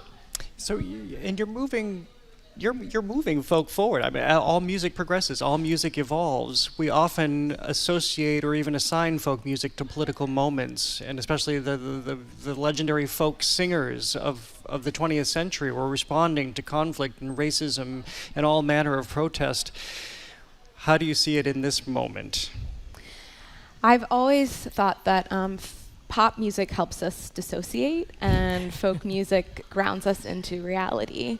And I think that we are in a I feel very scared about the time that we are living in, and that we need to be grounded in reality, and we need people of all different walks of life to be able to use song to inspire and talk about what's happening today. And so I think that's how I'm using my music, and the people that my colleagues and friends, that's how they're using their music, is to kind of ground us all collectively back into reality.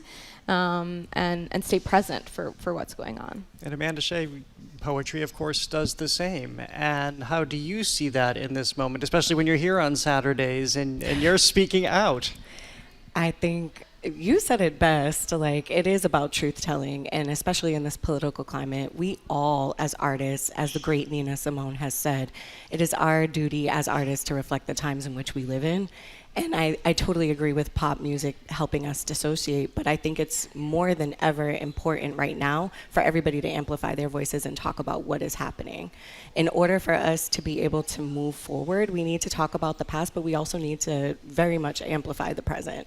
And we can't do that as artists if we're being very much silenced. We saw that with Jimmy Kimmel and everything that is happening with the show. That is really, really scary, and I think everybody should alert for that. Well, I was just looking before the show at an interview, of course, because again, Sarah McLachlan is out on a press tour now that she has new music, and somebody asked her if she would bring back Lilith Fair, and she said it could be dangerous to revive. How do you see that, and especially as you're doing a variation of that in this moment? I think it's our job and responsibility as artists to take risks.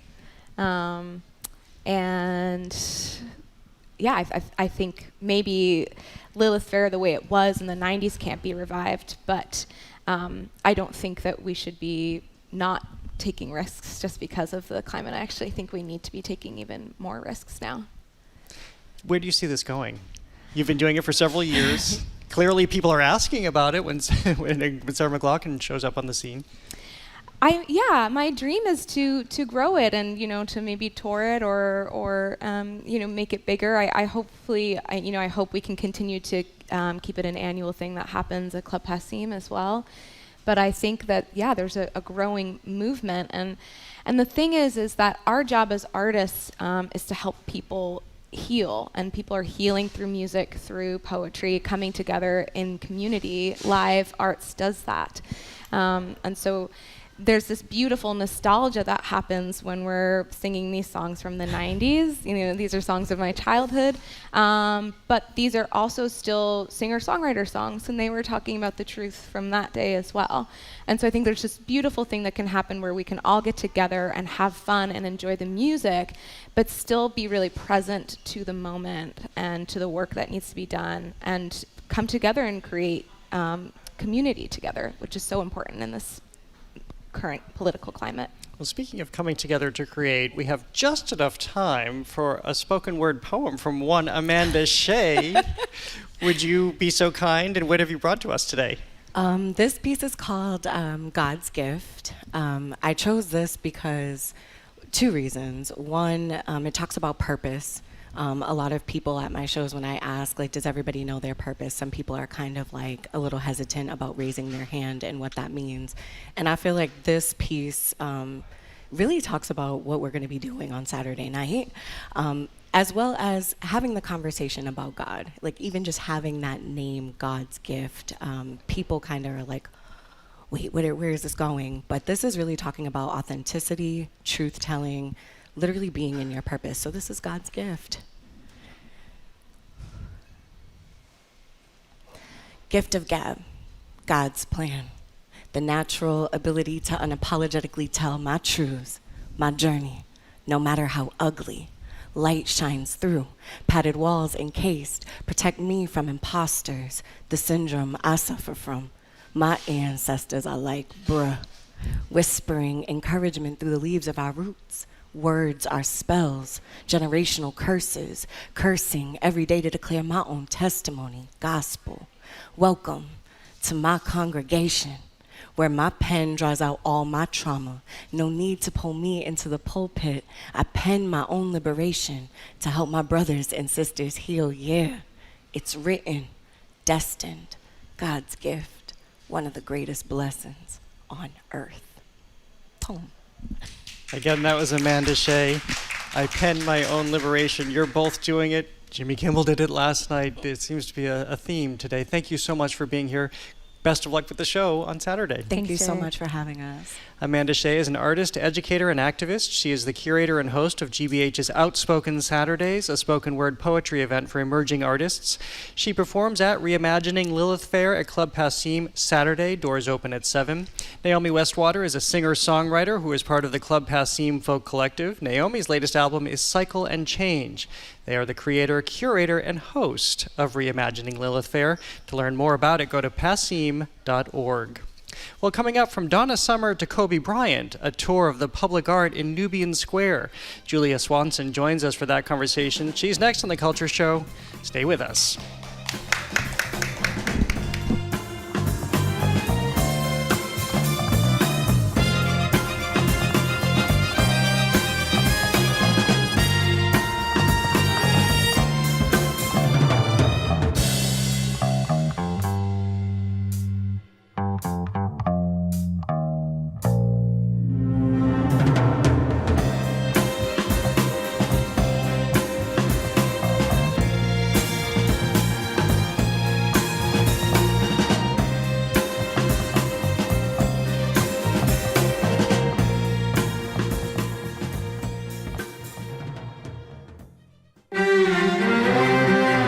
European leaders say their armies need more soldiers, and people are answering that call.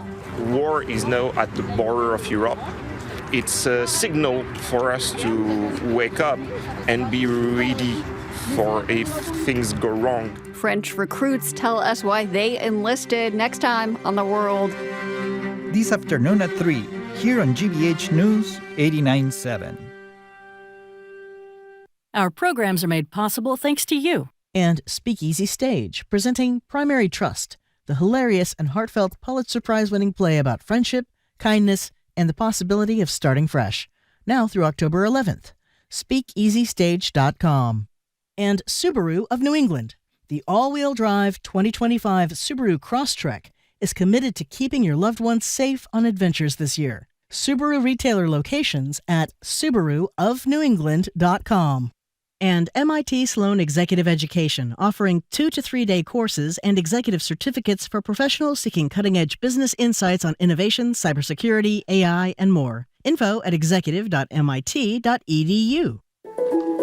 GBH Daily is a newsletter that keeps you informed, connected, and ready to go every weekday morning. You can subscribe today and get it in your inbox at gbh.org/daily.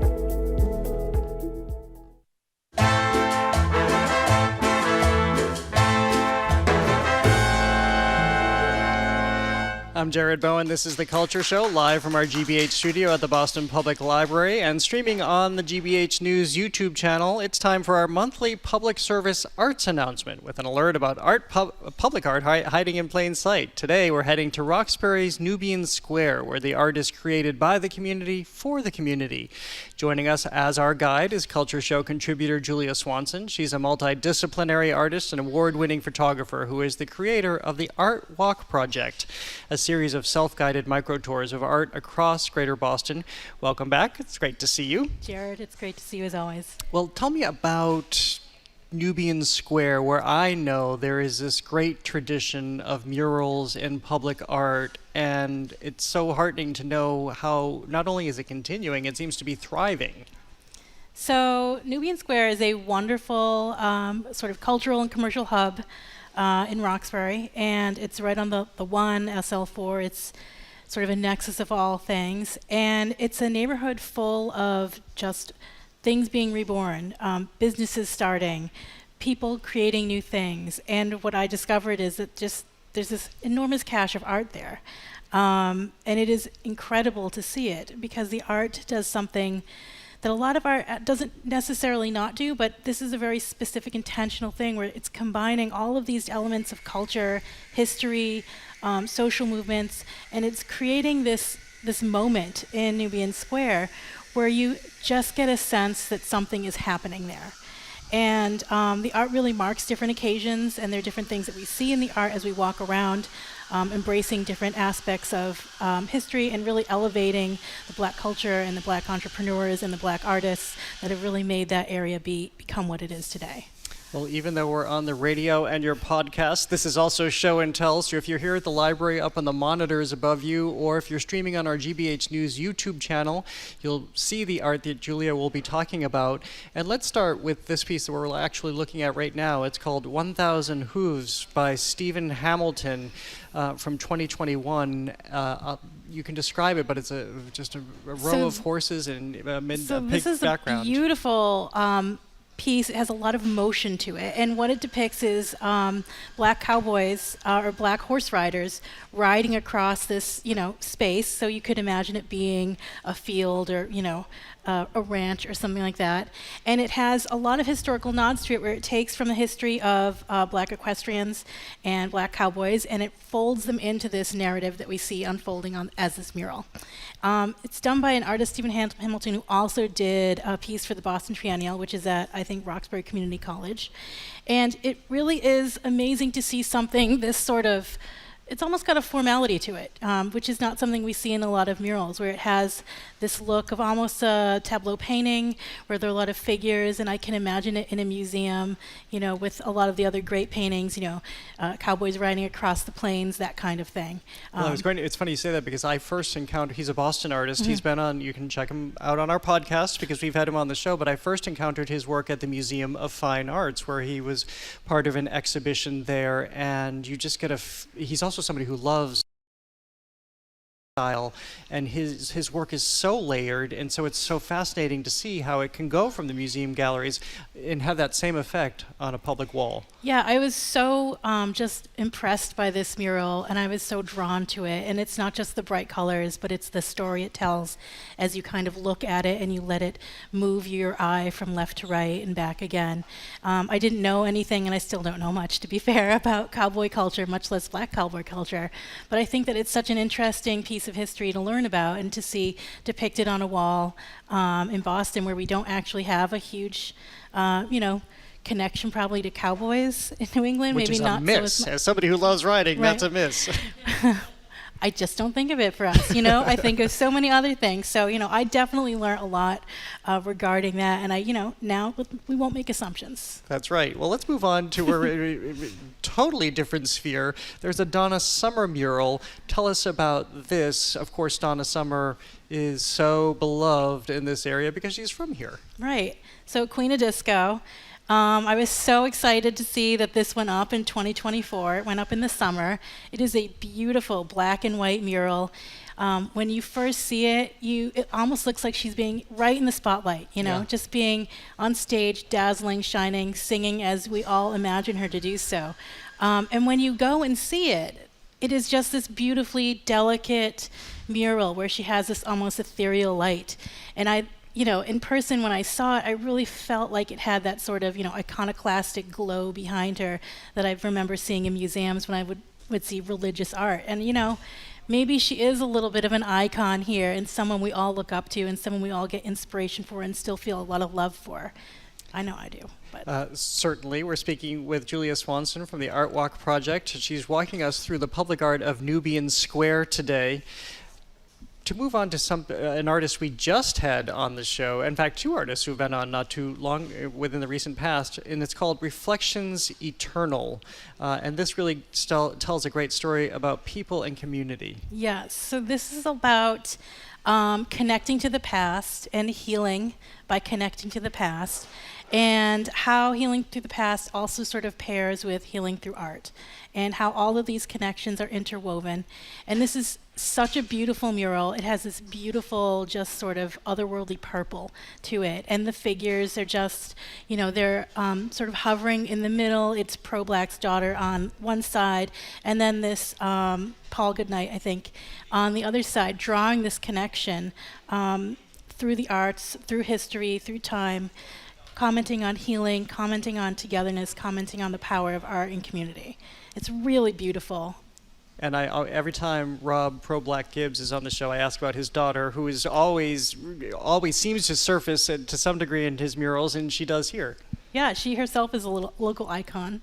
And so that's a piece by both Rob Pro-Black Gibbs and Victor Marker 27 Quinones, who we just had here, I think it was last week or the week before, who has an exhibition at Boston University right now. What do you see come together when you have two artists, especially two very renowned, very established public artists collaborating and coming together? I mean, they have a few pieces, to get more than a few pieces, that they've worked on together. And every time I see their work, particularly when they're working together, they have a dynamism. And they sort of, it feels like they play off of each other, where one does one thing and the other just kind of explodes in another direction, and then it all kind of comes together, much like imagine a symphony would, where you just, all of the pieces with the players knowing what their parts are, it comes together and they create these incredible dynamic stories through their work. Well, again, if you're watching along at home, we're streaming on our GBH News YouTube channel where we're featuring all of the art that we're talking about today, including this throwback. This is called Faces of Dudley, Old and New. I was looking at this through images that you shared with me earlier this morning, and I was noticing that we have these faces of Dudley who are all smiling. There's just a wonderful cheer that's happening in this mural. So I've been to this mural now several times just to kind of take in all the detail, because it's impressive, and the longer you spend there, the closer you look, the more detail you find. And one of the things I love about this mural is how much it feels like a celebration of all of the people that have made Dudley/Nubian Square what it is today, and have brought it through the good times and the hard times, and really just seen it through all of these different things and are now looking towards the future.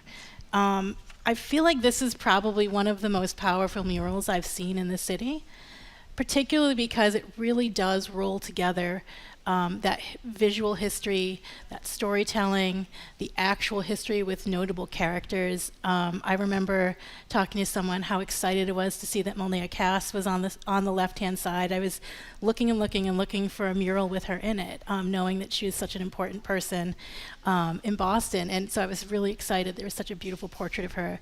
There's Malcolm X. There's local notable figures and characters that people from the neighborhood would know. And then there's also all of the other little details that we catch if you live there day to day, like the elevated Orange Line, the buses, the Ferdinand Building, all of these different things that really kind of make the square so special. I was just thinking about this. It was painted in 1995, so that's, 30 years ago. Just about, but yeah. from what you were just talking about, the elevated highway, this is a marker in time, but now the mural in and of itself is a marker in time, because often we think of this public art as shifting and changing, and it's painted over and things keep moving, but not this one. No, and it's been maintained, so people feel it is an important marker, and they want to see it every day, and they want to see it continue on with them as time goes on. So I think this is probably one of my favorite murals, probably in the city. I was so excited to finally get down there and really take it in, and I go look at it and stare at it every time, and I find new details, new things to like.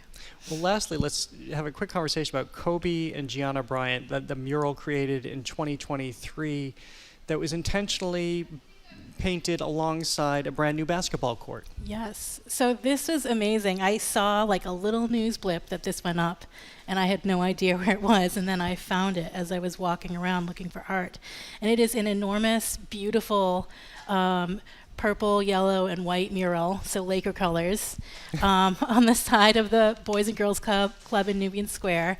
And it is a stunning and loving tribute to Corby and Gianna Bryant. And it has their story sort of their athletic story and their personal story symbolically represented along the side. And I love the details of like Gianna shooting the ball. I love the detail with him on the farther end where he has his game face on and he's ready to play. I mean, it's such a wonderful mural. I love that it's in Laker colors in Celtics territory.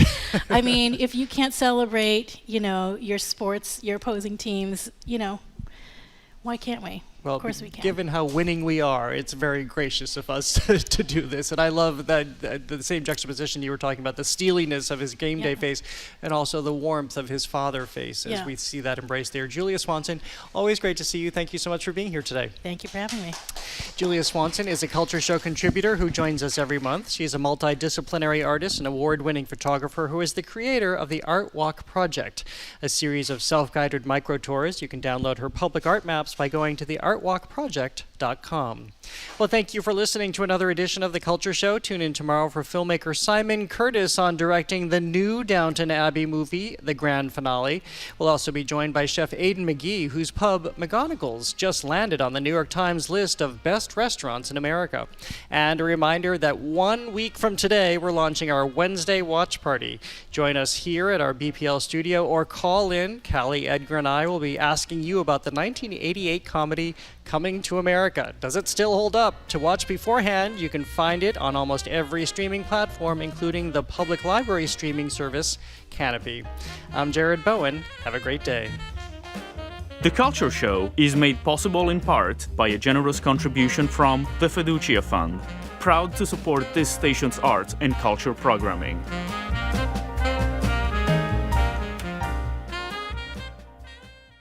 Continuing its season at Symphony Hall with 7 evenings, including Dr. Anthony Fauci, Ken Burns, Outliers author Malcolm Gladwell, and geopolitical economist Pippa Malmgren. BostonSpeakers.org. Classical Radio Boston is WCRB-FM 99.5 HD1 Lowell, Boston, WGBH-FM HD2 Boston, WCAI-FM HD2 Woods Hole, WJMF-FM HD1 Smithfield, Providence, and at classical.org. Well, we've got 66 degrees, lots of clouds here in the Boston area. We'll get some showers overnight, 60 degrees, and tomorrow, your Thursday, will be a rainy day, and we need that. Well, we need Ravel, too. That's what I say. Here is Alborada del Gracioso with the Cleveland Orchestra and Christophe Fontocnagny.